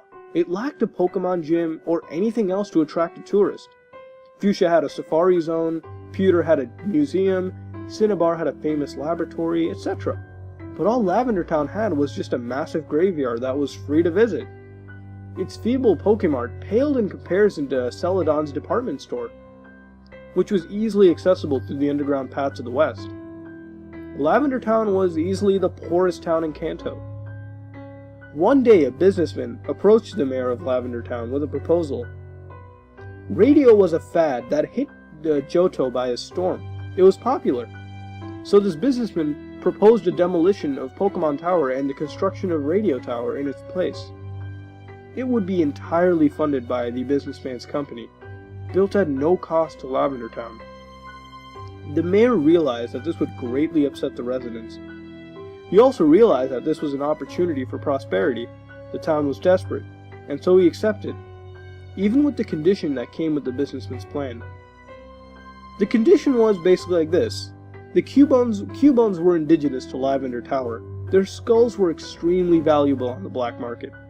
So the businessman's condition was that his organization would be allowed to hunt Cubones, and therefore, by selling their skulls in the black market, the profits would be used to fund the construction of the new radio tower. So who was this businessman? Giovanni. Who was the mayor of Lavender Town? Mr. Fuji. Red was simply a pawn in this plot. He rescued Mr. Fuji in order to deflect the growing suspicion of his involvement with Team Rocket. And as Red left the town and continued his journey to be the Pokemon trainer he always wanted to be, Team Rocket quickly resumed their operations and began exterminating Cubones. The plan appears to be unconcerned with the souls of the resting Pokemon. But it was anything but. Giovanni was a very superstitious man. The takeover of the Sylph Company was done so that Team Rocket would be able to mass-produce Sylph Scopes, which would then be distributed to grunts involved with the Lavender Project. He also believed demolishing the tower would disrupt the spirits of the Pokemon inside, so he planned to construct a new tower. The bodies would be moved there before the demolition of this tower took place. He knew of a place that would be perfect for this new tower, an empty hill in Vermilion. Giovanni hired a small independent construction company to build a tower, so that people would not suspect Team Rocket's involvement. The old man's company used a Pokemon labor force, Machops. The construction was problematic. It suffered through a string of increasingly bizarre disasters. The funds that were originally allocated to the company were lost in a bank robbery, there were machine failures, as well as the deaths of several Machops. Months passed, the project got stalled, and made no progress. The citizens of Vermilion, who had no idea what the construction was intended for, actually joked that it was a cursed project. This would explain the continuing tragedy that befell upon Machops, whose attacks could not affect ghosts, and therefore had to die. Nonetheless, Giovanni refused to begin the construction of the radio tower until the bodies could be transferred to a new resting place. His greatest fear was disturbing the spirits. Some of his followers came to view him as delusional.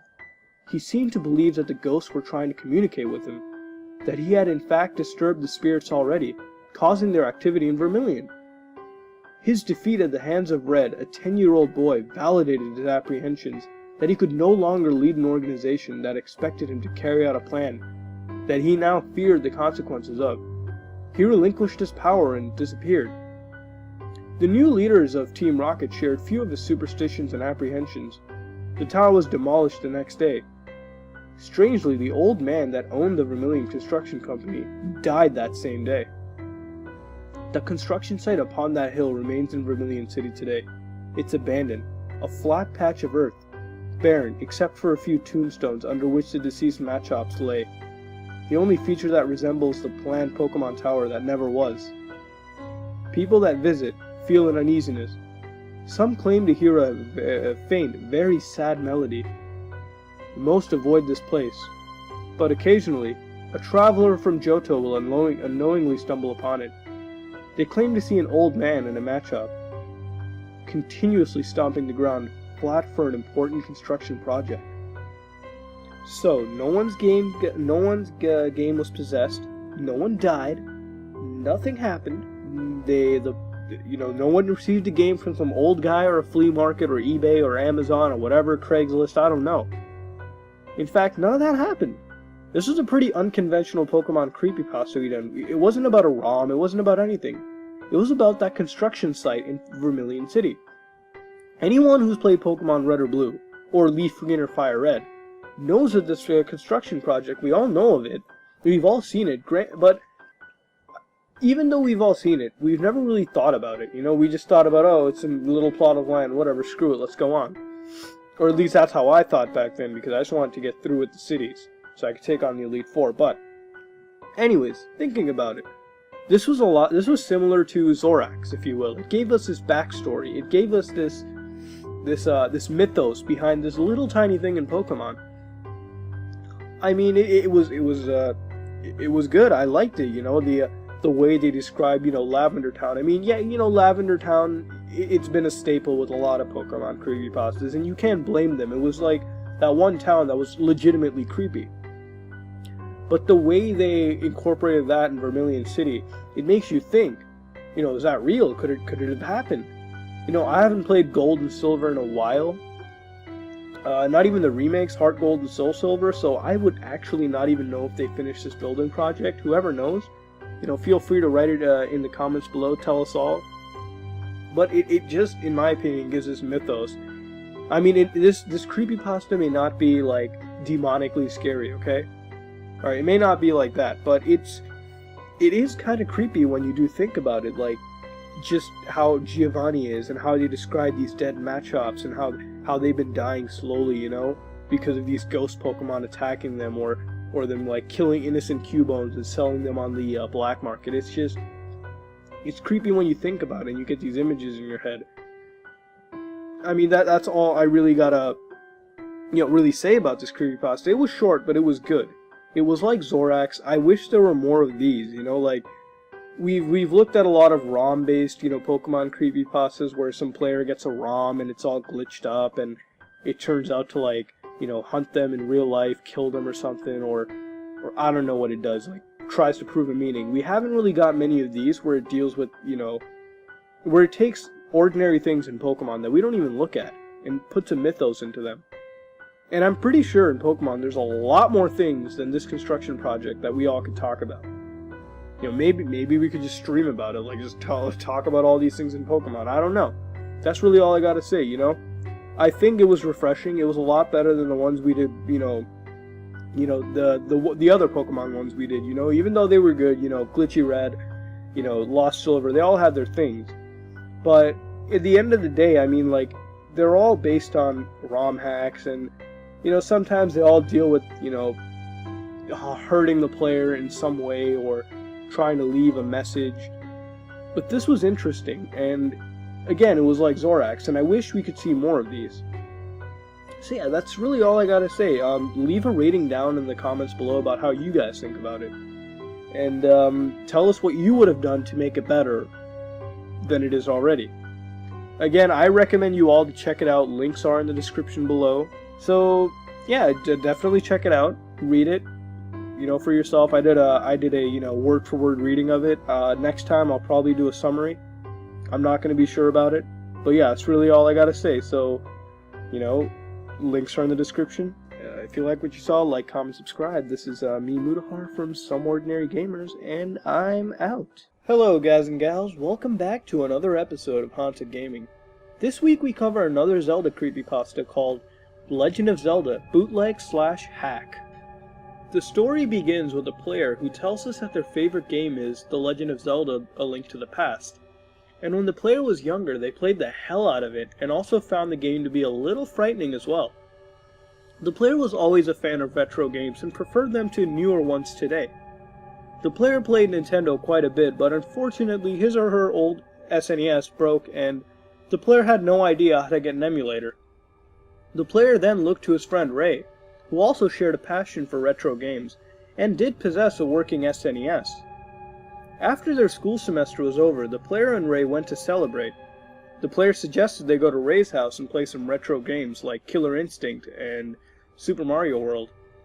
The day after that, the player and Ray went to a comic book store to purchase a copy of A Link to the Past, since the player's urge to play that game would not go away. The copy was used, but the player bought it since there wasn't a whole lot of choice to go around, since the game wasn't really available in stores anymore. The player hated buying anything used, but decided to overlook it due to the hours of fun that would arrive. The player and Ray returned to Ray's house and put the game into the SNES slot, while Ray fetched some snacks. The player checked the game one more time, and it looked normal enough, and it was in fairly good condition, except for the sticker on the back of the cartridge that detailed the safety instructions. It appeared to be written backwards, as if it was mirrored. The player then checked the label and noticed that the Nintendo seal of approval wasn't even on the cartridge at all, meaning that it was bootleg.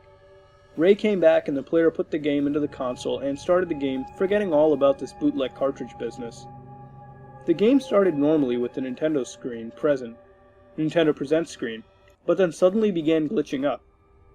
The player then blew the cartridge and put the cartridge back in.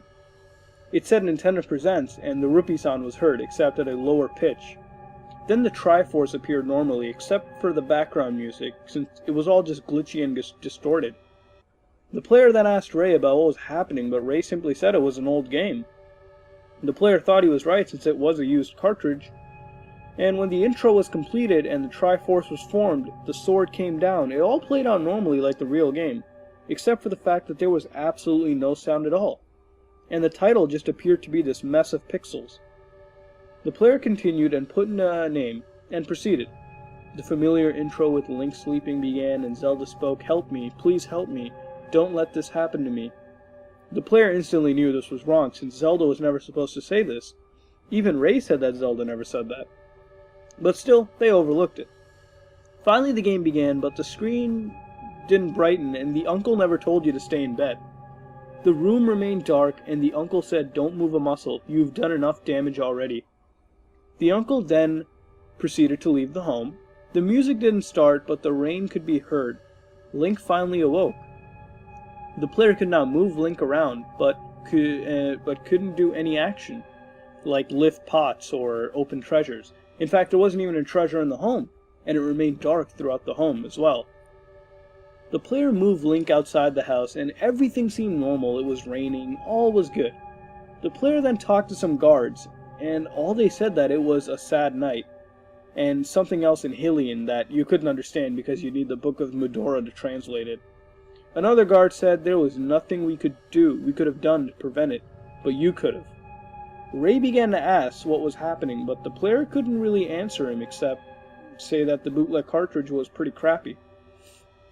The player head for the hole you're supposed to fall into to receive your sword and shield from your uncle, but upon reaching there, the player saw a glitchy mess, with trees out of place and objects fused from the dark world and light world, and then suddenly, Link fell into an invisible hole.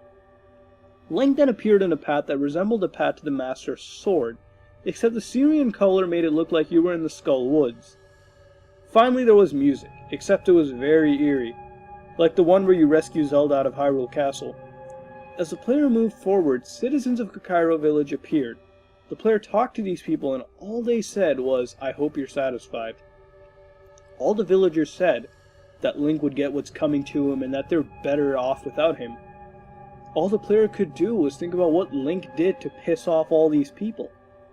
Finally the player saw Zelda in what looked to be a casket, with a text box appearing stating, "This is all because of you." The player decided to head backwards away until the text box stated, "I don't think so." Link then turned around and the music stopped, and suddenly the screen started to shake and Zelda's casket fell into a hole. Suddenly a large crater then appeared, and the player decided to just go jump into it. The player then spawned in this narrow hall, and at the end of this hall were a few doors and a telepathy tile, I guess. The player touched the tile, but it was all Hylian text and would be of no use to him. The player then realized that he or she had the Book of Medora. Apparently the hacker must have inserted it at that point to give it to the player. The player then translated a text and it said, "Do you feel guilty?" It gave a yes or no option. The player chose no, but it seemed to be incorrect, so then the player decided to choose yes. Upon choosing yes, the doors opened and dozens of guards came into the room.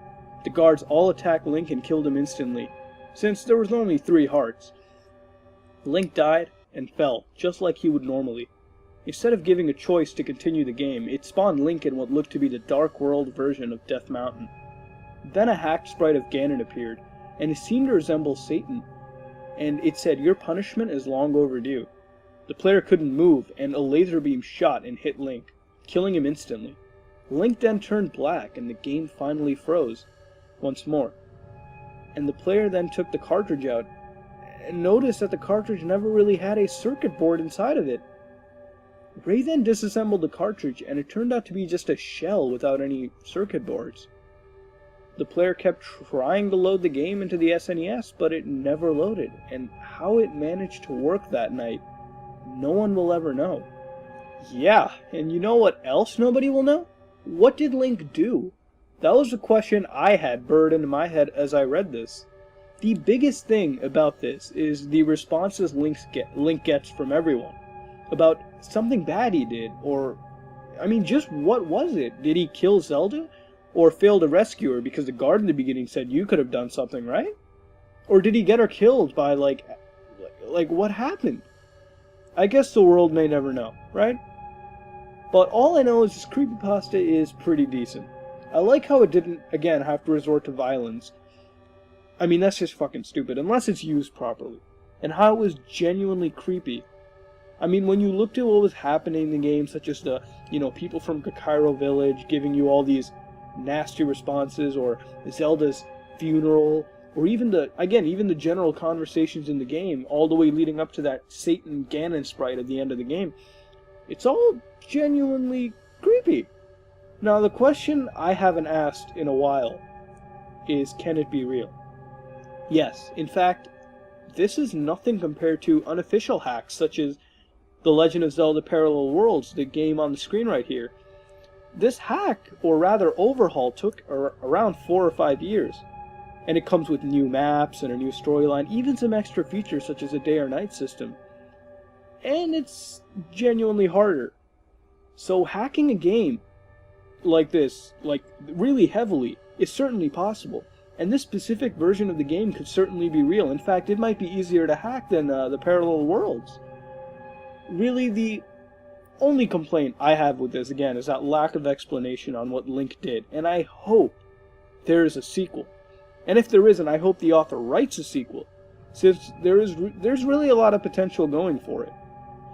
I mean, I did like the way it ended, since it had this really spooky twist with the cartridge not having a circuit board, since it makes you wonder how the game was even running. I don't know, Ghost in the Shell? All in all, this is a decent creepypasta. You should all check out, links are in the description. Even though it has its problems, it's still really good and genuinely creepy. And you all should check it out. This has been another episode of Haunted Gaming, and if you like what you saw, then like, comment, and subscribe. This is Some Ordinary Gamers, out. Hello guys and gals, welcome back to another episode of Haunted Gaming. This week, after a long time, we're taking a look at another Sonic creepypasta. This creepypasta begins for the millionth time by telling us that, as the player was a child, he or she used to play Sonic the Hedgehog on the Sega Mega Drive, also known as the Sega Genesis. Unfortunately, while the player's family was moving, an accident had occurred, and the console broke, which also meant that the player's mother would happen to throw away all the games. The player then searched the internet, specifically eBay, for a pre-owned Mega Drive. The player found the console for only £6, which is about $8 US, currently. The console also came with a copy of Sonic the Hedgehog, the very original one. Although the sticker was torn off and was replaced by a crude label, the player didn't care and decided to go bid on the item. The player immediately won the item, even though there was a day left on the auction.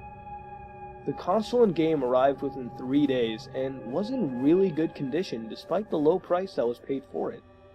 The player blew into the cartridge and inserted it into the Genesis and was ready to play some Sonic. The TV flickers on, Sega logo appears, but instead of that Sonic theme, it was just static, which lasted for an unusually long time. The game then got a little weirder when the title screen came up. It was polluted, and black sludge was pouring into the sea with dark skies and lightning. The music was even slower, and Sonic popped into the title screen, and he looked terrified. The player believed now this was some sort of hack. But then again, the player then hit start and was greeted with Dr. Robotnik, holding a lifelike rabbit. The graphics looked really good, even better than what the Genesis hardware could even render. Robotnik then slit the rabbit's neck and began to laugh. It was all so realistic, like as if he was actually in the same room with the player. The game then loaded up Green Hill Zone. The music was replaced by some low buzzing noise, and the background looked exactly like the title screen background. Sonic also looked paler and terrified, and as he ran, he also cried. The player decided to play like normal and find out if this was just some sick joke. So the player gathered rings like usual, went through the level, and eventually lost their rings to a buzz bomber. Upon losing the rings, Robotnik could be heard chuckling and his face flashed in the stormy background. But the buzz bomber didn't just take away Sonic's rings or attack Sonic. No, it stabbed Sonic. And then screams were heard. And about 30 seconds after this, of constant stabbing and screaming, the buzz bomber flew away, leaving Sonic's corpse laying there, as the screen faded to black. The player then heard deep mumbling in what possibly sounded like Japanese or Korean. Dr. Robotnik, the realistic version, popped up once more, and was holding Sonic by the head. Sonic was crying and begging for mercy, But this time Robotnik just snapped his neck and kicked Sonic's corpse around. Blood flying everywhere and bits of Sonic's spine flying around as Robotnik laughed maniacally. A message then appeared in Japanese with the yes or no selection. The player chose yes. I don't know why, but they just did. And the player then appeared in the green hill zone. And Sonic was even more afraid. This time looking directly at the screen. The player reached the end of the level and was getting ready to fight the Wrecking Ball boss. Only this time when Robotnik appeared, there was a loud noise, and Robotnik's face was full of disgust for Sonic. Before even having a chance to attack the boss, the Wrecking Ball crushed Sonic to the side of the screen, and screams began to play over and over as the screen started to glitch. Before the player turned off the console, about to turn it off, Robotnik spoke in a dark voice stating, "This was your fault, and your fault alone." Game Over kept flashing and Sonic's carcass hit the letters and slid off, and all you could hear from Sonic is, "Why did you do this? Why?" The player ripped the game out of the console, threw it straight into the garbage, the only sensible thing in this creepypasta. The player tried looking for the eBay seller, but couldn't find him. Even when he or she asked on the eBay forums, everyone claimed they never even saw the user in the first place. Okay, there's two things I have to address. Number one, when I was a kid, I used to love this game. That has to stop.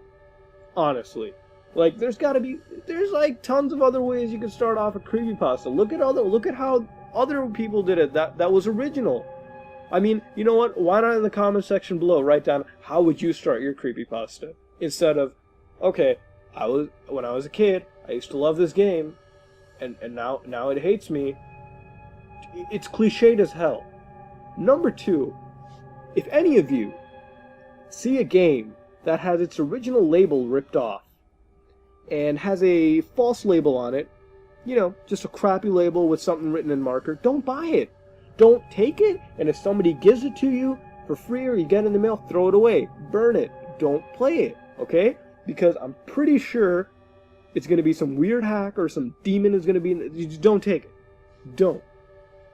That's the two big things about any creepypasta, not just this.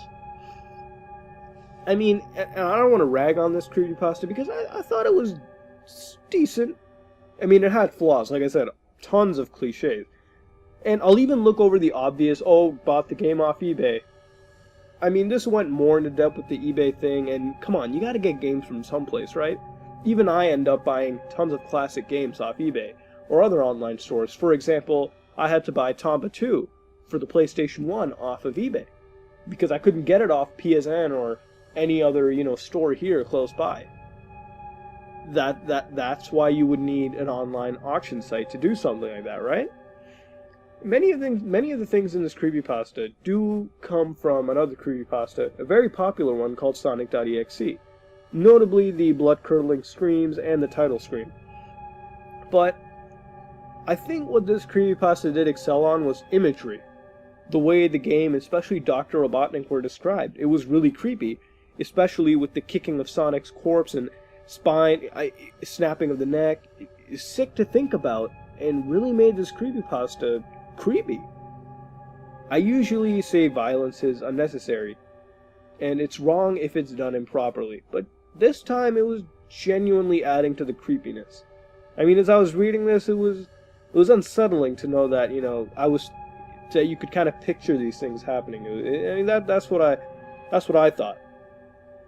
And as far as the other thing that I liked as well was the demonic chanting. It was creepy, and I was intrigued to figure out what it was. Like, could it have been a reference to the Sonic CD hidden message, or something along those lines? I mean, what do you think? The eBay seller idea was pretty unique. I think it's the first time I read about some phantom eBay seller who disappears after the purchase of their demonic sort of package that they're sending. And most likely, it's probably some demented hacker. I mean, what can you say? In the end, I think this creepypasta is decent in what it does, imagery especially, and it does have some unique ideas. And I think the creepiness, the demonic chanting, and all that kind of stuff, I'm intrigued to know what that's about and why this was happening in the game. I want to know, but again, it's not explained, so you kind of have to think about it on your own. So yeah, I did think this was decent, but it had some problems. I mean, it was cliched, and extremely cliched. And, by the way, when I say it's cliched, what would you have changed in this creepypasta to make it better? And what would you rate this creepypasta? In the end, I recommend you all to read it. Give it a read. It's pretty short. Links in the description below. And once again, I try to get to all of your creepypasta suggestions, but I actually do have a lot of suggestions. So if you don't see yours on, it's not because it's bad or horrible or I hate you. It's because the schedule is packed right now, and I try to get to each suggestion. So don't worry, and keep sending those suggestions to me. I had one for a long time about this Nintendo creepypasta. I might do that. I don't know. So yeah, this has really been it, and this has been another episode of Haunted Gaming. And if you like what you saw, then like, comment, and subscribe. This is me, Mutahar, from SomeOrdinaryGamers, and I'm out. Hello, guys and gals. Welcome back to another episode of Not Haunted Gaming. Why? This is Squidward Suicide. It's the very first non-gaming creepypasta we're actually going to do. Gaming creepypastas are sort of my thing, but I'm always open to other suggestions, and this is the first time we're doing it. So I'm sorry if you were expecting a gaming creepypasta, but this is a very popular non-gaming creepypasta, so, let's read it, I guess. I am going to be doing this word for word, and not in my old summary style, because I like to switch it up, here and there, to please both sides. There are some who like the summary, and some who like, the word for word. So I'm going to basically try to do both. Still, tell me which one you like more. And without ado, let's start reading Squidward Suicide. I just want to start off by saying, if you want an answer at the end, prepare to be disappointed. There just isn't one. I was an intern at Nickelodeon Studios for a year in 2005 for my degree in animation. It wasn't paid, of course. Most internships aren't. But it did have some perks beyond education. To adults it might not seem like a big one, but most kids at the time would go crazy over it. Now, since I worked directly with the editors and animators, I got to view the new episodes days before they aired. I'll get right to it without giving too many unnecessary details. They had very recently made the SpongeBob movie, and the entire staff was somewhat sapped of creativity, so it took them longer to start up the season, but the delay lasted longer for more upsetting reasons. There was a problem with the Series 4 premiere that set everyone and everything back for several months. Me and 2 other interns were in the editing room, along with the lead animators and sound editors for the final cut. We received the copy that was supposed to be Fear of a Krabby Patty, and gathered around the screen to watch. Now, given that it isn't final yet, animators often put up a mock title card, sort of an inside joke for us, with phony, oftentimes lewd titles such as How Sex Doesn't Work, instead of Rockabye Bivalve, when SpongeBob and Patrick adopted Sea Scallop. Nothing particularly funny, but work-related chuckles. So when we saw the title card, Squidward Suicide, we didn't think it more than a morbid joke. One of the interns did a small throat laugh at it. The happy-go-lucky music plays as is normal. The story began with Squidward practicing his clarinet, hitting a few sour notes like normal. We hear SpongeBob laughing outside, and Squidward stops, yelling at him to keep it down as he has a concert that night and needs to practice. SpongeBob says okay and goes to see Sandy with Patrick. The bubble splash screen comes up and we see the ending of Squidward's concert. This is when things began to seem off. While playing, a few frames repeat themselves, but the sound doesn't. At this point, sound is synced up with animation, so yeah, that's not common. But when he stops playing, the sound finishes as if the skip never happened. There's a slight murmuring in the crowd before they begin to boo him. Not normal cartoon booing that is common in the show, but you could very clearly hear malice in it. Squidward's in full frame and looks visibly afraid. The shot goes to the crowd, and SpongeBob in center frame, and he too is boring, very much unlike him. That isn't the oddest thing though. What is odd is everyone had hyper-realistic eyes, very detailed, clearly not shots of real people's eyes, but something a bit more real than CGI. The pupils were red. Some of us looked at each other, obviously confused, but since we weren't the writers, we didn't question its appeal to children yet. The shot goes to Squidward sitting on the edge of his bed, looking very forlorn. A view out of his porthole window is of a night sky, so it isn't very long after the concert. The unsettling part is that at this point there is no sound, literally no sound. not even the feedback from the speakers in the room. It's as if the speakers were turned off, though their status showed them working perfectly. He just sat there, blinking, in his silence for about 30 seconds. Then he started to sob softly. He put his hands, or tentacles, over his eyes, and cried quietly for a full minute more. All the while, a sound in the background very slowly growing from nothing to barely audible. It sounded like a slight breeze through a forest. The screen slowly begins to zoom in on his face. By slow, I mean it's only noticeable if you look at shots 10 seconds apart side by side. His sobbing gets louder, more full of hurt and anger. The screen then twitches a bit, as if it twists in on itself, for a split second, then goes back to normal. The wind through the trees sound gets slowly louder and more severe, as if a storm is brewing somewhere. The eerie part is that the sound and Squidward's sobbing sounded real, as if the sound wasn't coming from the speakers, but as if the speakers were holes the sound was coming through from the other side. As good a sound as the studio likes to have, they don't purchase the equipment to be that good to produce sound of that quality. Below the sound of the wind and sobbing, very faint, something sounded like laughing. It came at odd intervals and never lasted more than a second, so you had a hard time pinning it. We watched the show twice, so pardon me if things sound too specific, but I've had time to think about them. After 30 seconds of this, the screen blurred and twitched violently and something flashed over the screen, as if a single frame was replaced.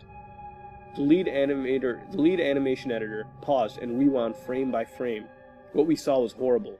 It was a still photo of a dead child. He couldn't have been more than 6. The face was mangled and bloodied, one eye dangling over his upturned face, popped. He was naked down to his underwear, his stomach crudely cut open with his entrails laying beside him. He was laying on some pavement that was probably a road. The most upsetting part was that there was a shadow of a photographer. There was no crime tape, no evidence tags or markers, and the angle was completely off for a shot designed to be evidence. It would seem that the photographer was the person responsible for the child's death. We were of course mortified, but pressed on, hoping that it was just a sick joke. The screen flipped back to Squidward, still sobbing, louder than before, and half body in frame. There was now what appeared to be blood running down his face from his eyes. The blood was also done in a hyper-realistic style, looking as if you touched it, you'd get blood on your fingers. The wind sounded now as if it were that of a gate blowing through the forest. There was even snapping sounds of branches, the laughing, a deep baritone, lasting at longer intervals and coming more frequently. After about 20 seconds, the screen again twisted and showed a single frame photo. The editor was reluctant to go back, as we all were, but we knew we had to. This time the photo was that of what appeared to be a little girl, no older than the first child. She was laying on her stomach, her barrettes in a pool of blood next to her. Her left eye was too popped out and popped. Naked except for underpants, her entrails were piled on top of her above another crude cut along her back. Again, the body was on the street, and the photographer's shadow was visible, very similar in size and shape to the first. I had to choke back vomit, and one intern, the only female in the room, ran out. The show resumed. About 5 seconds after the second photo played, Squidward went silent, as did all sound. Like it was when this scene started. He put his tentacles down, and his eyes were now done in hyper-realism, like the others were in the beginning of the episode. They were bleeding, bloodshot, and pulsating. He just stared at the screen as if watching the viewer. After about 10 seconds, though, he started sobbing, this time not covering his eyes. The sound was piercing and loud, and most fear-inducing of all, is his sobbing was mixed with screams. Tears and blood were dripping down his face at a heavy rate. The wind sound came back, and so did the deep voice laughing. And this time the still photo lasted for a good 5 frames. The animator was able to stop it on the 4th and backed up. This time the photo was of a boy, about the same age, but this time the scene was different. The entrails were just being pulled out of the stomach wound by a large hand. The right eye popped and dangling, blood trickling down it. The animator proceeded. It was hard to believe, but the next one was different. But we couldn't tell what. He went on to the next, same thing. He went back to the first and played them quicker, and I lost it. I vomited on the floor, the animating and sound editors gasping at the screen. The 5 frames were not as if they were 5 different photos. They were played out as if they were frames from a video. We saw the hand slowly lift out the guts. We saw the kid's eyes focus on it. We even saw 2 frames of the kid beginning to blink. The lead sound editor told us to stop. He had called in the creator to see this. Mr. Hillenberg arrived within 15 minutes. He was confused as to why he was called down there, so the editor just continued the episode. Once a few frames were shown, all screaming, all sound stopped, Squidward was just staring at the viewer, full frame of the face. For about 3 seconds, the shot quickly panned out, and the deep voice said, "Do it." And we see in Squidward's hand a shotgun. He immediately puts the gun in his mouth and pulls his trigger. Realistic blood and brain matter spatters the wall behind him as his bed, and he flies back with the force. The last 5 seconds of this episode show his body on the bed, on his aid, one eye dangling on what's left of his head above the floor, staring blankly at it. Then the episode ends. Mr. Hillenberg is obviously angry at this. He demanded to know what the heck was going on. Most people left the room at this point, so it was just a handful of us to watch it again. Viewing the episode twice only served to imprint the entirety of it in my mind, and caused me horrible nightmares. I'm sorry I stayed. The only theory we could think was the file was edited by someone in the chain from the drawing studio to here. The CTO was called in to analyze what had happened. The analysis of the file did show it was edited over by new material. However, the timestamp of it was a mere 24 seconds before we began viewing it. All equipment involved was examined for foreign software and hardware as well as glitches, as if the timestamp may have been glitched and showed the wrong time, but everything checked out fine. We don't know what happened, and to this day nobody does. There was an investigation due to the nature of the photos, but nothing came out of it. No child was identified and no clues were gathered from the data involving, nor physical clues in the photo. I never believed in unexplainable phenomena before, but now that I have something happen and can prove anything about it beyond anecdotal evidence, I think twice about things. Wow, this is something. I take a step away from doing gaming creepypastas and I get this. It's not a bad creepypasta, it's really creepy, but it's also extremely morbid and disgusting. It's not so much as this being a children's cartoon that really gives me the creeps. I mean, SpongeBob is pretty fucking creepy on its own right. But it's the detail and hyper-realism in this particular creepypasta that makes it so creepy. The one main thing that creeped me out more than anything else in this creepypasta was the photos of children described in this creepypasta. It creeped me the hell out, and I really didn't expect someone sane to write this besides a sadistic individual. To be honest, once I read this, it both just creeped me out and disgusted me, and the rest of this creepypasta was normal. One extra thing I do have to add is, what was the point of the whole children? I mean, they really had no plot value and were really just included for shock value. To just scare us. Or maybe it was an animator or employee who worked on the show that just really hated children. What do you think? I'm asking you. But looking deeper though, we see that between seasons 3 to 4 of SpongeBob SquarePants, series creator Stephen Hillenberg left and gave the title to Paul Tibbitt, but still also serves on the show as an executive producer. Now, with that information, it would seem that this creepypasta could be true and the entire event may have happened, although internally so no one on the outside would know.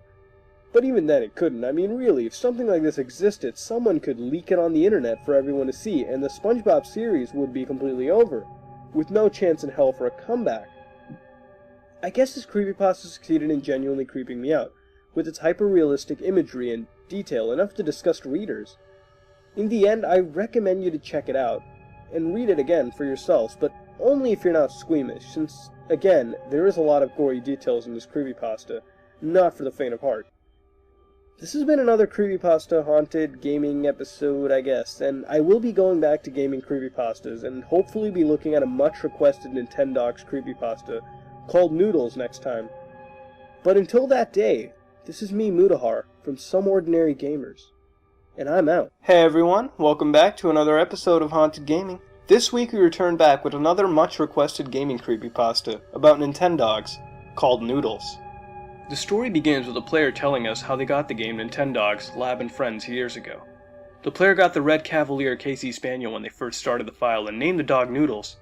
The player kept feeding and caring for the dog since they got the game, and even got more dogs in the game and eventually stuck with 3 personal favorites. Noodles, the second one and third one were Shelly and Draco.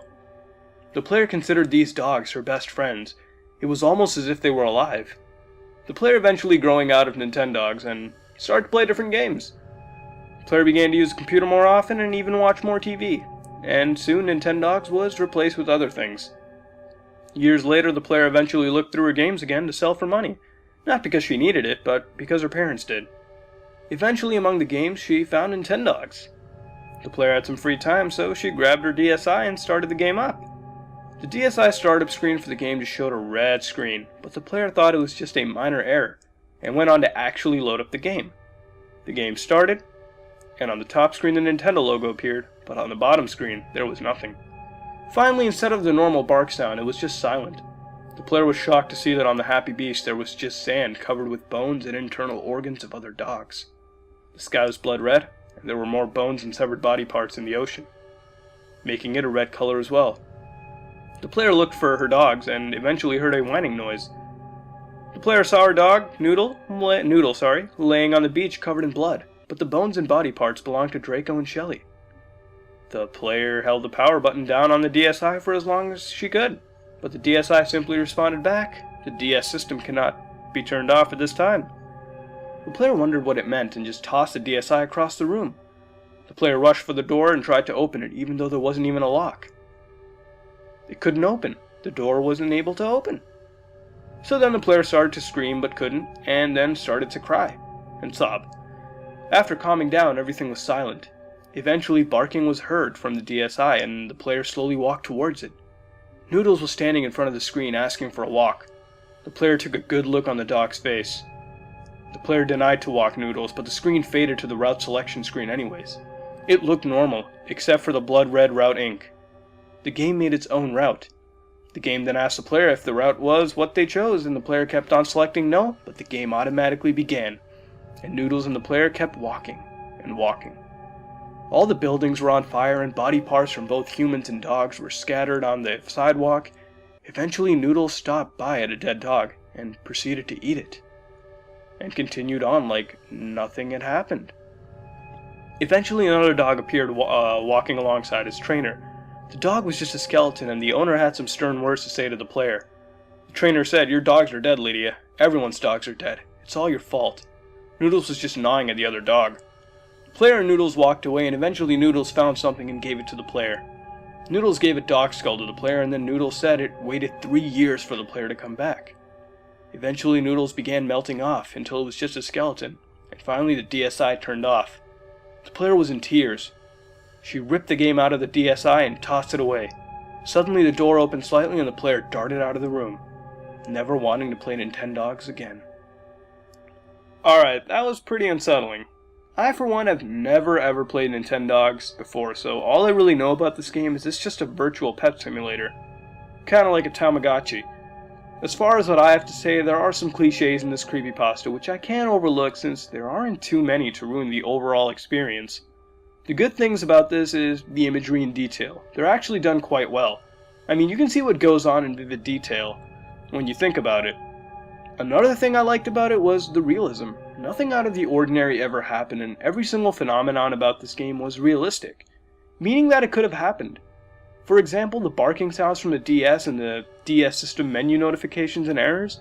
I'm glad the author hadn't resorted to the simple explanation of this being a hacked game, and I like the idea of all this happening to the game over time, due to years of inactivity. It's similar to another creepypasta called Pokemon Death Channel, which I'll be doing soon. Some complaints I have are with the player's actions directly. For example, if something was making you cry explicitly in a game, and was horrific to look at, why would you continue on? I mean, if you had the option to just take the cartridge out and throw it away, why wouldn't you? Well, the player was locked in a room, so I guess I can kind of forgive that, right? But still, think about it. Or at the very least, record what had happened or take pictures. In the end, I thought this was a decent creepypasta, even though it was heavily derived from Pokemon Death Channel, to an extent, and I definitely recommend you all to go check it out, links are in the description. And yeah, that's really what I have to think about Noodles. It's good. Even though there are cliches, I'll overlook them. It's derivative, but it does things right, and it doesn't completely fall to just flat out, crap that other creepypastas do. This is good, but it does some things bad, but it's decent in the end. So yeah, that's all I have to think about Noodles. And if you like what you saw, then like, comment, and subscribe. This is me, Mutahar, from SomeOrdinaryGamers, and I'm out. Hello, guys and gals. Welcome back to another episode of Haunted Gaming. This time, we cover a creepypasta called The Game That Listens. Now, before we begin, I'm actually going to do this word for word. It's fairly short, so that's why. Also, this episode has basically been put out, today because I want to please those people who have come here to watch more creepypastas. Since I only do them once a week, I want to try to do 2 every week. I am pretty busy, but I'm gonna try. And yeah, so be sure to check an episode out on Saturday. This isn't an early episode. So yeah, let's begin. The story starts with me. I purchased a game called Mario Kart Super Circuit.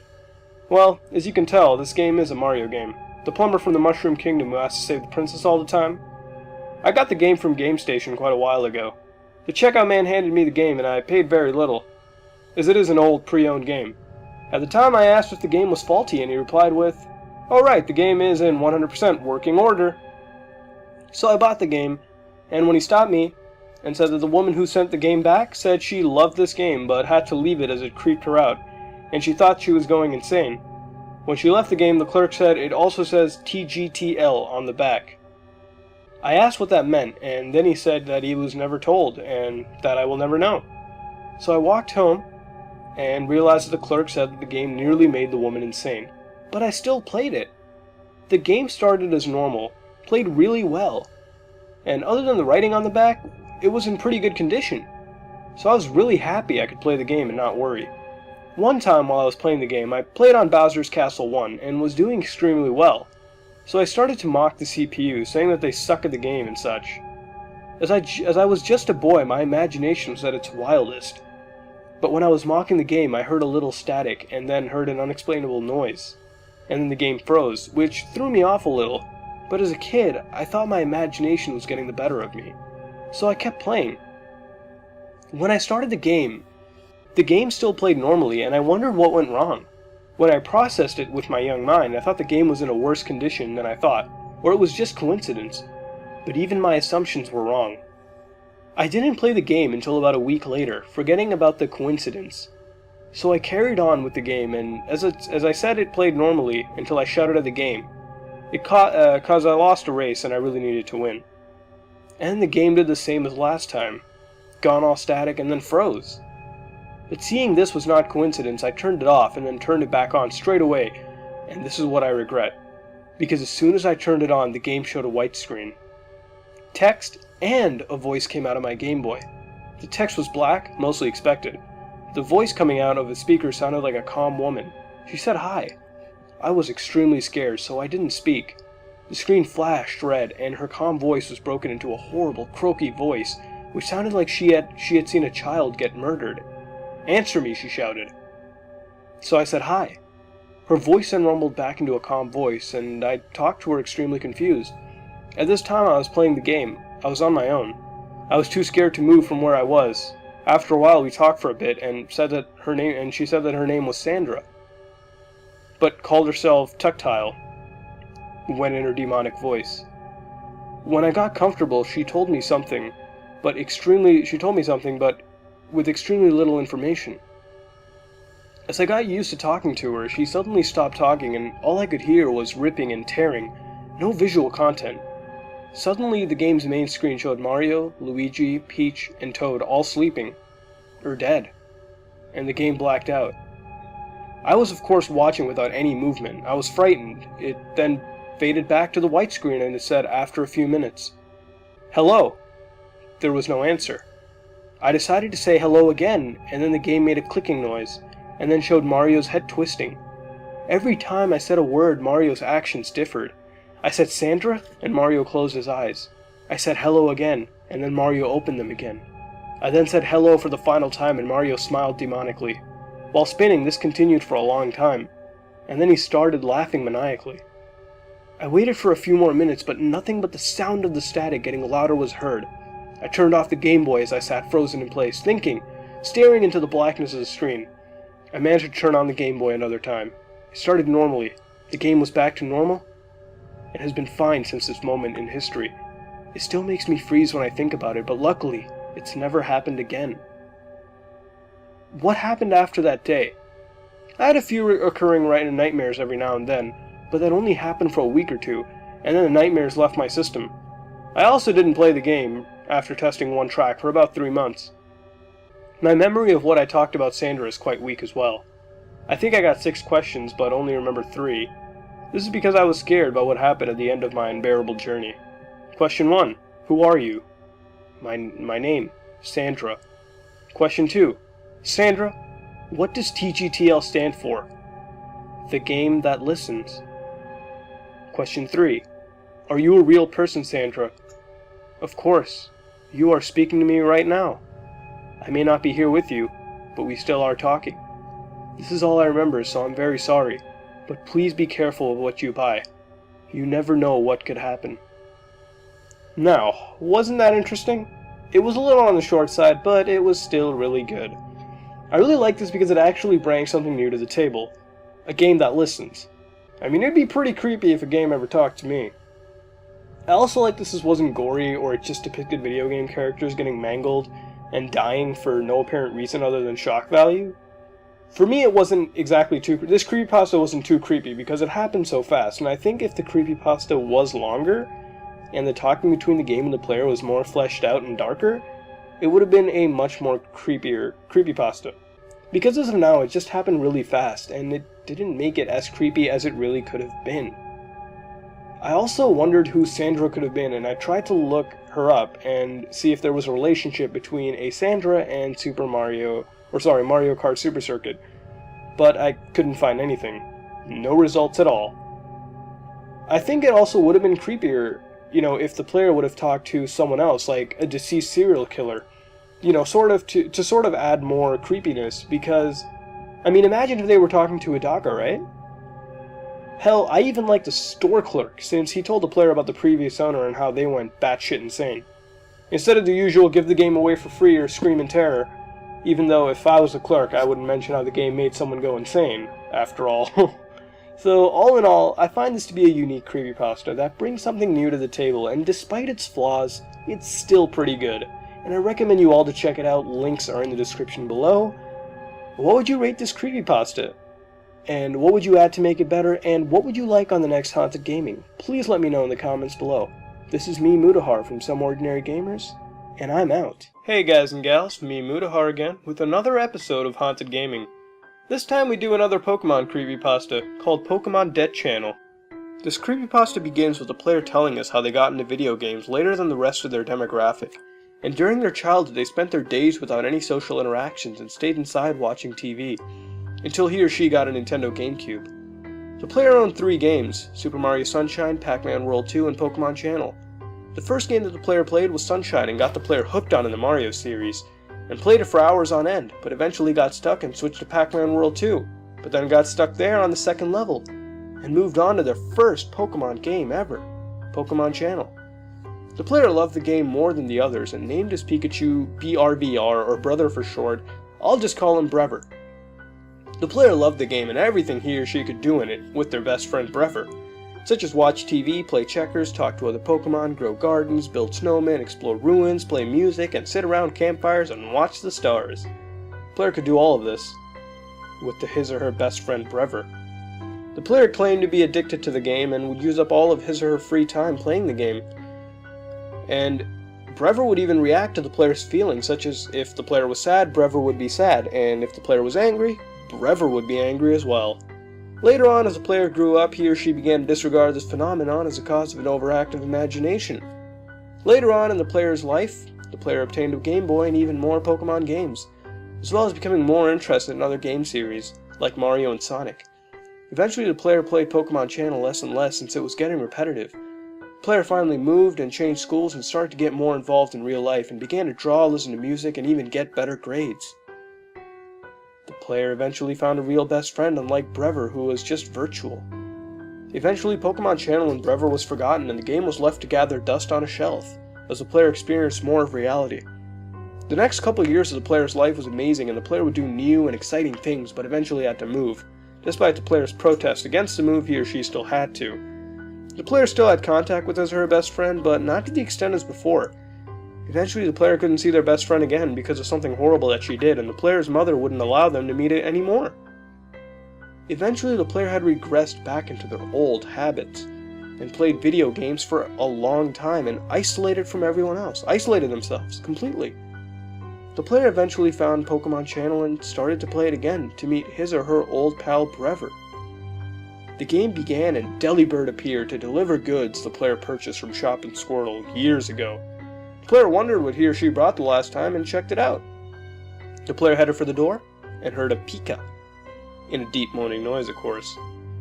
Brever climbed out of bed, looking all beat up and depressed. The player never saw Brever climb out like this except for when he was searching for his Pokemon Mini in the beginning of the game. And when he saw the player, Brever had a shocked expression, like normal. The player answered the door and checked the package that the Delibird delivered. The package contained something called a Pikachu TV-Z. It appeared to be menacing and gruesome looking. The player was shocked at how scary the TV even appeared. The game then stated that the player obtained red wallpaper Z. The wallpaper was dark red with pictures of Pikachu's face, with sick, twisted smiles on it. Finally, the player obtained a Pikachu doll Z and was struck with fear once noticing that it was a morbid-looking Pikachu with an eerie grin, long fangs, and small dilated ruby-colored eyes, with sharp claws and a hook-shaped tail. The game then kept repeating the message, "You got Pikachu doll Z, the doll has been displayed." Brever then looked around the room and then walked towards the TV and looked back at the player. The player walked towards the TV and opened it to the report channel. The screen appeared as if blood was dripping on it. The player changed the channels, but all of them appeared to be the same thing over and over. The player tried to switch the menacing TV with his or her Voltorb TV, but couldn't. Brever was shaking its head in a disapproving fashion. Brever turned the TV into the Fortune channel with an eerie-looking Chansey, almost laughing. Finally, the Relaxation channel, where instead of Mareep, it appeared as if morbid Pikachus were jumping over the fence. The player stopped watching and backed away from the TV in the game, and walked over to an old painting where it depicted a Jirachi. It appeared to be the only item in the game that appeared completely normal. Brever stared at the painting as well, and appeared to almost cry as if it were remembering old memories. Brever then asked the player if the player still loved him. The player said yes, but Brever said he knows when the player lies. The player tried to reset his or her GameCube, but simply couldn't because the game said it couldn't be reset. Finally, the player and Brever went outside, and the sky was red, and all along the ground were parts of dead Pokemon. Brever gave the player a menacing grin, and asked if the player would like to know what he did with the place. Brever then toyed with the dead Pokemon, throwing them around as such. The player and Brever went to Viridian Forest and saw it was covered with Pokemon corpses as well, except that they were charred. Brever ran with some other morbid Pikachus to the Pokemon concert and began to play some very chilling and haunting music. But it sounded good, but also horrifying according to the player. Finally, the player and Brever went to the beach, again covered with the corpses of Pokemon. Brever then went fishing and fished out an oversized dark purple Magikarp that looked extremely horrific, almost as if it were decaying. Brever then consumed the Magikarp. Finally, the player and Brever went to Mount Snowfall. This time, the player wasn't covered in corpses, and Brever began to sing, even beautifully according to the player. Eventually reaching the Ruins of Truth where the walls were covered in phrases such as "Why?" and "Kill me," and "I'm so lonely." The game then stated that Brever was left alone in the world and abandoned. The game then asked the player if this was true, and the player said yeah.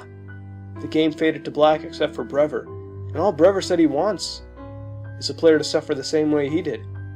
The player stopped playing the game and looked towards his or her desk, and on it was a Pikachu doll Z. Alrighty then, lengthy creepypasta, but very well written. You can tell what I meant by last week's creepypasta Noodles, where I said it was derived from this. I mean, with the consuming of other animals, the failure to reset or turn off the game consoles being used, and even the game turning creepy after a lengthy time of not being played. After reading this, I still kind of wonder what the letter Z meant. I mean, does it mean zombie or something? I mean, Pokemon zombies kind of sounds cool to me, but in all seriousness though, what does it mean? I mean, all the horrifying items have the letter Z in their names, so I guess it has to mean something, right? What do you guys think it means? The good things about this creepypasta was obviously the imagery, but even more was the character of Brever. Honestly, I think that as a creepy character, he stands up there with Ben, especially with its creepy grinning and its sadistic actions to those around it. I mean, who do you think is creepier? Please let me know. However, as I read more into this and start to analyze Brever as a character, I thought he represented the player. I mean, the player was extremely antisocial, and I think if the player had not gotten more into reality and met real people and did, things outside of, just sitting by themselves and playing Pokemon Channel, he or she might have ended up like Brever, not as extreme, but showing some of its traits in their behavior. Finally, what did I dislike about this? Usually I state that a creepypasta has to be longer and usually must build up to the creepiness, but I think this kind of overdid it in a way, especially with the singing. I mean, in a sense that it brought things that weren't really necessary, because I really don't see the reason for all of that, as it really didn't help define Brever's creepiness. And I think if stuff like that was omitted, it would have actually been more creepier. It would have made the character more creepier, and the general story more and more creepier. Or, at least you could have made the music and singing sound extremely scary or distorted, instead of beautiful and full of harmony, like the player described, I suppose. Finally, the last thing I disliked, and I think this is really just nitpicking, because, I mean, in the ending, everything was perfect except for that doll.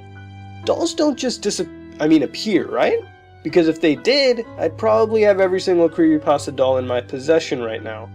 But then again, I still did like the way it ended, because I just wonder what happened to the player after that point, right? But I guess the world will never know.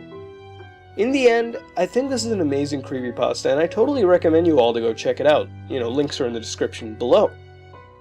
Again, this has been another episode of Haunted Gaming, and if you like what you saw, then like, comment, and subscribe. This is me, Mutahar, from SomeOrdinaryGamers, and I'm out. Hello, guys and gals, welcome back to another episode of Haunted Gaming.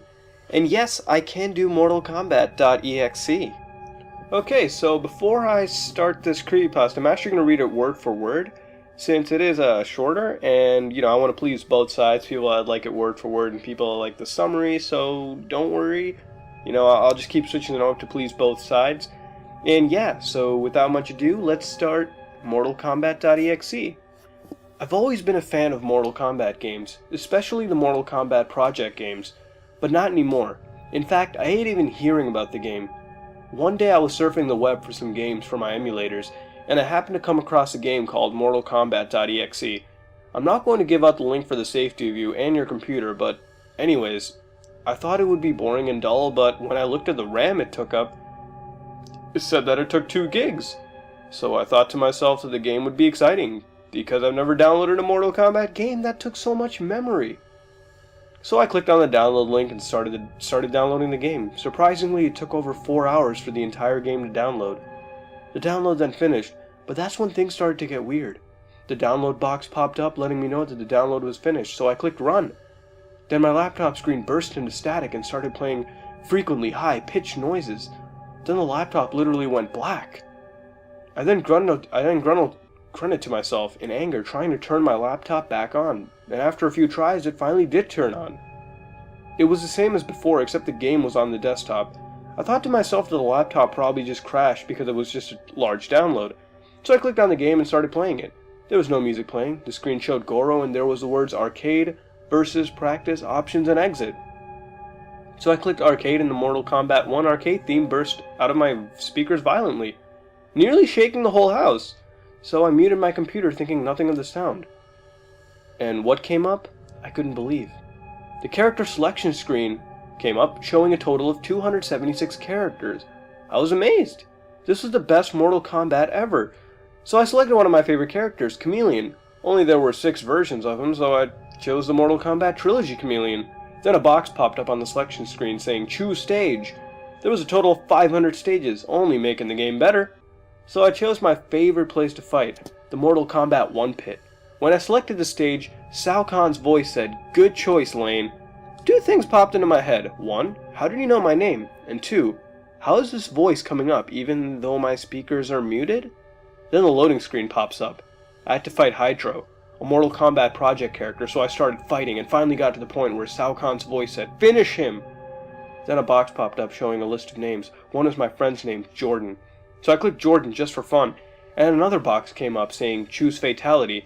Then a box popped up saying fatality 1, 2, 3, 4, 5, 6, 7, 8, 9, 10, and stage fatality. I thought it was awesome that every character had 10 fatalities and a stage finisher. So I chose stage fatality, and when I clicked stage fatality it showed my character, Chameleon uppercutting Hydro, causing him to fall into a pit, causing him to fall into the pit spikes at the bottom. When he hit the ground, very realistic blood shot out of him as he screamed in agony. But Hydro's scream nearly broke my speakers that it was so loud.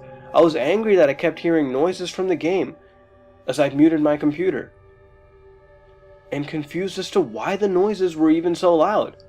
Then the words "Chameleon wins, fatality" came up on the screen, but there was no Shao Kahn saying the name and fatality. Then Shao Kahn's voice came up saying, "You will never win, Lane," and I meant loud. Then a bunch of pop-ups saying Mortal Kombat.exe is not responding came up, crashing my laptop. I was frightened. I tried to turn it back on, but it wouldn't power on. I thought it must have been a virus. Angrily, I put up my laptop, thinking to myself that I could try to fix it in the morning, since I'm good with computers. I then went to bed, trying to sleep, but still thinking about why the game knew my name. I woke to the ringing noise. It was my iPhone 4. I looked at my phone and checked what time it is. 2:30 a.m. I then answered the phone only to hear my friend's mom crying. I asked her to tell me what was wrong and what were the siren sounds in the background. She told me that the sirens were police and ambulance sirens and that Jordan was dead. He had several large holes in his body. I bolted downstairs trying to turn on my laptop, but then a message box popped up saying, "Thank you for playing, Lane, but I told you, you will never win." I was screaming and crying in horror and despair as several message boxes popped up saying never. Then the worst thing ever happened to me. A bunch of pictures of dead adults, children, and babies popped up on the screen. Then a message box popped up saying, "Look at him." Then a picture of my friend Jordan was shown. His eyes gouged out and his intestines popped out laying on the floor. He also had several gory holes in his body. The screen then went black and a Mortal Kombat font came up saying, "Lane wins, fatality." The screen then went black. It's been 4 months since the incident and I'm traumatized by it, just like anybody else would be. The police found the man who killed Jordan. Oddly, he's the creator of the game I downloaded. Yesterday I was flipping through the channels on my TV and I saw Jordan's killer in court on a TV show. I had to watch. After about 5 minutes, the judge asked him what he had to say before he was locked up. He responded by looking at the camera and saying, "Lane, you will never win," violently laughing as the bailiff carried him away. So that was a pretty unique creepypasta, and it was also pretty decent. It wasn't very long, but it was pretty creepy. The ending was really unique with the serial killer and whatnot, and to be honest, I don't recall a gaming creepypasta that really ended like this. And the use of the serial killer and the haunting words that he said to the player in the end through the camera was creepy, almost as if you were watching the player, I guess. And that alone is creepy to think about. And even the inclusion of one of the player's best friends getting murdered in the game and in real life was pretty cool as well. The bad things about this creepypasta is some of the technical literary errors. Stuff like grammar, punctuation, spelling, etc. But then again, it wasn't so bad that you couldn't get through it without, a lot of problems, I guess. Besides that, I really don't have a problem with this creepypasta. I mean, it's short and it is legitimately creepy. And if I really had to find an, inherent problem, it really would just be nitpicking. In the end, I thought it was pretty good. And I definitely recommend you all to go check this creepypasta out. Links in the description below. And that's really it. I thought it was good. I thought it was genuinely creepy, albeit it was short, but it was decent. And, it was creepy. I liked it. It was unique. So that's really it.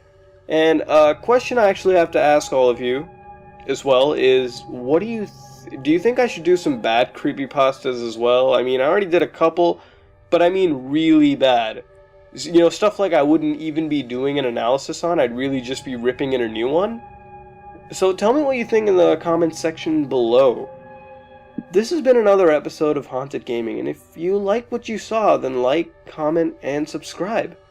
This is me, Mutahar, from SomeOrdinaryGamers, and I'm out. Hello, guys and gals. Welcome back for another episode of Haunted Gaming. For the first time, we're doing a Banjo-Tooie creepypasta called Banjo's Murder. This creepypasta begins with the player telling us that he or she is very emotional, and then proceeds to tell us about how he or she became a werewolf in Skyrim, and ran around killing civilians on pointless save files. The player feels nostalgic one day and buys Banjo-Tooie for a few dollars on eBay, and after a couple of days the game arrived. The player checked outside the front door and there was a package, which contained a cartridge of Banjo-Tooie. There was also a note attached to the cartridge. As the player grabbed this note, a flash drive fell out of it.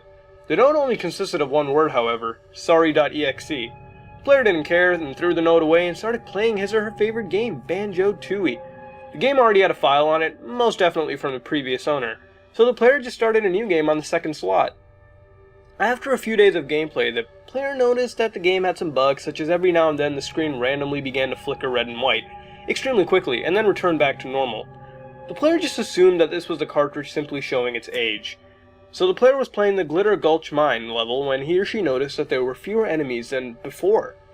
Eventually the player reached a world called Witchy World and roamed around exploring the world until getting bored. The player then went on the dive area, and upon reaching the dive area, the player paused the game to go get a drink. And when the player came back from getting their drink, the game was somehow unpaused. Banjo was standing there, just staring at the player, not even moving an inch. The player thought he or she might have accidentally unpaused the game while leaving to get a drink. So the player then pushed around random buttons to check if something was wrong with the controller and moved the control stick around, only for Banjo to not move or react at all. The player believed the controller wasn't connected and went to go check the cord when Banjo simply started to speak, or at least the sound he makes when he talks. The dialog box stated, "Don't pull that cord." The player stopped and just stared back at the screen in amazement. Banjo then rummaged through his backpack and brought out a picture of the player. Another dialog box popped up stating, "This is what is going to happen to you if you dare pull out that cord." The camera then zoomed into the picture and the player's face in the game slowly became more grotesque and mangled, with blood oozing from the eyes and the mouth and the jaw becoming more dislocated, with the flesh starting to peel off, afterwards revealing the muscles behind it.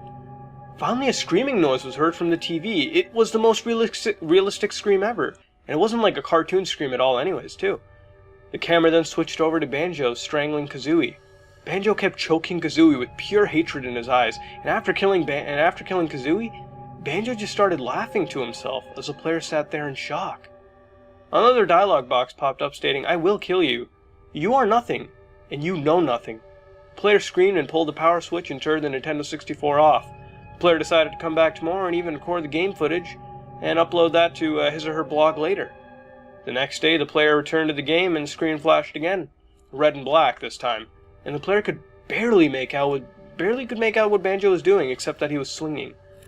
Banjo then got off this swing and started to stare at the player and proceeded to walk towards him or her, before getting uncomfortably close.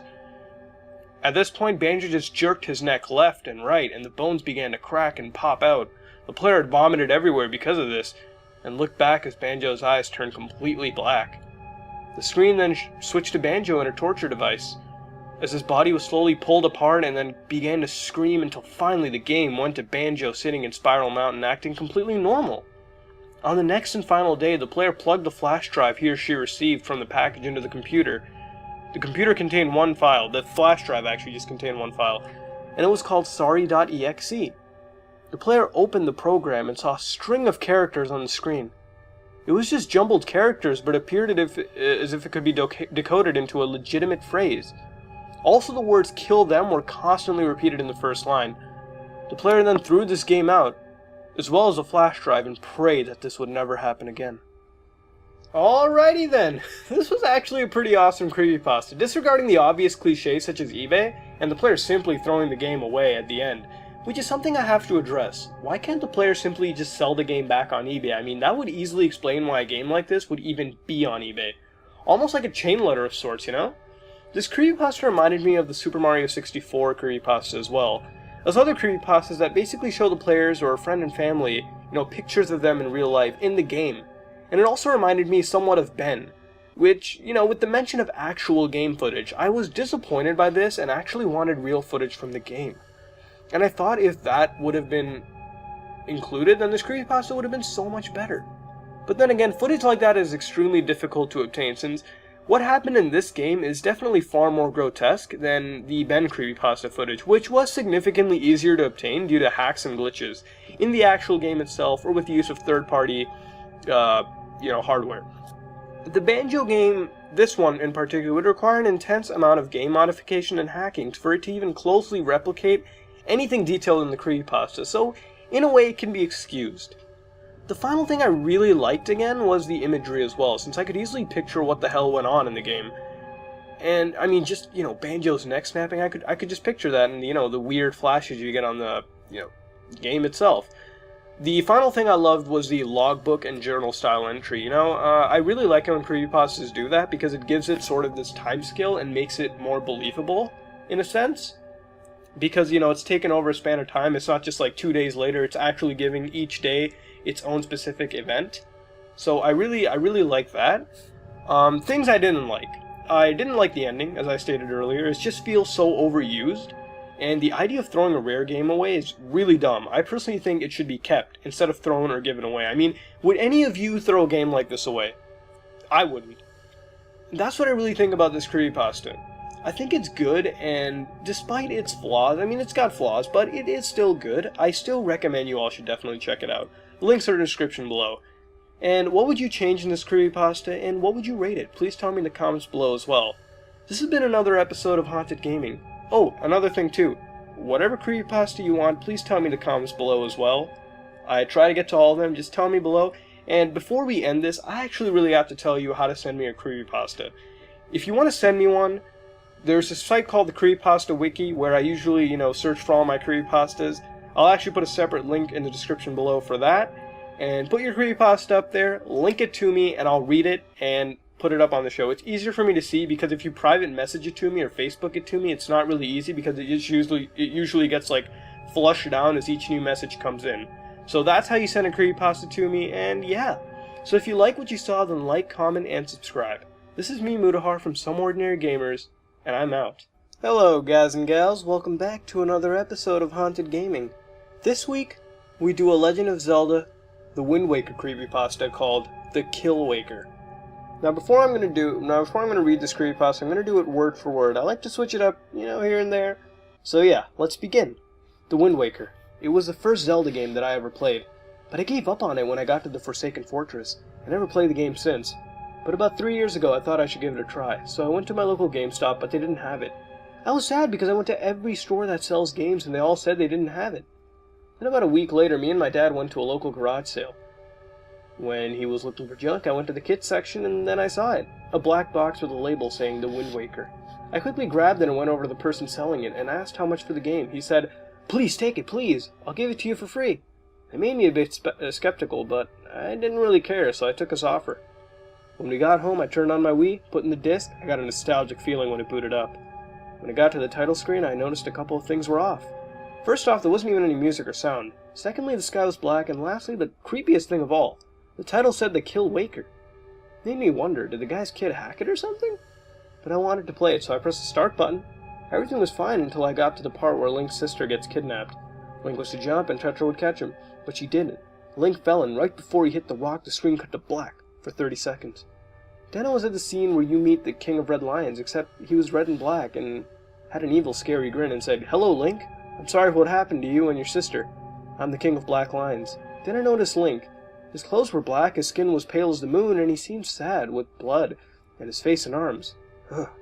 He continued, "You must make that bitch that killed you pay, and that bird too. Take this instrument of death and make them suffer." Then I got the Kill Waker. There wasn't a description. Then he said he needs a sail. I went out and then I saw it was night. It was pitch black with no stars. I noticed the NPCs were looking at me strangely, like they were scared. I tried talking to them, but they wouldn't say nothing, or they would scream. I went to the salesman with enough money, but he said he wouldn't sell to me. I couldn't use the Waker for whatever reason. I targeted the salesman, and then I could use it. So I did. Then the screen went black and I heard a scream. It said I got the sale, but when I looked at the salesman, his head was on the table. Dead? I screamed about what happened, then went back to playing. I was confused about what happened, and so I tried it on the children. It went to black and I heard screams. Next they were laying on the ground with black eyes with tears of blood. As sick as it was, I continued to play it. I went to my boat and said to go to the location marked on the map. And while I was sailing, I noticed something creepy. Link seemed happy after what happened. When I got to the location, I noticed it was Tetra's ship. When I got on the board, the crew began to try and kill me, but Link used the Waker to kill them all. What I saw next was horrid. Everyone was killed in a sick way. One had a knife in the eye, other one was on fire with their left arm missing, and others were even more worse. Then Tetra came out to see what happened. In a cutscene, Link used the Waker and it went to black. Then I saw Tetra ripped in half and Link kneeling over her. Then a message block said, "I got Tetra's heart." When I got back to the boat, the King of Black Lion said, "Nice job. Now you must go to the bird," so I went to the fortress, and after getting the hammer, I was sent to the bird boss battle. And after getting the mask off, the only thing I could do was use the Waker. After I did, I saw the body with no head. It was a gory mess. There was blood everywhere and even on Link. Then his sister came and said, "I hate you. I hate you. Killed all those people and the bird you." Then to my surprise, Link used the Waker again. Errol screamed and fell. Link turned his head 180 degrees with an evil grin and said, "They're all dead. Game over." It went to black, and then a message box said, "You're next." To my horror, Link began to walk on my screen slowly and laughing. I tried to turn off my Wii, but it wouldn't work. Then he got to the screen. And he screamed, and then the screen went off. The experience scarred me deep. I went back to the guy's house, but when I got there, I saw an old house. A jogger ran up to me and said no one lived there for years.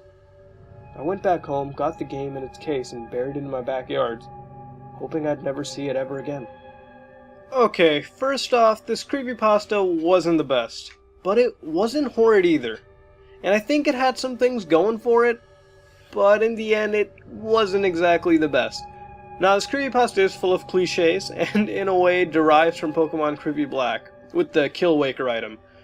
First off, the cliches. The player buys a game at a garage sale, and the person willingly gives it away for free. I mean, seriously, just count the cliches here. What other ways could the player have received the game, other than the garage sale idea? I don't know, a present for their birthday? Parents buying the game for the player for getting good grades? I mean, enough with the garage sales. And if a person really wanted to give the game for free away like that, why did they even put it in this garage or yard sale? Why not just throw it away or something, or if you really didn't want it or actually didn't have the intention of selling the game? That's really the kind of thing that peeves me off about the cliches, but moving on to this Kill Waker item. Kill Waker, in my opinion, oh, can't speak, really seems to be like the move Curse from Creepy Black, in that it kills anyone that it's used upon. In this case, the salesman, children, and Tetris crewmates. The item is really derivative of that one move, but I honestly believe it could have been more interesting and even more unique if the Kill Waker had just been this powerless item from the beginning, doing absolutely nothing, but just starting to get progressively more and more worse, in terms of how brutal the kill would be, or, who it would kill, and every time it would get more and more powerful, it would make Link much more evil. This again would have made the ending a lot more enjoyable, since Link would have only attacked, or rather screamed at the player, because of their own actions in the game. What do you think about the item, and what would you have changed in this creepypasta, and what would you even rate it? In the end, I believe this is an alright creepypasta, but it definitely does need some work, and I do recommend you should check it out. Links are in the description below. This has been another episode of Haunted Gaming, and if you like what you saw, then like, comment, and subscribe. This is me, Mutahar, from SomeOrdinaryGamers, and I'm out. Hello, guys and gals. Welcome back to another episode of Haunted Gaming. And this time, for the first time ever, we're doing a Kirby creepypasta called Kirby's Dead Land. Now, this creepypasta is shorter, so I'm actually going to be doing it word for word. I usually leave summaries for longer creepypastas, so I can basically boil them down. But, let's read this word for word. Let's begin. One day, in September of 2012, my parents were at work, and I was home all alone. I decided to take out an old game, Kirby's Return to Dreamland. I was ready for a wave of nostalgia. I popped in the disc and hit start. Now, the first thing to strike me as odd was that when the intro played, Kirby was missing, and the rest of the characters did their normal animation, acting as if Kirby was there. As I reached the title screen, Kirby was still MIA, missing in action. I ignored it, and started a new game. The beginning cutscene was normal, everything was fine until I entered Cookie Country. As I entered the first level, the enemies looked sad, and I swear that they had tears in their eyes as they died. It only got worse from there. The enemies started looking sadder and had fresh scars and bled realistic blood. As I got to the boss, I chose the Fire Copy ability. The color was a crimson red as I climbed down the ladder. Ugh. I screamed at what I saw. Wispy Woods had glowing red eyes, with blood pouring out of the eyes and mouth. God, my cliches, God. Oh, anyways, pieces of bark were torn off and the leaves were stained with blood. A text box appeared and in red oozing letters it read, You did this to me! We finish here! I was shocked at the evil little smile on the cute pink marshmallow's face. As I did a fire attack on the tree, the rest of the bark was burned to ashes. The smooth surface was tainted with blood. He shook the leaves and those spiked enemies fell out splattered with blood. Blood, blood, blood! God, what? Anyways, sorry. They looked determined to kill Kirby. As I defeated Wispy, he fell over and his roots tore out of the ground with blood to follow. Kirby did his happy dance to no music. The same repeated for the rest of the area, especially the morbid-looking bosses. But Landia was the worst. Its eyes were black sockets with tears streaming from them. Blood stained its whole body. Kirby, I shall not let you. Let him do what? As I entered the second phase of the battle, I heard a roar from the speakers. I stared horrified as they left their makeshift body to decay as organs and blood soon fell out. It took only a few blows to defeat it. The screen cut to black. I didn't get scared because it happens all the time. I thought it would stay like that after a few minutes of waiting. I was about to shut off the Wii when something popped up. I shrieked. Kirby had an eerie grin with blood staining his fang-like teeth. The arms of Waddle Dee were stitched to his body. The legs of King Dedede and the wings of Meta Knight were stitched too. The text box appeared that read in the red oozing letters. Wonder what that might be. Blood, maybe? I don't know. You're next! I screamed again as I heard a distorted laugh.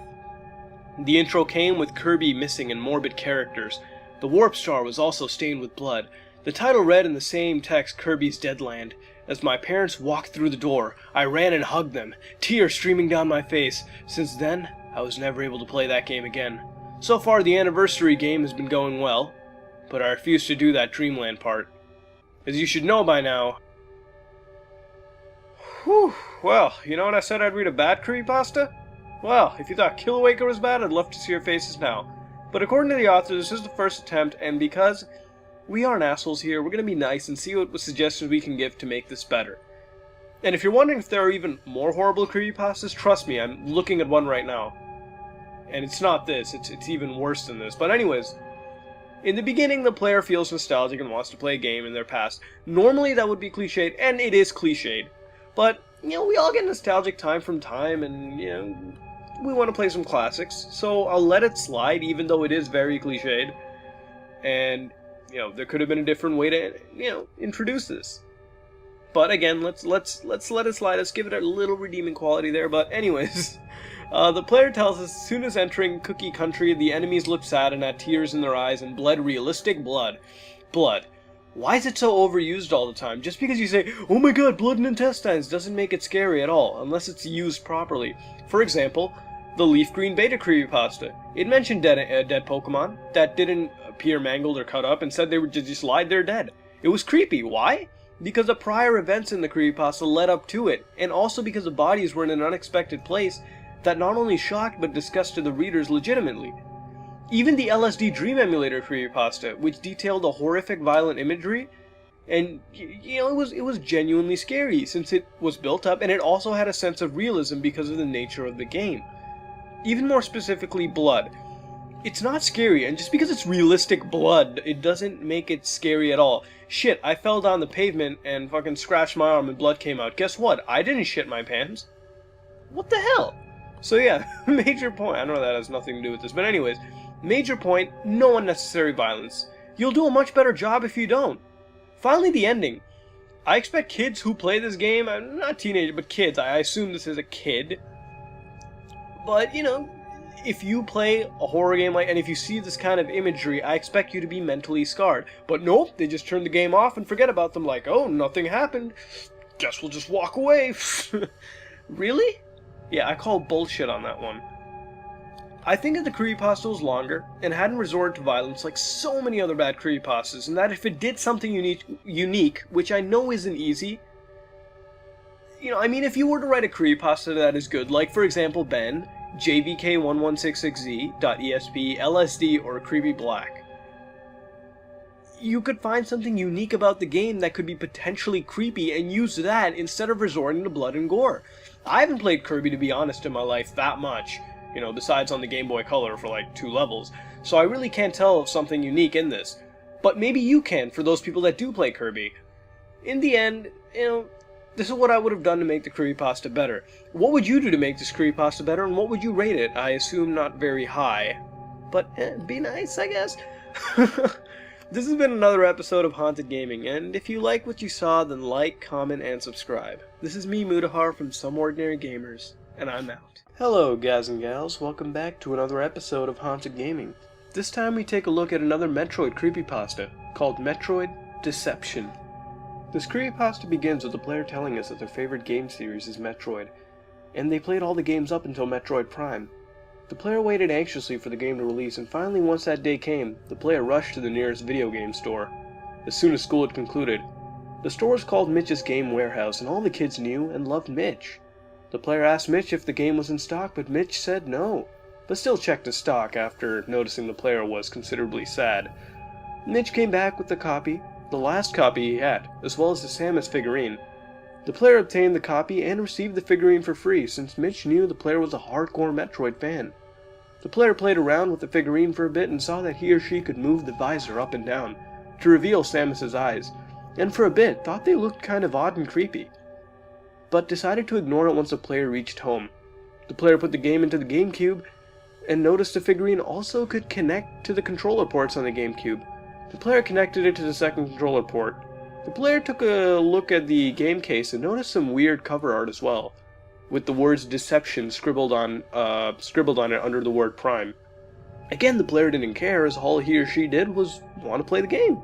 The player booted the game up but heard a loud screeching noise and turned the game off, wondering what that noise even was.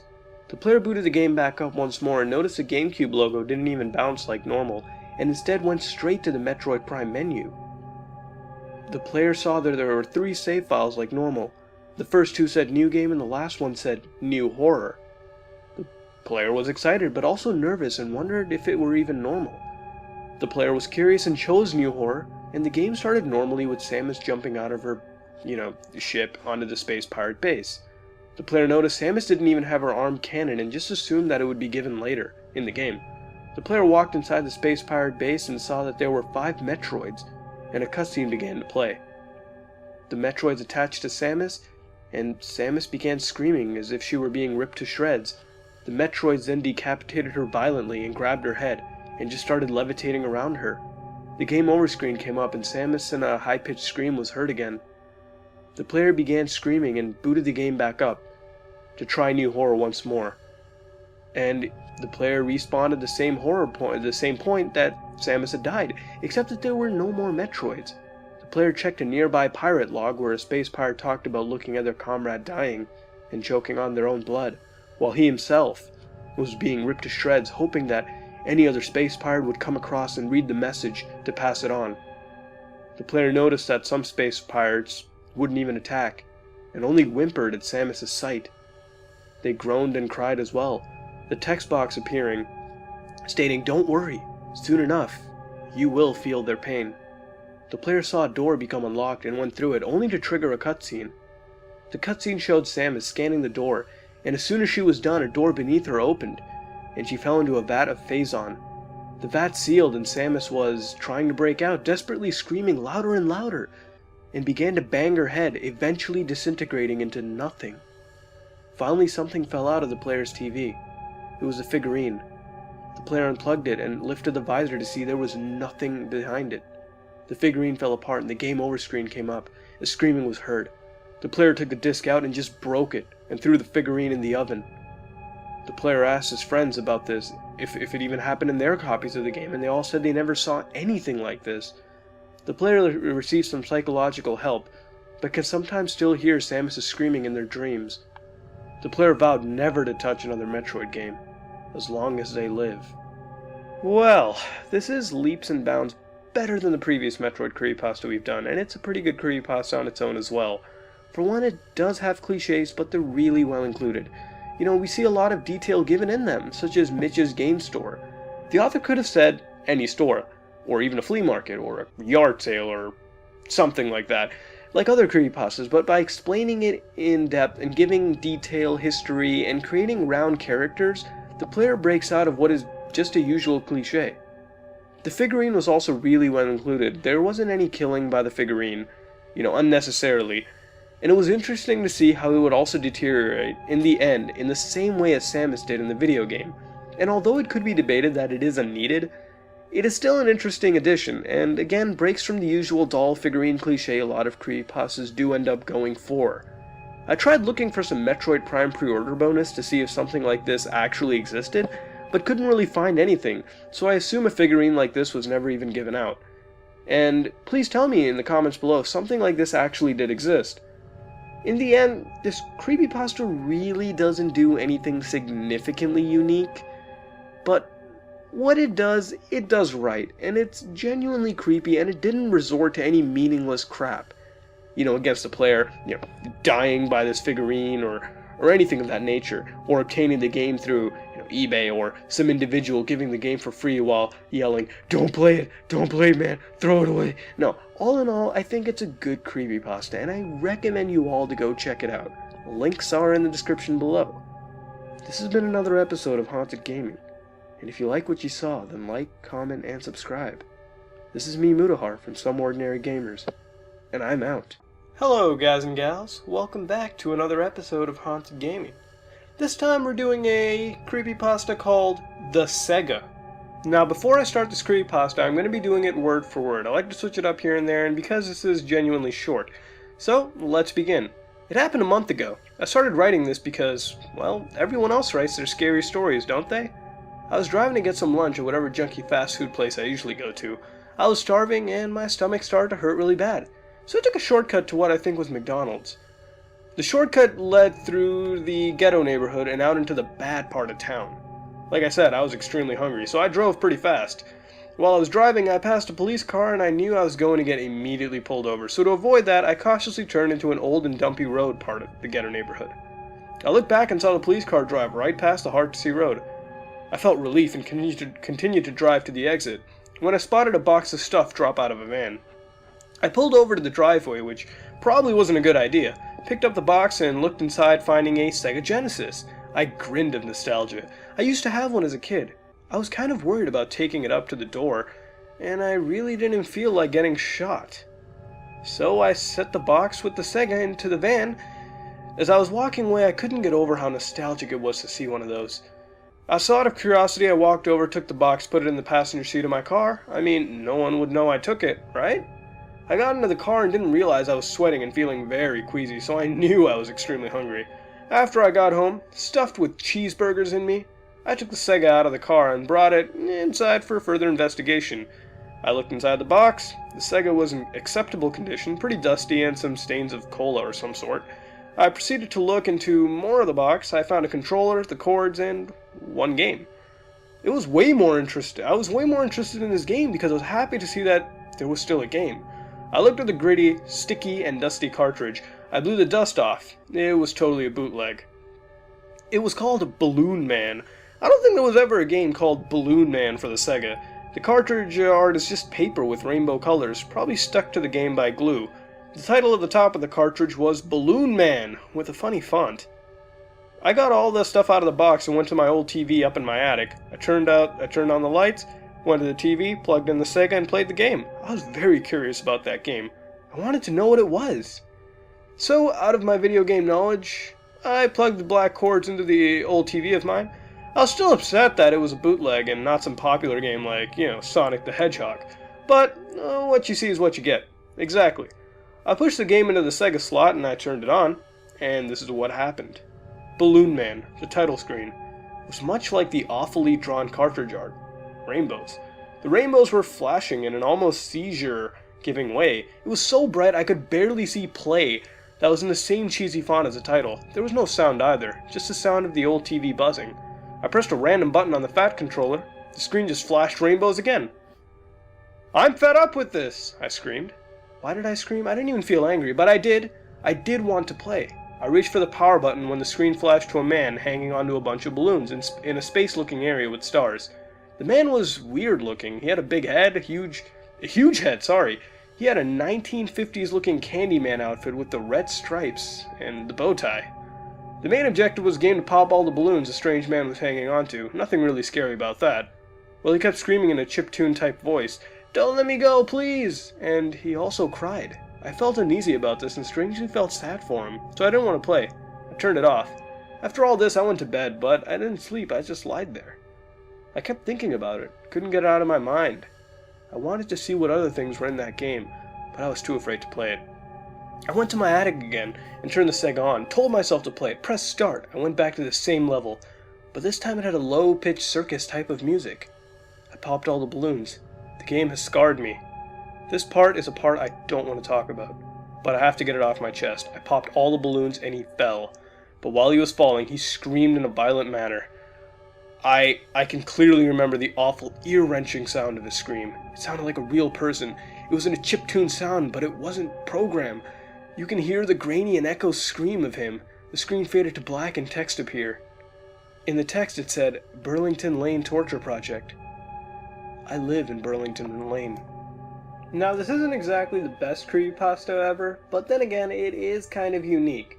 For one, it doesn't fall into the usual cliche of getting a game or console off of the usual places that we find in many creepypastas, but instead finds it in a van in the bad part of town, which makes me wonder what the original owner was like, or did he or she even intend for the player to take the game and run off only to get scared shitless? Kind of a sick joke, I guess? I don't know. From what I could find, though, Balloon Man wasn't an actual game for the Genesis, and the closest I could even find was a game on the Game Boy Color, and even then I'm not even completely sure, leading me to believe this game never existed, or could probably just have been a, homebrew game or something like that. As far as creepiness goes, there isn't a whole lot, as this happens too fast, and it really has no time to build up. And I would hope that the game itself would have been just a little more creepier, with numerous bizarre things happening in it. Or at least have more subtlety. The idea of some person hanging onto a balloon and falling while making an 8-bit scream isn't all that creepy to me.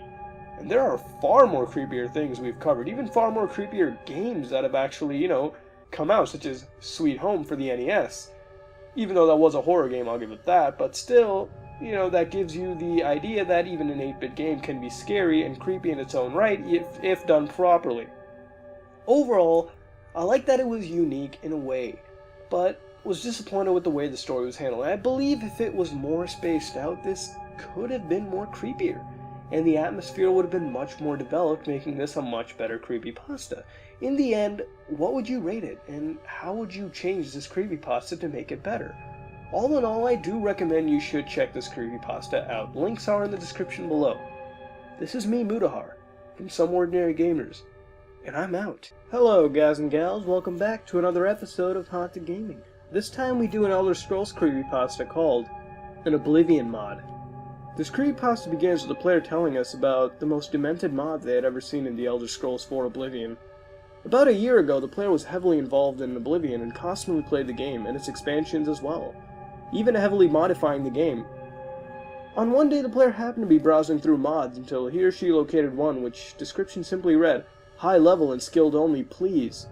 The mod was only a byte large, and the player was curious to see what was in it. The mod also came with a text file called Help, while the file containing the mod was called Him.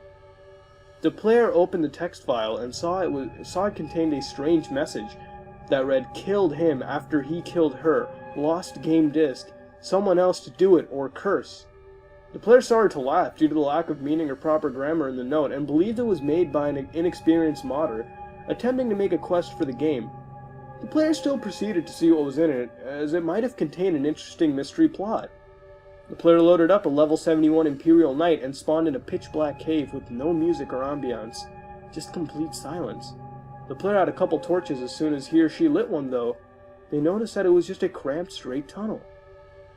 About 10 seconds of running, the player entered a large chamber with one single small wooden door, and noticed blood was everywhere, even more so than usual. The player then saw some teeth, fingers, and bones scattered through the place as well, all of them looking considerably more detailed than anything in the normal game.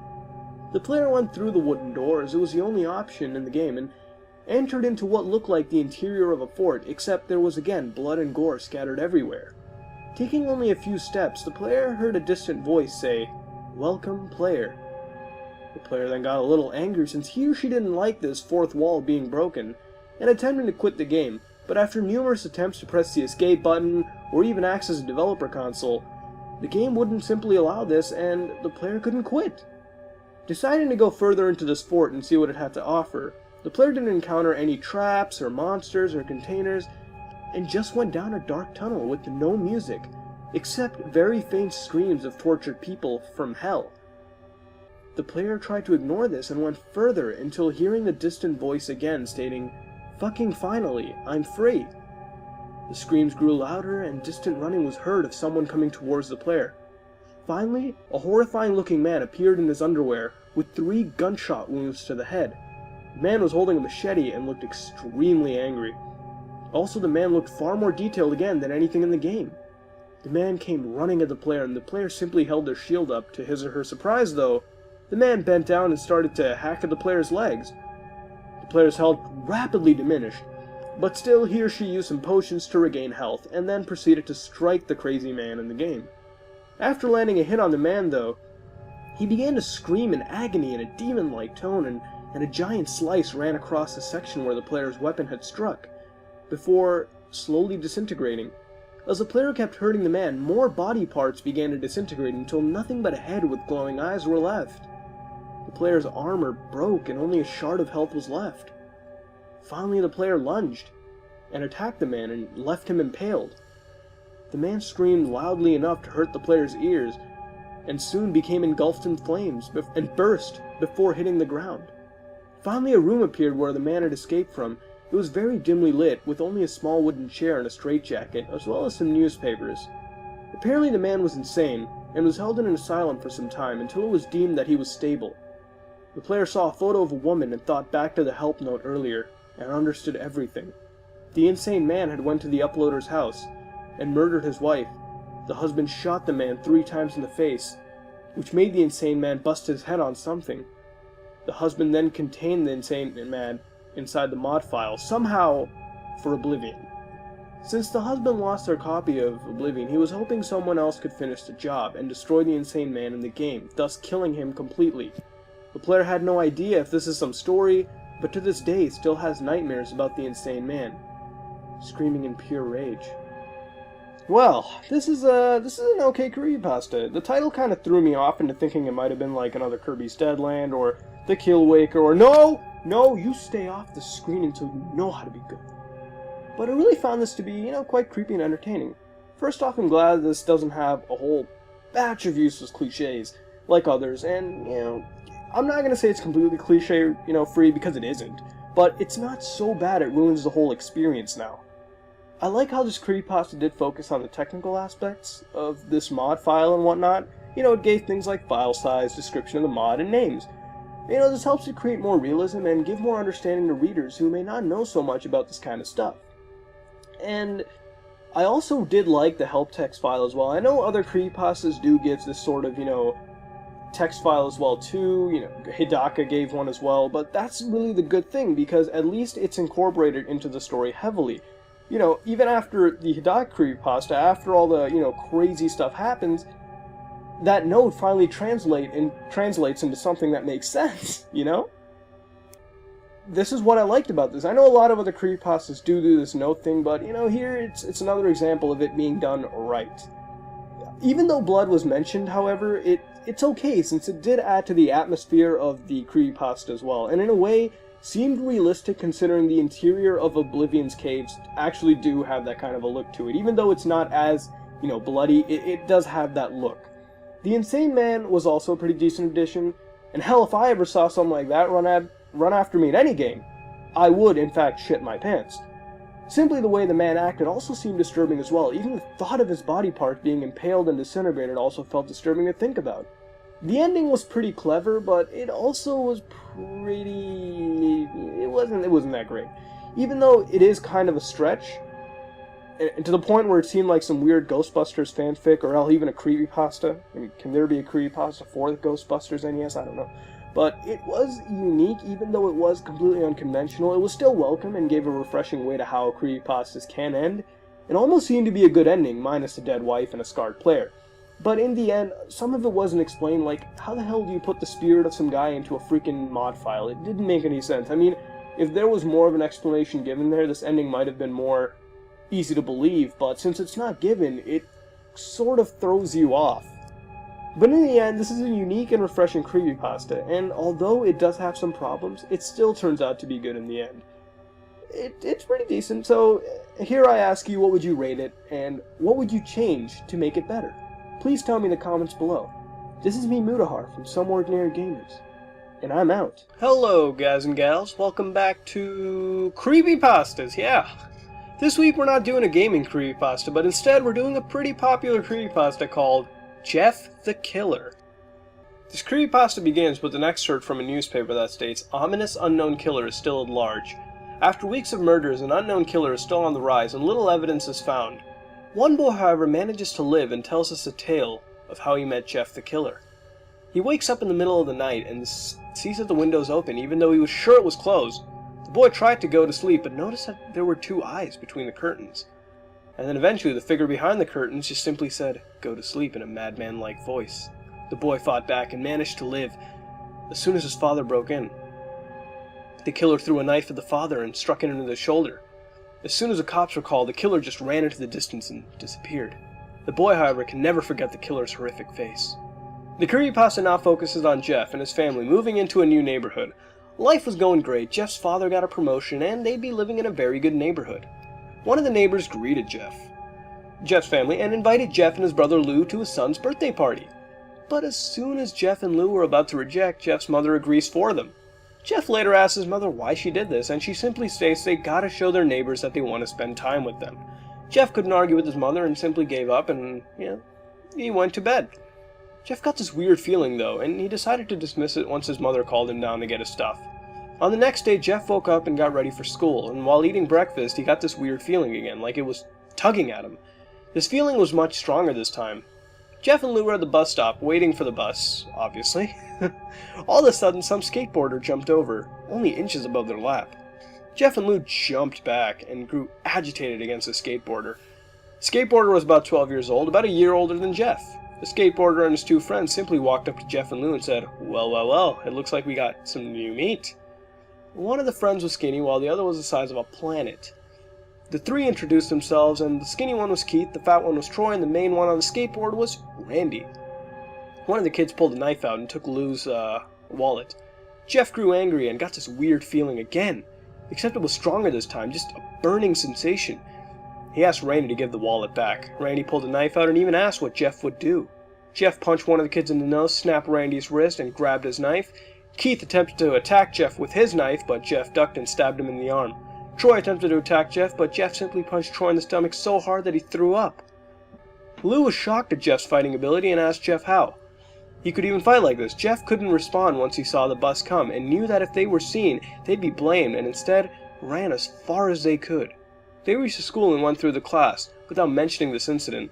Lou thought of it as his brother fighting some bullies, but Jeff knew it was something scary, and how he had this urge to just cause harm to someone.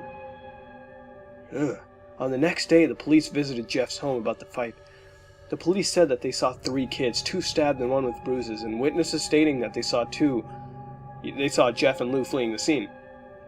The police told Jeff it would be a year in juvenile hall, though. Lou rushed down and told the cops that it was him, even though it wasn't. Jeff protested, but it was no use. The police took away Lou for his year in juvenile hall. No one would believe Jeff, and on the next day, Jeff's mother woke him up and said they were going to the party. The same child whose parent came by to invite Jeff and his brother. Jeff left, he wore a white hoodie, and his mother hurriedly brought Jeff and his father along, because they had to go. And when Jeff reached there, it was just a yard full of kids, and they were playing in weird cowboy costumes, and one kid came up to Jeff and asked, "Wanna play?" Jeff simply said no, and that he was too old for this kind of stuff. The child kept persisting though, and Jeff finally agreed. He put on the hat and started to pretend shoot the kids with the fake pistols, and at first he thought it was ridiculous, but then he began to enjoy it. Finally, Randy, Troy, and Keith jumped over the fence into the yard. Randy had an angry look. Jeff said that they were even because he beat the crap out of Randy, and Randy got his brother sent to juvie. Randy grew even angrier and started to attack Jeff. Troy and Keith pulled out guns and stated that no one would interrupt or else guts would fly. Jeff screamed and fell to his knees. Randy kept on kicking Jeff on the ground. Jeff tried to stand up, but Randy grabbed him and threw him through the patio door. Randy smashed a bottle of vodka over Jeff's head, and eventually Jeff stood, his face covered in blood and vodka. Finally, he got that strange feeling again, and at this point, Jeff's psyche was shattered, completely destroyed, all rational thinking gone, and all he can do is kill. Jeff grabs Randy, throws him to the ground, punches him so hard in the heart that it causes it to stop beating, and blood just rushing out of Randy's body. Troy and Keith began opening fire on Jeff. Jeff ducks into a nearby bathroom, grabs a towel rack, and Keith and Troy rush in. Jeff bangs a towel rack into Troy's face, and Troy goes down at this point, and only Keith is left. Jeff tries to attack Keith with the towel rack, but fails because, Keith is more athletic. Keith pushes Jeff into the wall, and a bottle of bleach falls down and burns both of them in the face. They both start to scream. Jeff wipes his eyes and sees Keith lying on the ground, smiling. Jeff asks what was so funny. Keith simply said that Jeff had bleach and alcohol all over his face. He threw a lighter at his face, and Jeff's face caught on fire. He rushed down in flames. Jeff later awoke in hospital, covered in bandages. Jeff's mother rushed in and greeted her son and told him that the police would let Lou go because he was innocent. After a few weeks, however, Jeff's bandages were removed and everyone was in shock. Jeff's face was pale white, lips burned to a dark shade of red, and hair a completely black color, changing from his original brown hair color. His face having a leathery feel too. Jeff said it was perfect. He laughed uncontrollably. Jeff's mother even asked the doctor if he was okay, in the head. The doctor said he's perfectly fine. And because of the painkillers that he took, this is perfect behavior. So, they go home, and his mom awakes to Jeff in the bathroom. Jeff's mom looks at Jeff, and Jeff carves smiles into his cheeks. He burns out his eyelids. Jeff's mom told Jeff that, she was getting his father to see how pretty he looked, even though she was scared as hell. Jeff's mother told her husband to get a gun. Jeff was behind them in the doorway and told his mother that she lied, before gutting his parents. Jeff's brother woke up to the noise, but he tried to fall asleep because he didn't notice anything. But then he saw Jeff above him. Jeff simply put his hand over Lou's mouth and proceeded to stab him as he said the words, "Shh! Just go to sleep." Well, we finally did it. Jeff the Killer. Oh man, I'm telling you, it was a tough time reading this one, just summarizing. It was just so intense. I gotta tell you, this actually creeped me out. There are so many things this creepypasta does that are just great, such as build-up. Again, build-up is important, and in this case, we saw the build-up of Jeff, who I assume is suffering from some dual personality disorder. And I'm glad we see the decline of his, psyche, because if we didn't, Jeff wouldn't have been as creepy. He'd just been another serial killer. We know that Jeff is a good person. He sticks up for what he believes in and defends himself and those around him when he sees injustice. And deep down, of course, we know he's a good person. We know that. But then we see him go into Jeff the Killer. It's almost the same way as Brever from Dead Channel. And I didn't mention this then, and other commenters did, when they stated that Brever also had some form of humanity or morality or consciousness in him. But he was just overshadowed by, all this other evil and negativity. And it in turn made him creepier as well. I mean, you can't help but feel bad for Jeff because he's a good person, but ultimately he's a lost cause because now he's just a killer with no remorse. I mean, that's what I like about Jeff the Killer. That's what separates him from, other serial killers like Hidaka, because he's developed, because we know he's a good person deep down inside. Another thing I liked was how it felt realistic. It seems like an extreme case, but let's be honest. This is something you can possibly see happening. And, maybe if there was a killer, he wouldn't look just like Jeff, but the personality and character would surely exist, and that alone adds more realism, which is always great. The one thing I didn't really like about this were the bullies. I'm not kidding. They were, they really killed the realism. I mean, I know in a way I'm nitpicking, but really pulling guns out, and they're just one-sided sociopaths. It just kills the realism. If they had more than one dimension, rather than what they were portrayed as now, it would have been a whole lot better. One thing I'm not scared of, though, is Jeff's face. It might come as a shock to you, but not even kidding with you guys, but come on, just take a look at his face. He kind of looks pretty cool if you look at him, okay? I mean, look, you can make it less scary, I mean, just look, it's not that bad, okay? Okay, it's not that bad. All in all, I think Jeff the Killer is an amazing creepypasta. Hell, it's even better than amazing. It's great. It's like one of those legendary ones. And I definitely recommend you to check it out. This is another episode of Haunted Gaming, and if you like what you saw, then like, comment, and subscribe. This is me, Mutahar from SomeOrdinaryGamers, and I gotta go to sleep now. Hey guys and gals, welcome back to another episode of Haunted Gaming. This time we do a Pokemon creepypasta called Nurse Joy. Now I know there are a lot of Pokemon creepypastas, but we haven't done one in a while. Plus this creepypasta isn't about some hacked game, but rather about the character of Nurse Joy. And I guess it can be considered part of the game as well, so I guess it can be called Haunted Gaming. But this creepypasta I actually have to do word for word, since it's best told that way, and summarizing it would leave out some detail. And with this creepypasta, detail is pretty important, and summarizing it would not work in general. So anyways, let's begin. It all starts when you walk in the Pokemon Center. You walk up to her and see her bright pink hair. You greet her and she has this pretty voice that wasn't actually pretty to start with. You may or may not have a talk. She takes your Pokemon, turns around and heals them and gives them back. That's the usual routine. Most likely she'll be all nice and caring throughout the whole process. Give or take the personality she has, because supposedly each one is unique in personality. What you don't know is that she installed a tracking device in your Pokeballs. All 6 of them in case one falls off. Why? Well, when you entered the building, she knew you'd be perfect. She knew you had the characteristics for the job. Plus, you were still the new trainer. The less known, the better. Anyway, she keeps you tracked and alerts the other Nurse Joys you might encounter. That way, when you get to one of them, well, let's just say so they can care for you. However, if one Nurse Joy sees a trainer they want and stays in the center to sleep overnight, their real fun begins. You're assigned a room. Most likely a room near the back of the Pokemon Center. Can I take your Pokemon to another room so they can be healed and rested, she may ask? Say no. Just say no. It's their way to isolate you.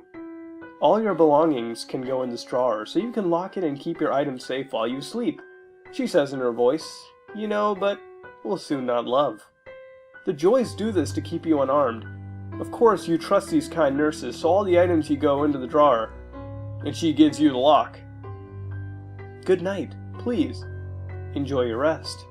She tries to comfort you, but if you look closely, you may notice the fake face she has, because almost always they are full of excitement before the procedure happens. Can you guess the real reason now? If yes, then well done. If not, keep reading. At about midnight, usually when it's all dark and no living thing is up, except for our lovely and sadistic nurse, it all begins. A door to your room gently opens. There's no squeak or creaking noise because she was smart enough to oil the door, so no sound is made when it is opened. She comes in with a gurney, those medical stretch things they use to carry injured people.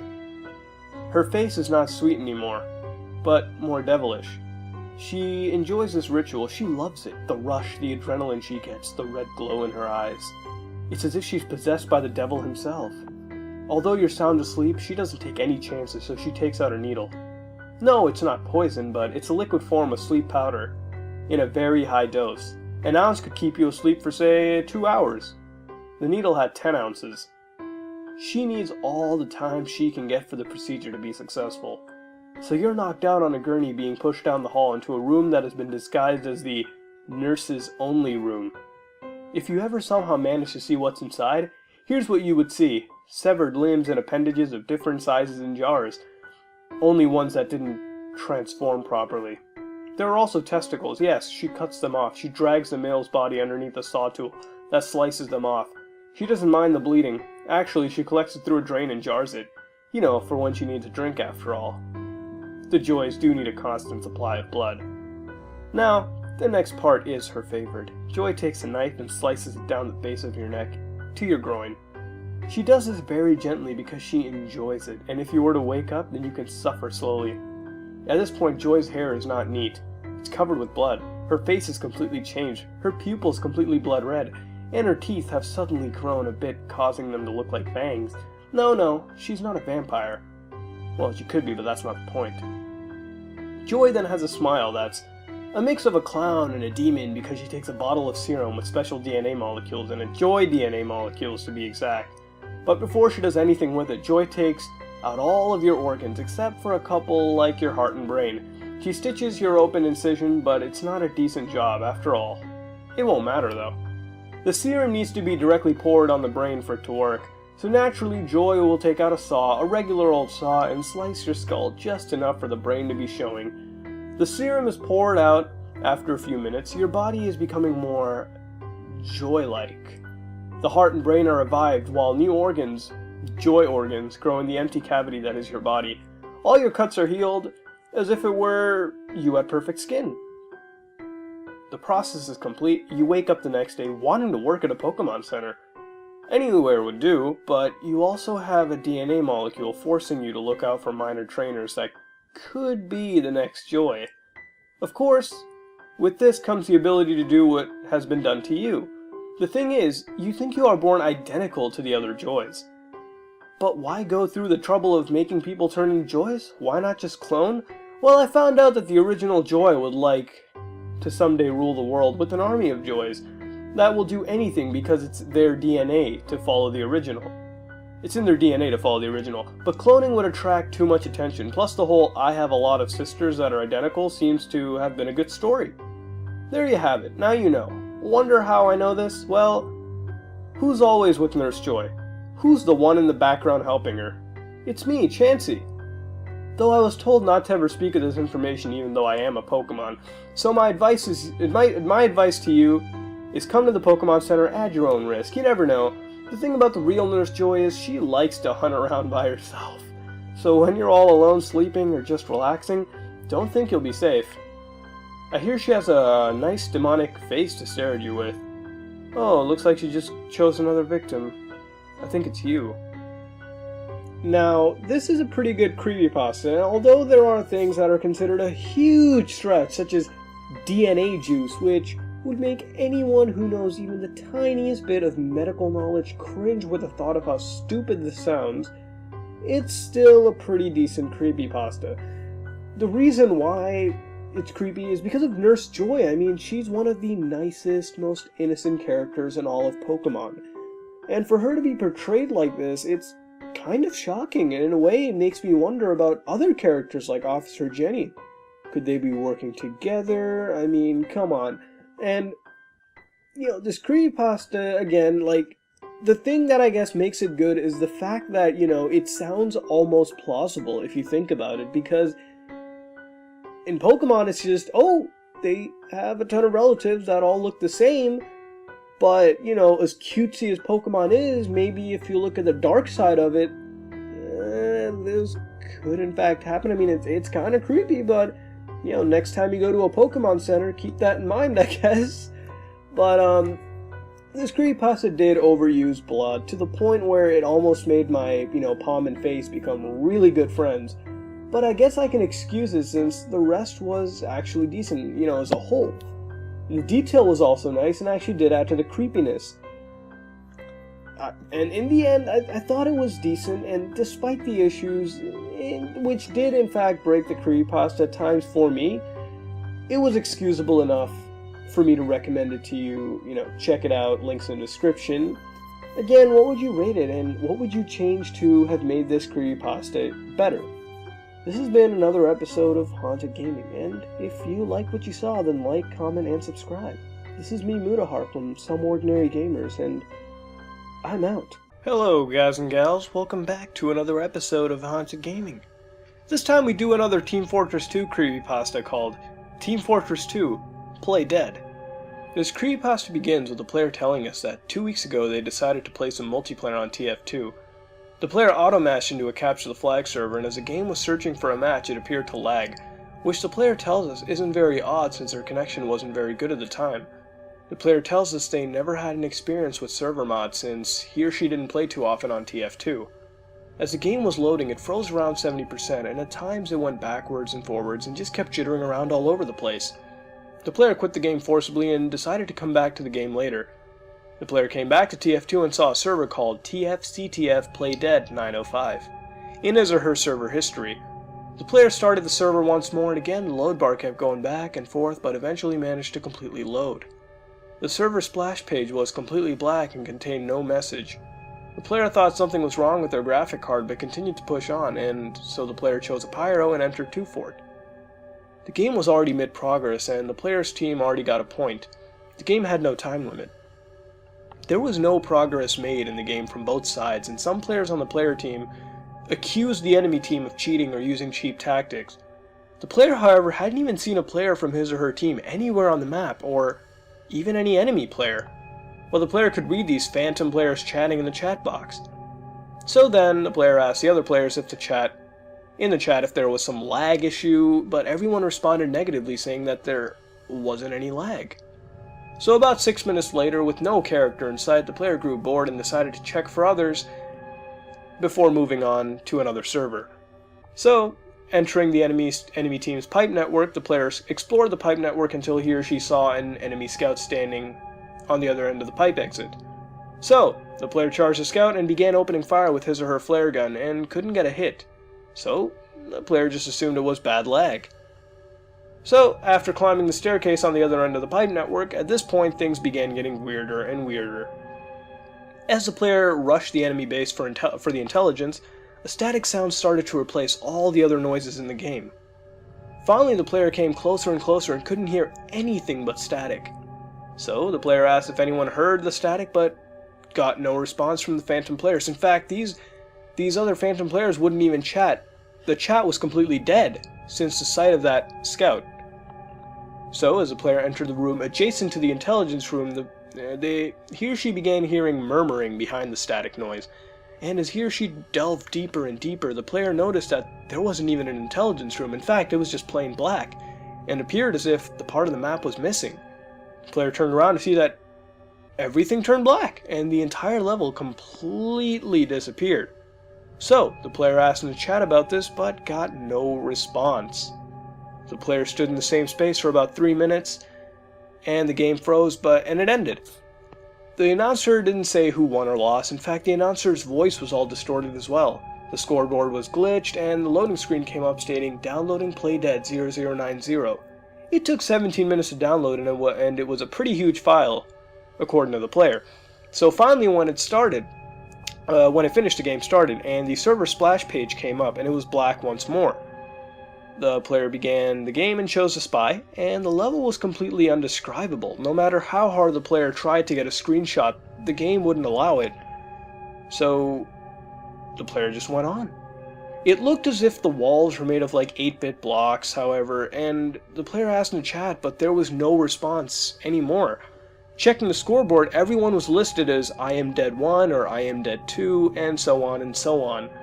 After a few more minutes of exploration through odd-shaped tunnels, without any in-game sound at all, the player eventually reached this long, dark tunnel.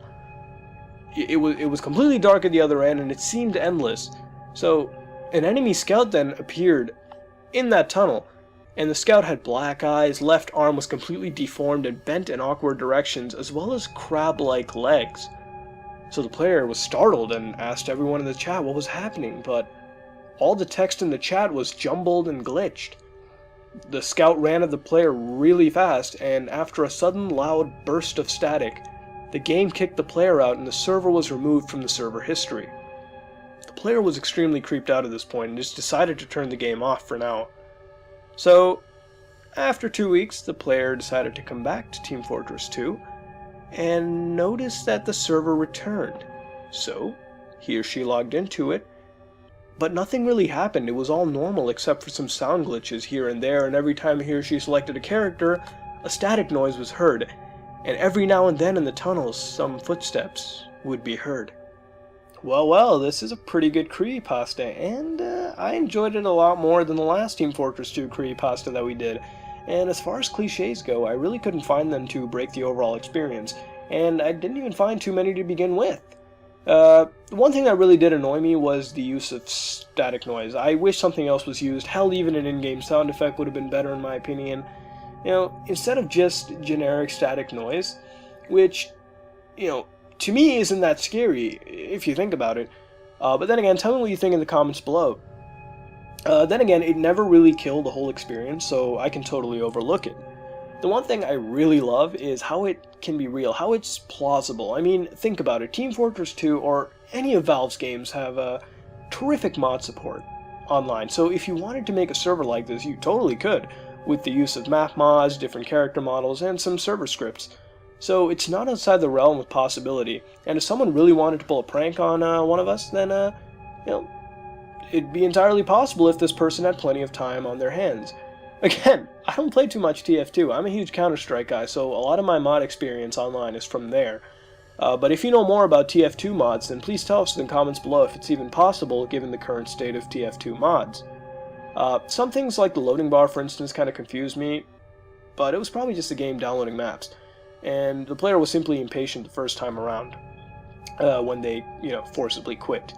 And, you know, in general, I just liked how plausible it sounded. You know, there was no excessive use of blood, there was no gore, you know, there was no excessive use of those elements, and from what the phenomenon was detailing, it was both creepy because it sounded, you know, plausible, and it sounded like one day, you know, if you were playing TF2, you might unfortunately come across a server.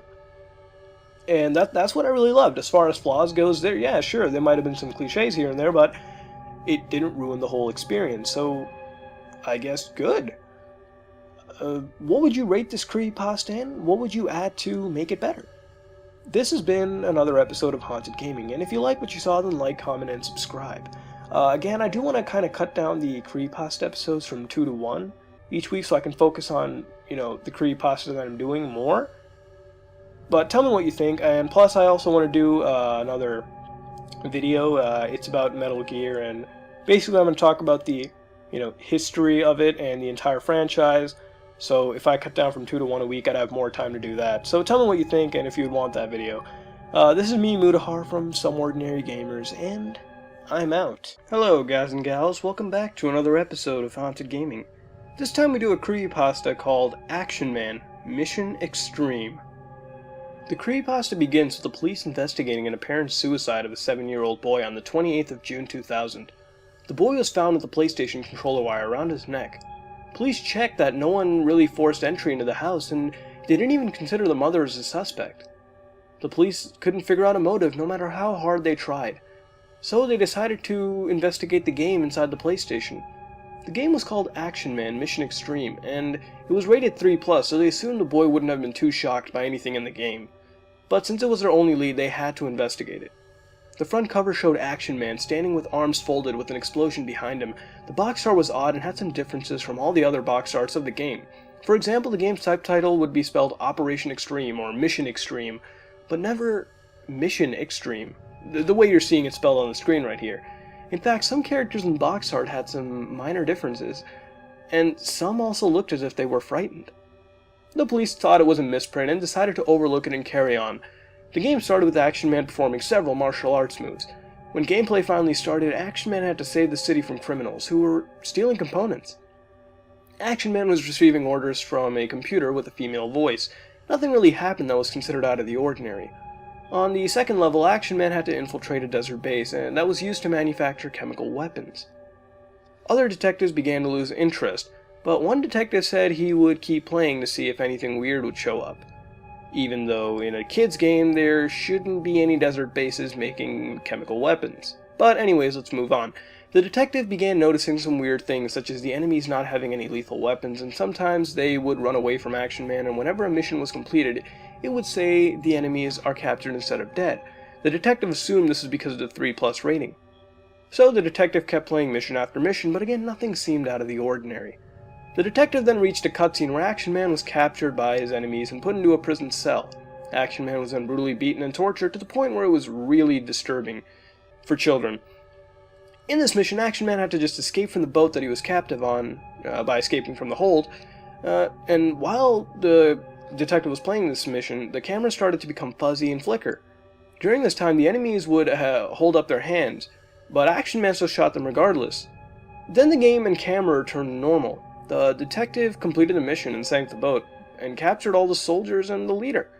The next mission started and Action Man had to take down enemy boats. Eventually, a transmission came through his radio from his enemies. The transmission was a compilation of white noise and screaming sounds. Action Man's commander, the computer woman, told him to eliminate all resistance in a cold, calculating tone.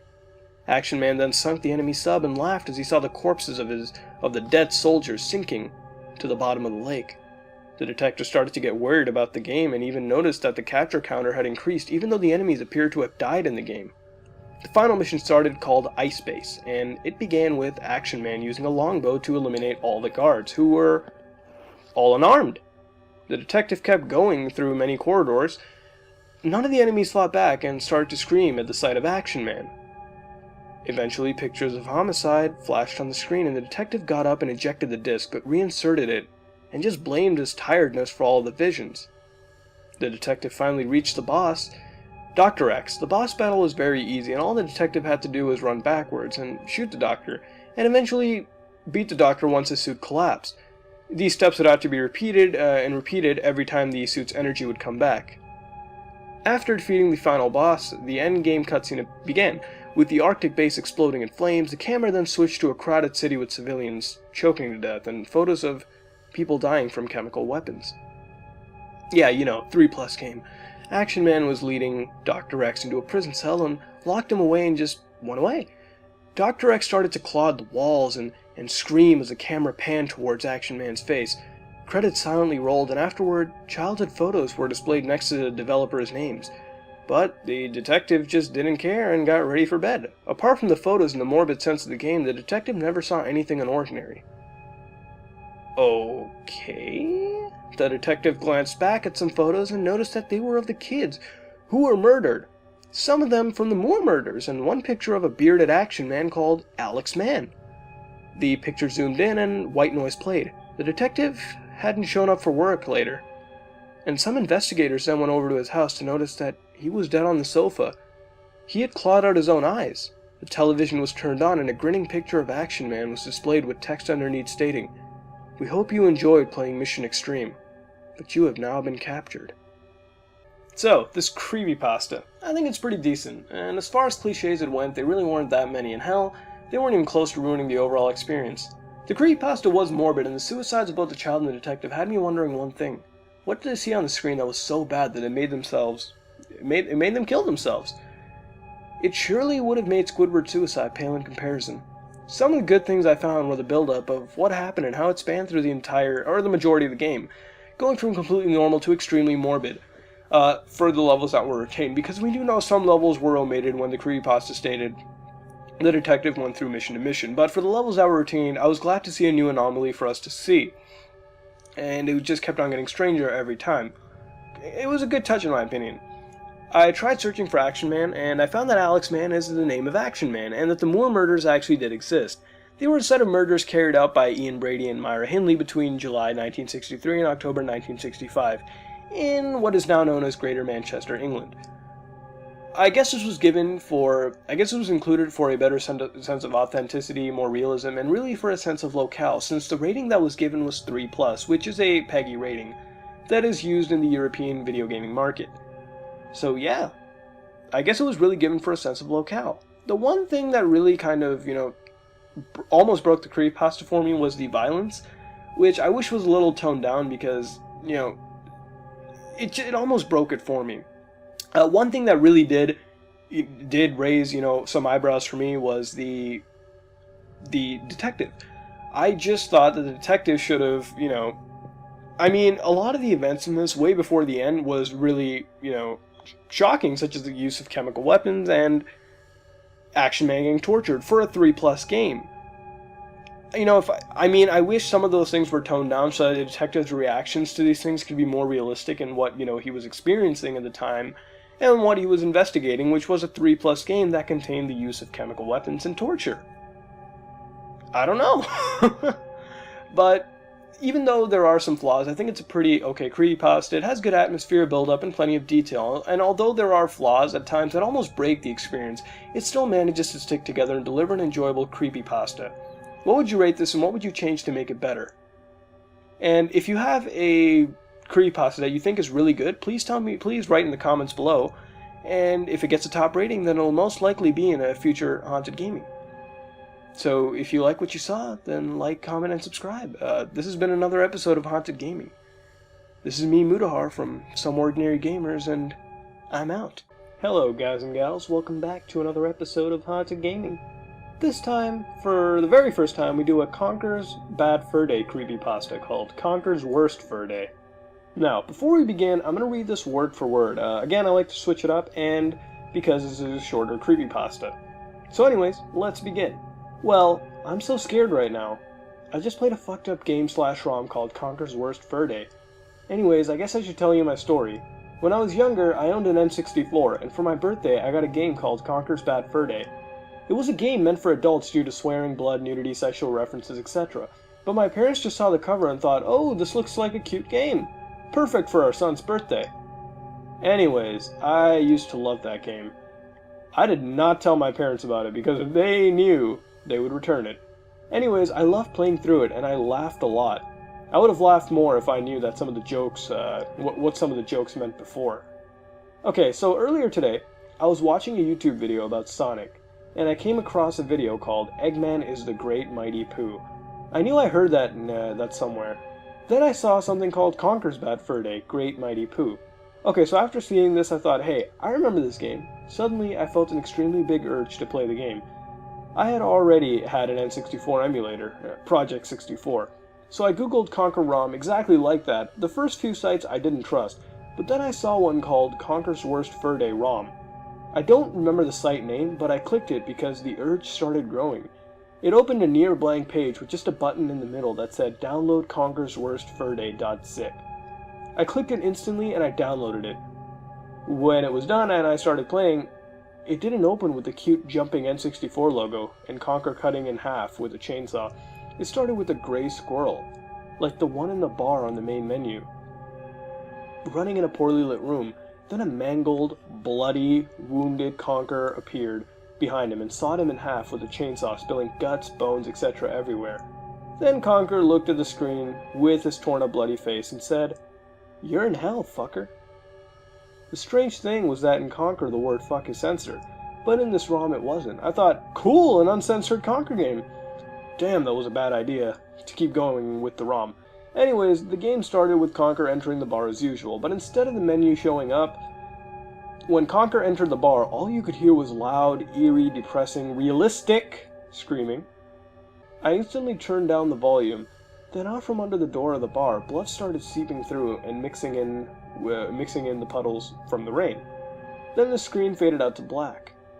Then it showed the beginning area where you start the game, and you have the hangover. Finally, I can play, I thought. That was not a good idea. Anyways, I started, but there was no cutscene, and Conker was fine. I pressed B, and Conker swung a chainsaw, then put it away. Cool, I get a chainsaw instead of a frying pan. Anyways, I jumped the fence to speak to Birdie, but when I walked up to him, Conker looked at him and said, "Hey, shithead, give me some help." Then Birdie the Scarecrow looked at him and said, "Why the fuck do you need anything? You know how to play, moron." What the fuck, I thought. I just took a breath and continued. When Conker looked at Birdie and said, "You fucking shithole, I'll cut your fucking head off," then the game let me play. I pressed B, then the game entered a cutscene. It was very dark for some reason, and the place was only illuminated by constant lightning flashes. Anyhow, I just caught a glimpse of Conker killing Birdie with his chainsaw. Then he said, "Rotten hell, fucker." Then I got to play, but the game was still dark and had lightning. I made my way up the mountain path, but the gargoyle was not there. So I headed in the cave. I was expecting to appear in a bright, happy field with the Nast. Nice fork in the road. But instead, Conker entered the path up to the haunted house. I walked up, but I forgot about the skeleton snakes, and got attacked by one, but instead of being chewed up and spit out, it showed the snake put Conker on the ground and started mauling him, biting him over and over, revealing his guts, bones, and eyes, and they all started spilling out. Then the skeleton snake let out a demonic cry, then jumped out of the road and dug back into the ground. I was waiting for the game to restart back at the checkpoint, but instead it showed a fucked up, hurt, bloody, wounded Conker in a seemingly endless room, filled with zombies, like from the graveyard level. It showed Conker on the ground, guts, bloods, etc., lying all around him. Then it showed his face. I got so shocked from the scene, I turned around and let my stomach settle.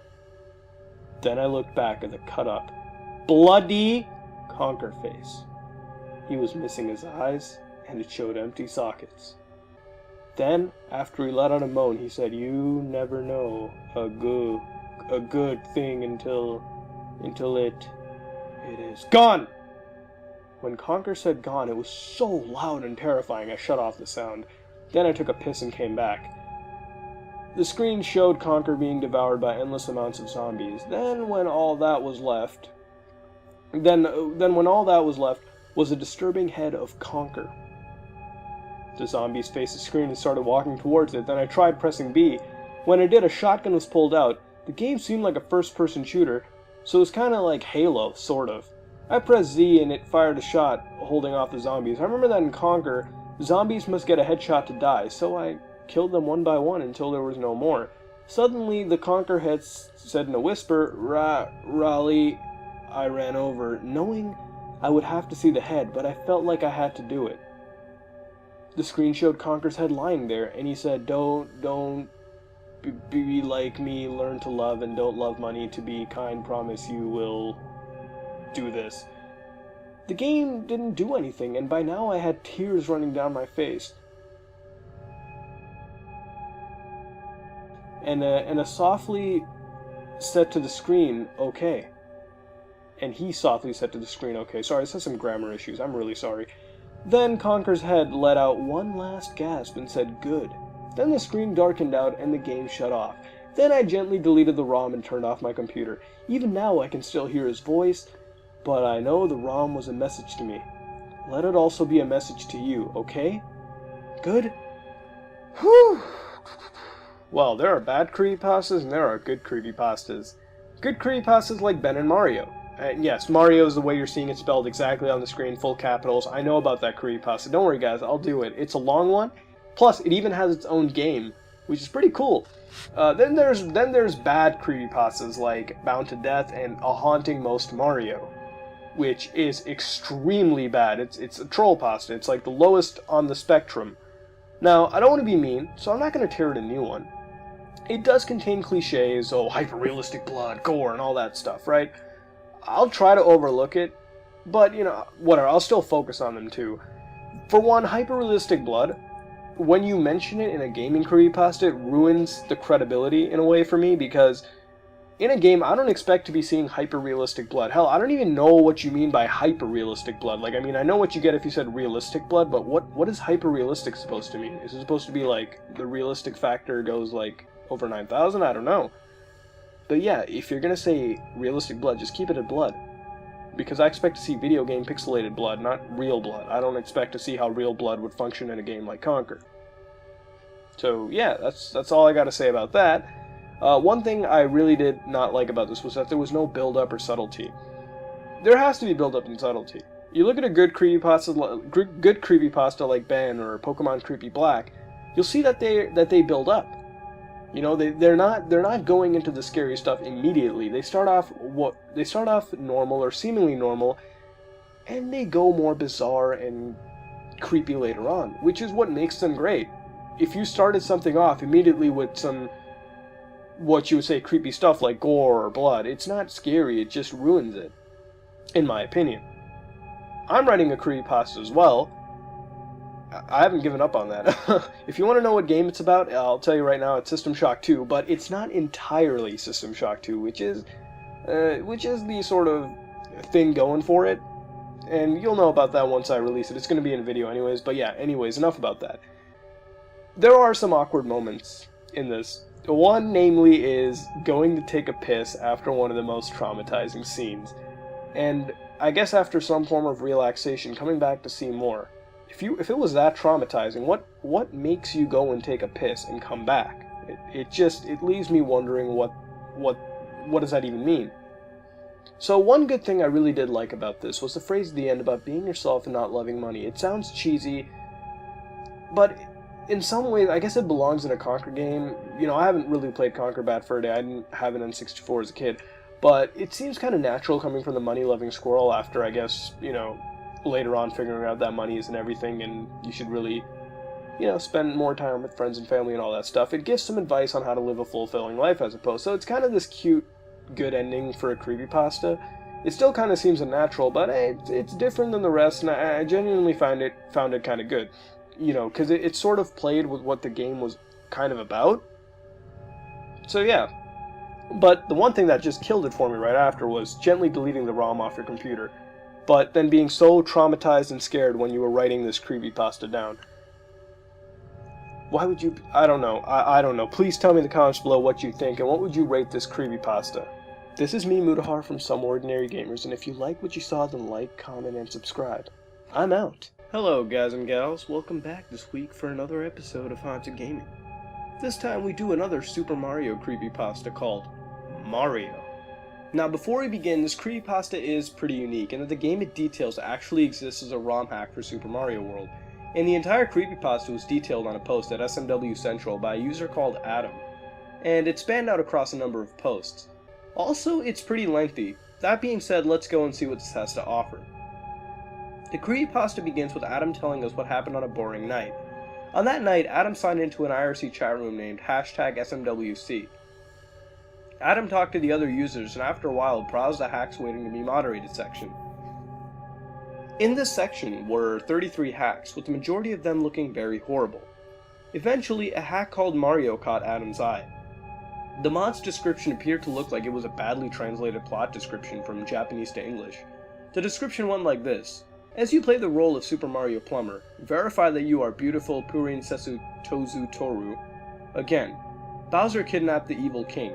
It is your job to save her. This hack includes 6 levels of very long. Adam initially overlooked this hack, but the curious side of him made him download it.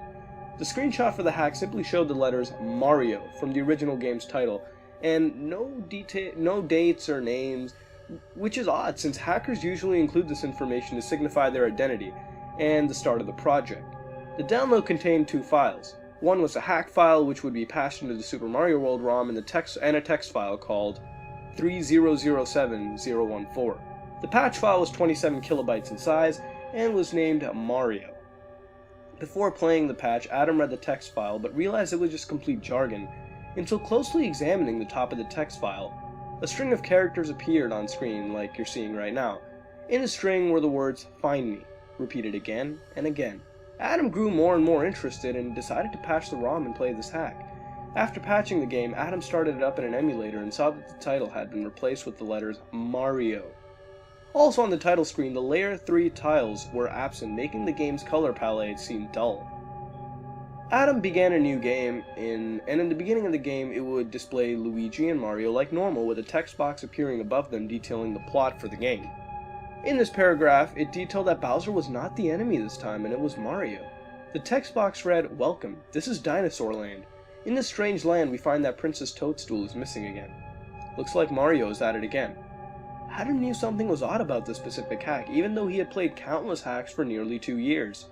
Adam pressed the start button and instantly went into the overworld. It looked like the exact same overworld from the real game, except that level names were different. For example, Yoshi's house would just be called Yoshi's, totally omitting the house part. The house was barren and the familiar details such as smoke and birds were gone, and all that was left was a message box. The message box simply revealed binary code, like what you're seeing on the screen right now. It translates into decimal like this: 7237492, and apparently to Adam this translated to the word notepad. Adam went back to the IRC chat room to tell everyone about this hack and how it was freaking him out. The other posters simply responded back sarcastically. Adam returned to the game as his interest began to go through the roof. Adam went to the level Yoshi's Island 1, except this time it was called Never Come Back. Adam thought this would be an impossible level, but it wasn't. The level started with a loud sound from what sounded like Bowser's flying machine. This sound was loud enough to extremely scare Adam, but besides the music, everything in the level seemed to be untouched, except some enemies were missing and the dragon coins couldn't be collected no matter what. Adam began to wonder if Mario had really done something to Dinosaur Land. Adam just couldn't figure out what that was. So as Adam proceeded through the levels, he discovered that all the blocks had been opened and the enemies were missing entirely, and that there were no coins except for the dragon coins. Adam saw the message box. He saw a message box and hit it and received a message that said, "Point of advice, I hate you." Adam began to think the author was some sick individual and that Mario really did do something. Adam began thinking of every possibility, but then hit another message box, and this time it said "Point of advice." He disregarded this and rushed to the end.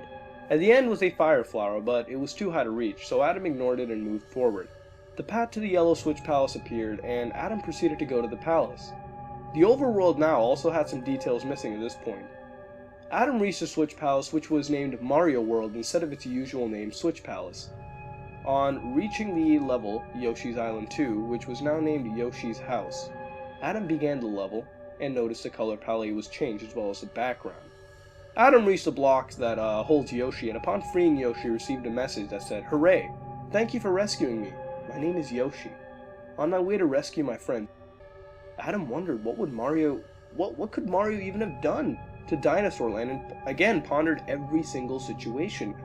Venturing further into the level though, Adam did see another message box, which wasn't even remotely normal, as it stated, "But is there anything I can do to change your mind?" Adam wondered what this meant, and was now even more curious about Mario. Adam also believed someone was talking to him through these message boxes, possibly Yoshi. Again in this level, many things were missing except for some enemies like the moles and chucks. Another message box appeared, which stated, "Point of advice, this is the selfish way out." Adam wondered what this meant. Was the game calling him selfish for playing this hack? Was Yoshi contacting him? No matter what, Adam was getting more and more creeped by this hack. Adam ventured further and noticed the game's details, such as the clouds and some colors were missing, which made Adam start to feel depressed. The next level, instead of being called Yoshi's Island 3, now read as Yoshi's Island 7. Adam started the level and noticed that it had a solid black background and the blue and gray covered floor. The level felt lifeless and barren. There wasn't even a living thing on the besides the goal. It was just flat land. Adam finished the level and opened a new path on the overworld, which led to the level Yoshi's Island 4, which was now called Leave Now. Adam wanted to quit, but curiosity kept him going. At this point, no one was in the chat room, and Adam knew he was alone at this point. In the level, there was no water, so Adam couldn't use Yoshi as a sacrifice to make longer jumps, but eventually realized that Mario could walk in the air when reaching a really far jump. Near the end of the level, there was another message box that said, "You get if you cut at the end. If you collect, you can." Adam tried to figure this out, but gave up. It made no sense. Adam finally reached the first castle of the game, Iggy's Castle, except this time it was called Go Back.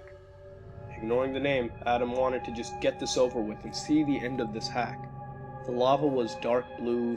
It was a dark blue greenish color, and there were more and more message boxes as Adam went through the level. Every message box was blank, with Yoshi's signature at the bottom, and sometimes other message boxes would just simply read, "Don't you think you caused enough trouble?" Again, Adam didn't know what this meant, and thoughts started invading his head about what Mario could have done and why everyone hates him. Adam began feeling more depressed and scared at this point. Adam kept going down the hallway, checking message boxes that contained either one of these two messages. He ignored them eventually and reached a door which led to nothing but a small section of land. The level appeared to auto-scroll as well. At the end of this land was a pit, and Adam believed that he would have to jump off the pit and commit suicide. But Mario could walk in the air, and Adam proceeded walking on air until he reached a boss door. Adam manned up and entered the door to face a normal Iggy boss. Adam felt kinda cheated, but at least it was finally over. On the castle clear screen, instead of the usual message, it said, "Victim number 1. Eyeballs were unable to be found. The victim was found lying on her carpet. Causes of death unknown.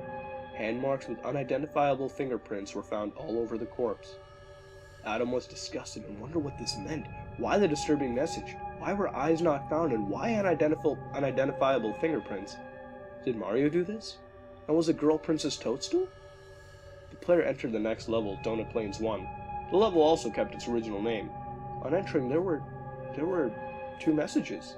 The messages stated one of the messages said there's no way out of here, and the other one said fly away, both contradicting each other. Adam couldn't find a feather, so Adam continued to explore the level and found that he was stuck with an invisible wall in front of him. Adam thought he was stuck, but upon closer inspection, Adam triggered some invisible tunnel and was transported to a level with a black background, stone blocks for the ground, and a door that was too small to enter because of the mushroom given to him to prevent him entering that door. The level contained nothing, and upon hitting a wall, Adam again triggered another hidden tunnel. Now Adam was in a small room which held a pit in the wall. Adam checked the bottom of the pit, which was solid ground, but kept hitting down to find an invisible tunnel. And there was one, except now there wasn't even a level, and the screen was just black. Adam waited for a few minutes and then shut off his PC. Upon restarting the PC, a message appeared stating, "Now you shall suffer a few moments of the same fate." Adam knew no hack could do this and grew scared. The emulator loaded up again, and Adam couldn't quit this time. It was just Mario and Yoshi standing there for a few seconds. A scary picture popped up for about 2 seconds. Adam believed this was victim number 1. Then the electricity went out, and it was completely dark. But somehow, Mario and Yoshi were on the screen as if the PC was still powered on. Adam's door was blocked and he was trapped, and about 5 minutes later the lights came back on and the emulator quit on its own. Adam thought this might have been Mario atoning for his actions, and this hack was simply to put players in the shoes of Mario being thrown into a hell that looked like Yoshi's Island.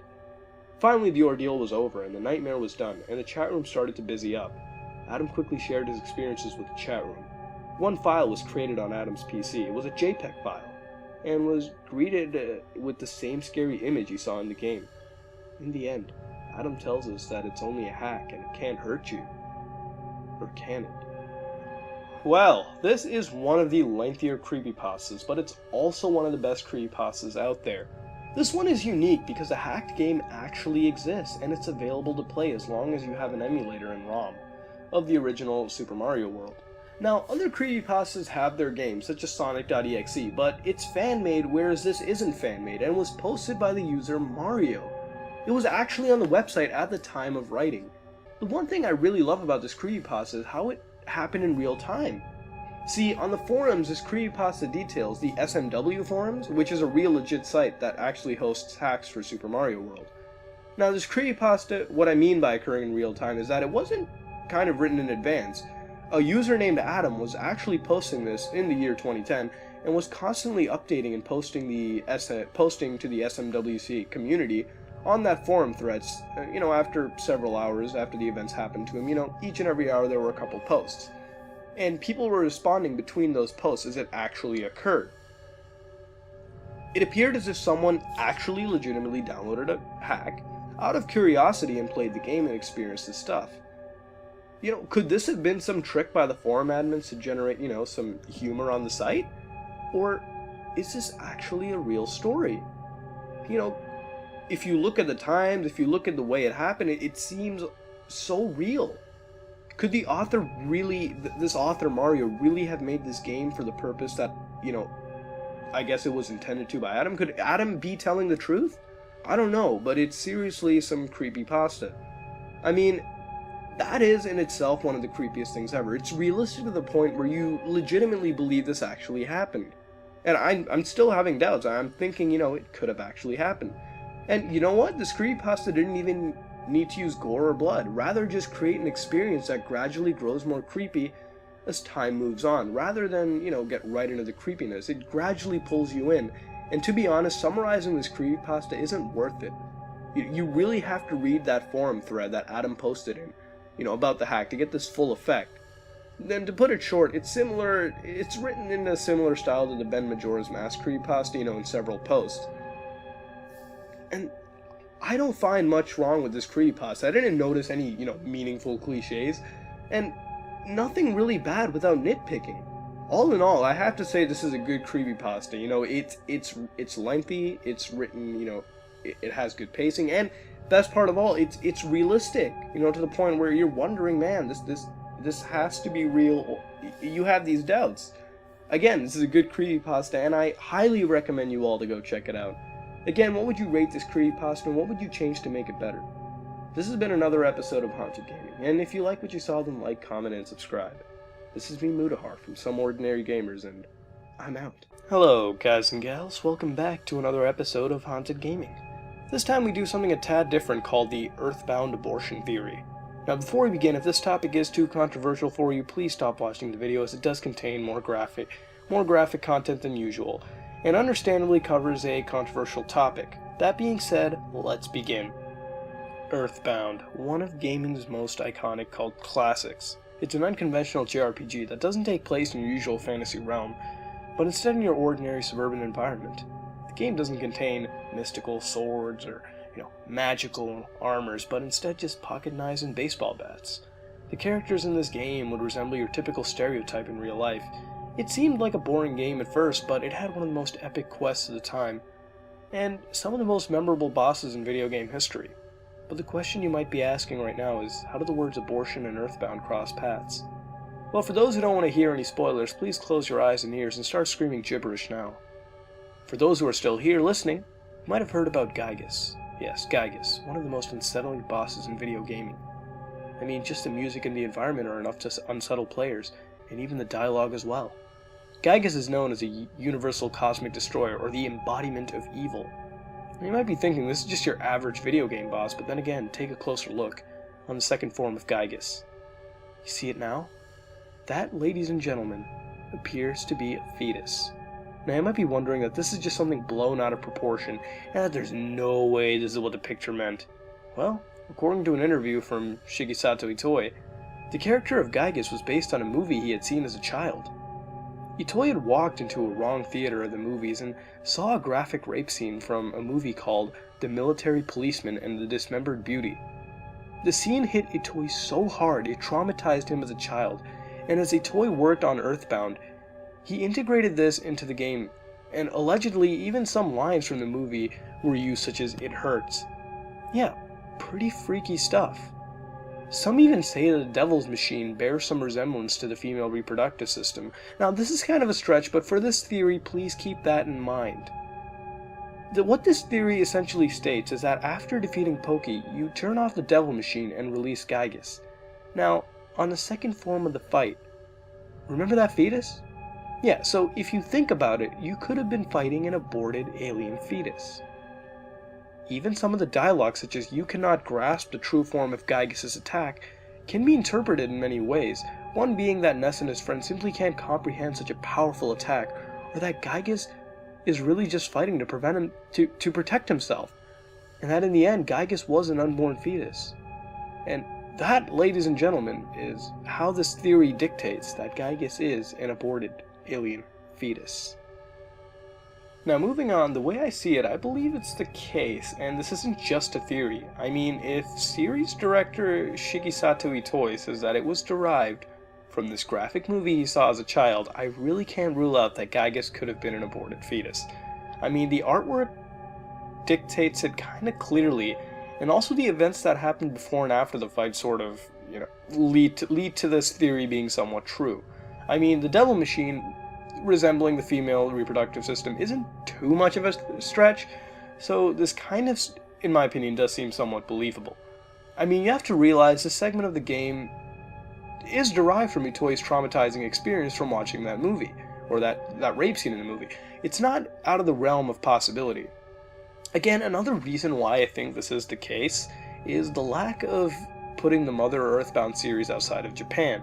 Now, Nintendo has been reluctant to announce Mother 3, but even Earthbound, which had a release outside of Japan on the SNES, still hasn't even gotten an official re-release on the Virtual Console for Wii, or the 3DS.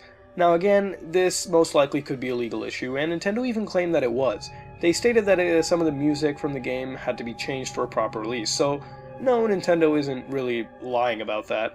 I mean, they're being very truthful, but I believe that it's more than that, and that if this got released in this day and age, there are so many people that throw pissy fits over stupid things, and if someone really noticed this and decided to raise some mass awareness to this abortion theory, it would kind of ruin Nintendo's family-friendly image. It's not that they don't want to release the game for the fans, I assume. It's because of, stupid people who take the stuff and blow it out of proportion. I mean, if this stuff wasn't so clear-cut in the day, like, I mean, if there's no way you can rule out this theory that it's not an abortion. It's not Gygas being an aborted fetus, because you have evidence that backs it up, but at the same time, thinking that Gygas is an aborted fetus is sort of stretching it, and it's sort of there's counterclaims against it. So there's two sides to this argument: is it real or isn't it? But this is my 2 cents. I honestly think it is true. But then again, feel free to tell us if you think this is true. Do you think it's true? Please tell me in the comments below. That's really all I gotta say. I think this theory is somewhat true. I think the abortion theory isn't completely false, but I don't think it's completely true. So yeah. This has been another episode of Haunted Gaming, and if you like what you saw, then like, comment, and subscribe. This is me, Mutahar, from SomeOrdinaryGamers, and I'm out. Hello, guys and gals. Welcome back to another episode of Haunted Gaming. This time we do a Bastion creepypasta called New Game Minus. Now, before I begin, I'm just gonna do this word for word. I like to switch it up, and this isn't a terribly long creepypasta. Also, when you see sections of the creepypasta on the screen, that's when the narrator in Bastion is talking. If you don't know about Bastion, it's a game where the narrator is dynamic and they narrate the game as you play. So, let's begin. It started when my well-worn laptop finally gave out on me. Years of avid daily gaming finally caught up with it, resulting in heavy internal damage, or so they told me at the repair shop, and so I was left to search out a new computer to feed my gaming addictions. However, cash was tight, so I didn't have much to spend, which meant any decent rig was out of reach without months of saving. Months without a computer? Unacceptable. I quickly hit the used computer scene, pawn shops, flea markets, and eventually Craigslist, and after about a week of steadfast searching, I eventually struck gold on Craigslist, a high-dollar gaming laptop just being given away. I immediately contacted the poster and inquired about it. Fortunately, even though others had contacted the poster, the computer was still available due to the poster living in a somewhat remote location, and his reluctance to meet anyone halfway. I didn't care. I quickly set up a meeting for later that day, and drove over as soon as I could. Arriving at the location, I had to agree with the others who had contacted the poster. It took me hours to arrive, and was located on the very edge of town. I pulled off the road onto the dirt path that served as a driveway.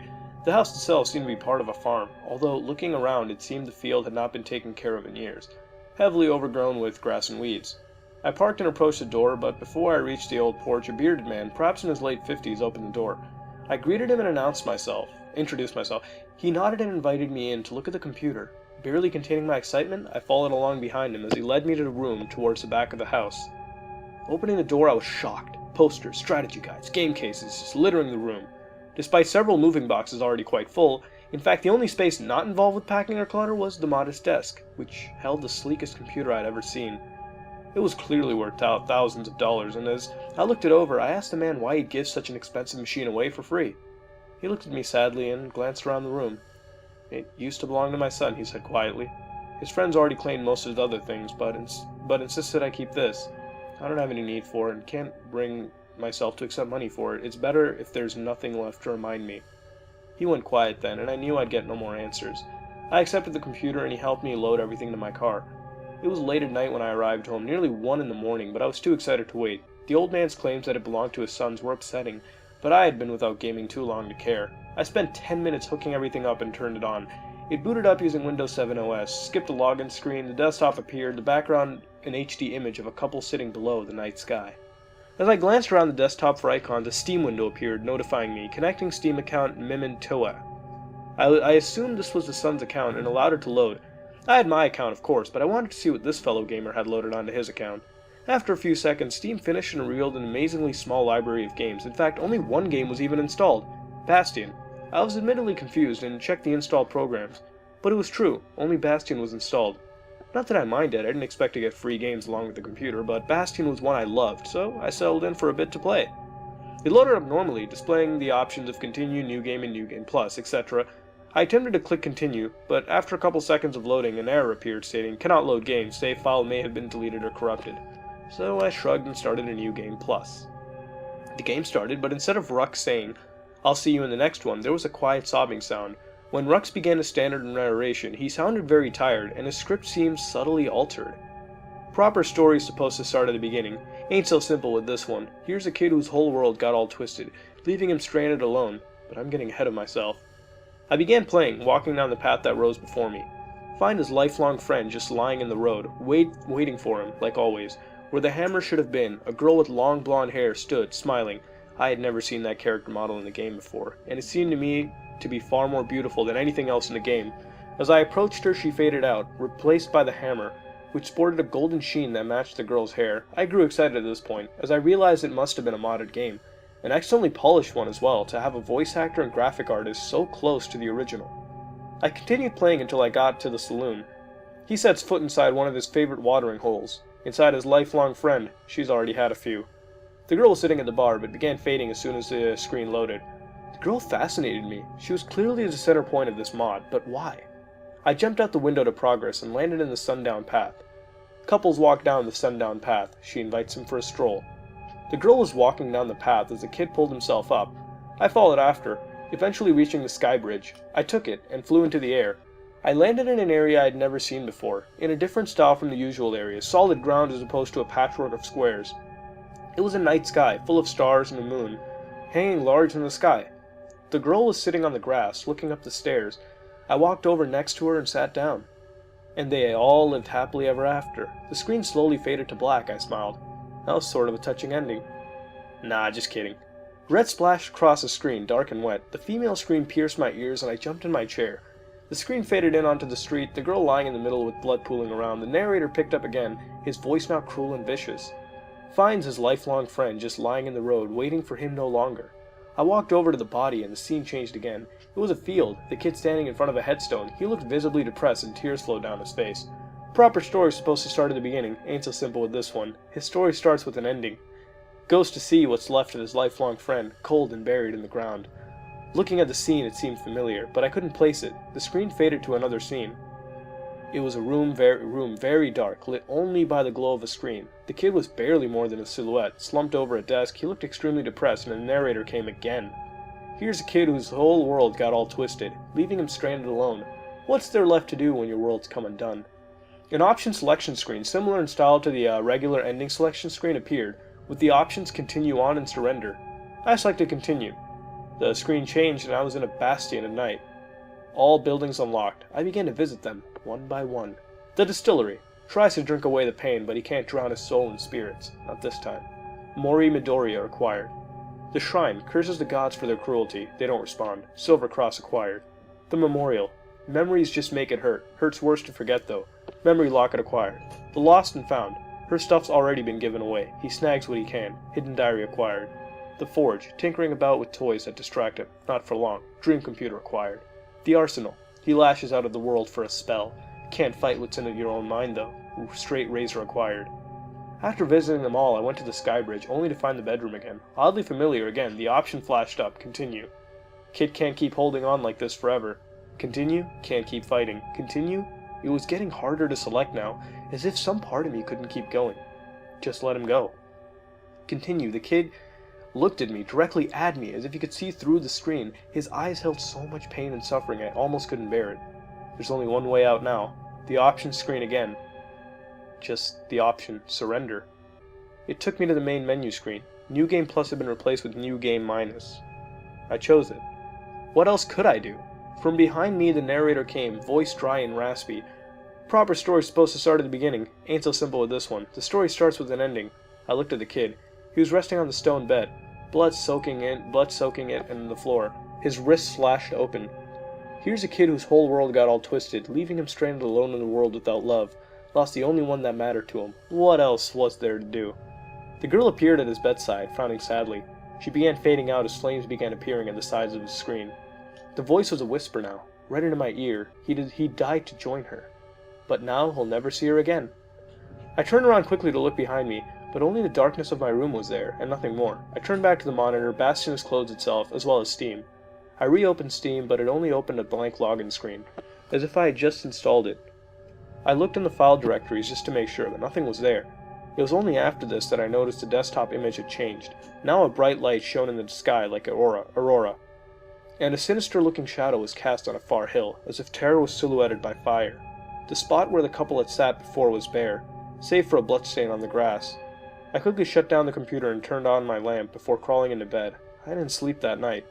It wasn't until much later I remembered where I saw that field in that bedroom. The field near that house, where she now rests in peace, his bedroom, where he bled from, slit wrists to see her again, both taking that cruel, unfeeling narrator out of our lives and deaths. I still hear him sometimes, if I'm awake on the computer late at night, just behind me, just louder than the soft whir of the cooling fans. I'll see you in the next one. Now, for the first Bastion creepypasta we've done, it's pretty decent. I mean, it does have cliches, but they're not so experience-breaking that we have to go and complain about them. Some elements do appear to be derived from Ben Majora's Mask, obviously with the old man giving, a close relative's possession away to take away the emotional baggage, which, I believe wasn't just tacked on in this creepypasta just to, appeal more, but it was actually included, pretty well. It didn't feel artificial. But what the player seems to do is kind of dumb. I mean, go somewhere in a remote part of town, looking for a free gaming laptop, even going so much so into the place in the very back of the house. I mean, I don't know. I wouldn't do that. I wouldn't do that if I were you. Elements, again, there are elements that are also taken from knob.exe, specifically with the real-life locations in the game that are portrayed. I know other creepypastas have done this, but I felt as though I could relate it more to the knob.exe one that we've done.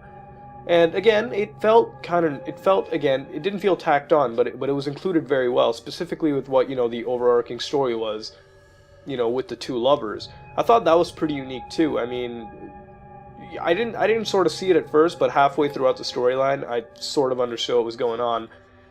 Which, again, is pretty sad, but it's kind of unique instead of just being a hacked ROM that just, shows a screamer to the player. Or puts a plushie doll behind someone and just kills them, I don't know. At least it wasn't that. Again, another good use I found was the narrator in Bastion. Of course, if you don't know about the narrator, I believe it's dynamic. Again, I did not play too much of Bastion to know all about the narrator, but I do know that it is a dynamic narrator that narrates the game as you play. And I guess it was sort of cool to know that the narrator, I mean, in the creepypasta's details that these two lovers were taken away by the narrator, and, I guess I can sort of understand it. I mean, the narrator basically narrates the player's life and death throughout the game. So, I thought it was a pretty good use of the narrator instead of, again, just being tacked on for no use at all. Again, it had a cliffhanger ending, which I don't really enjoy too much, especially with the creepypasta. I don't know why people put cliffhanger endings, but if there's a possible sequel, I hope there is. Maybe if the author does make a sequel, or if a sequel exists already, it should be cool to see what happens next. But other than that, I really don't have much to say. And all I gotta ask you now is, what would you rate this creepypasta in? What would you change to make it better? If you like what you saw, then like, comment, and subscribe. This is me, Mutahar from SomeOrdinaryGamers, and I'm out.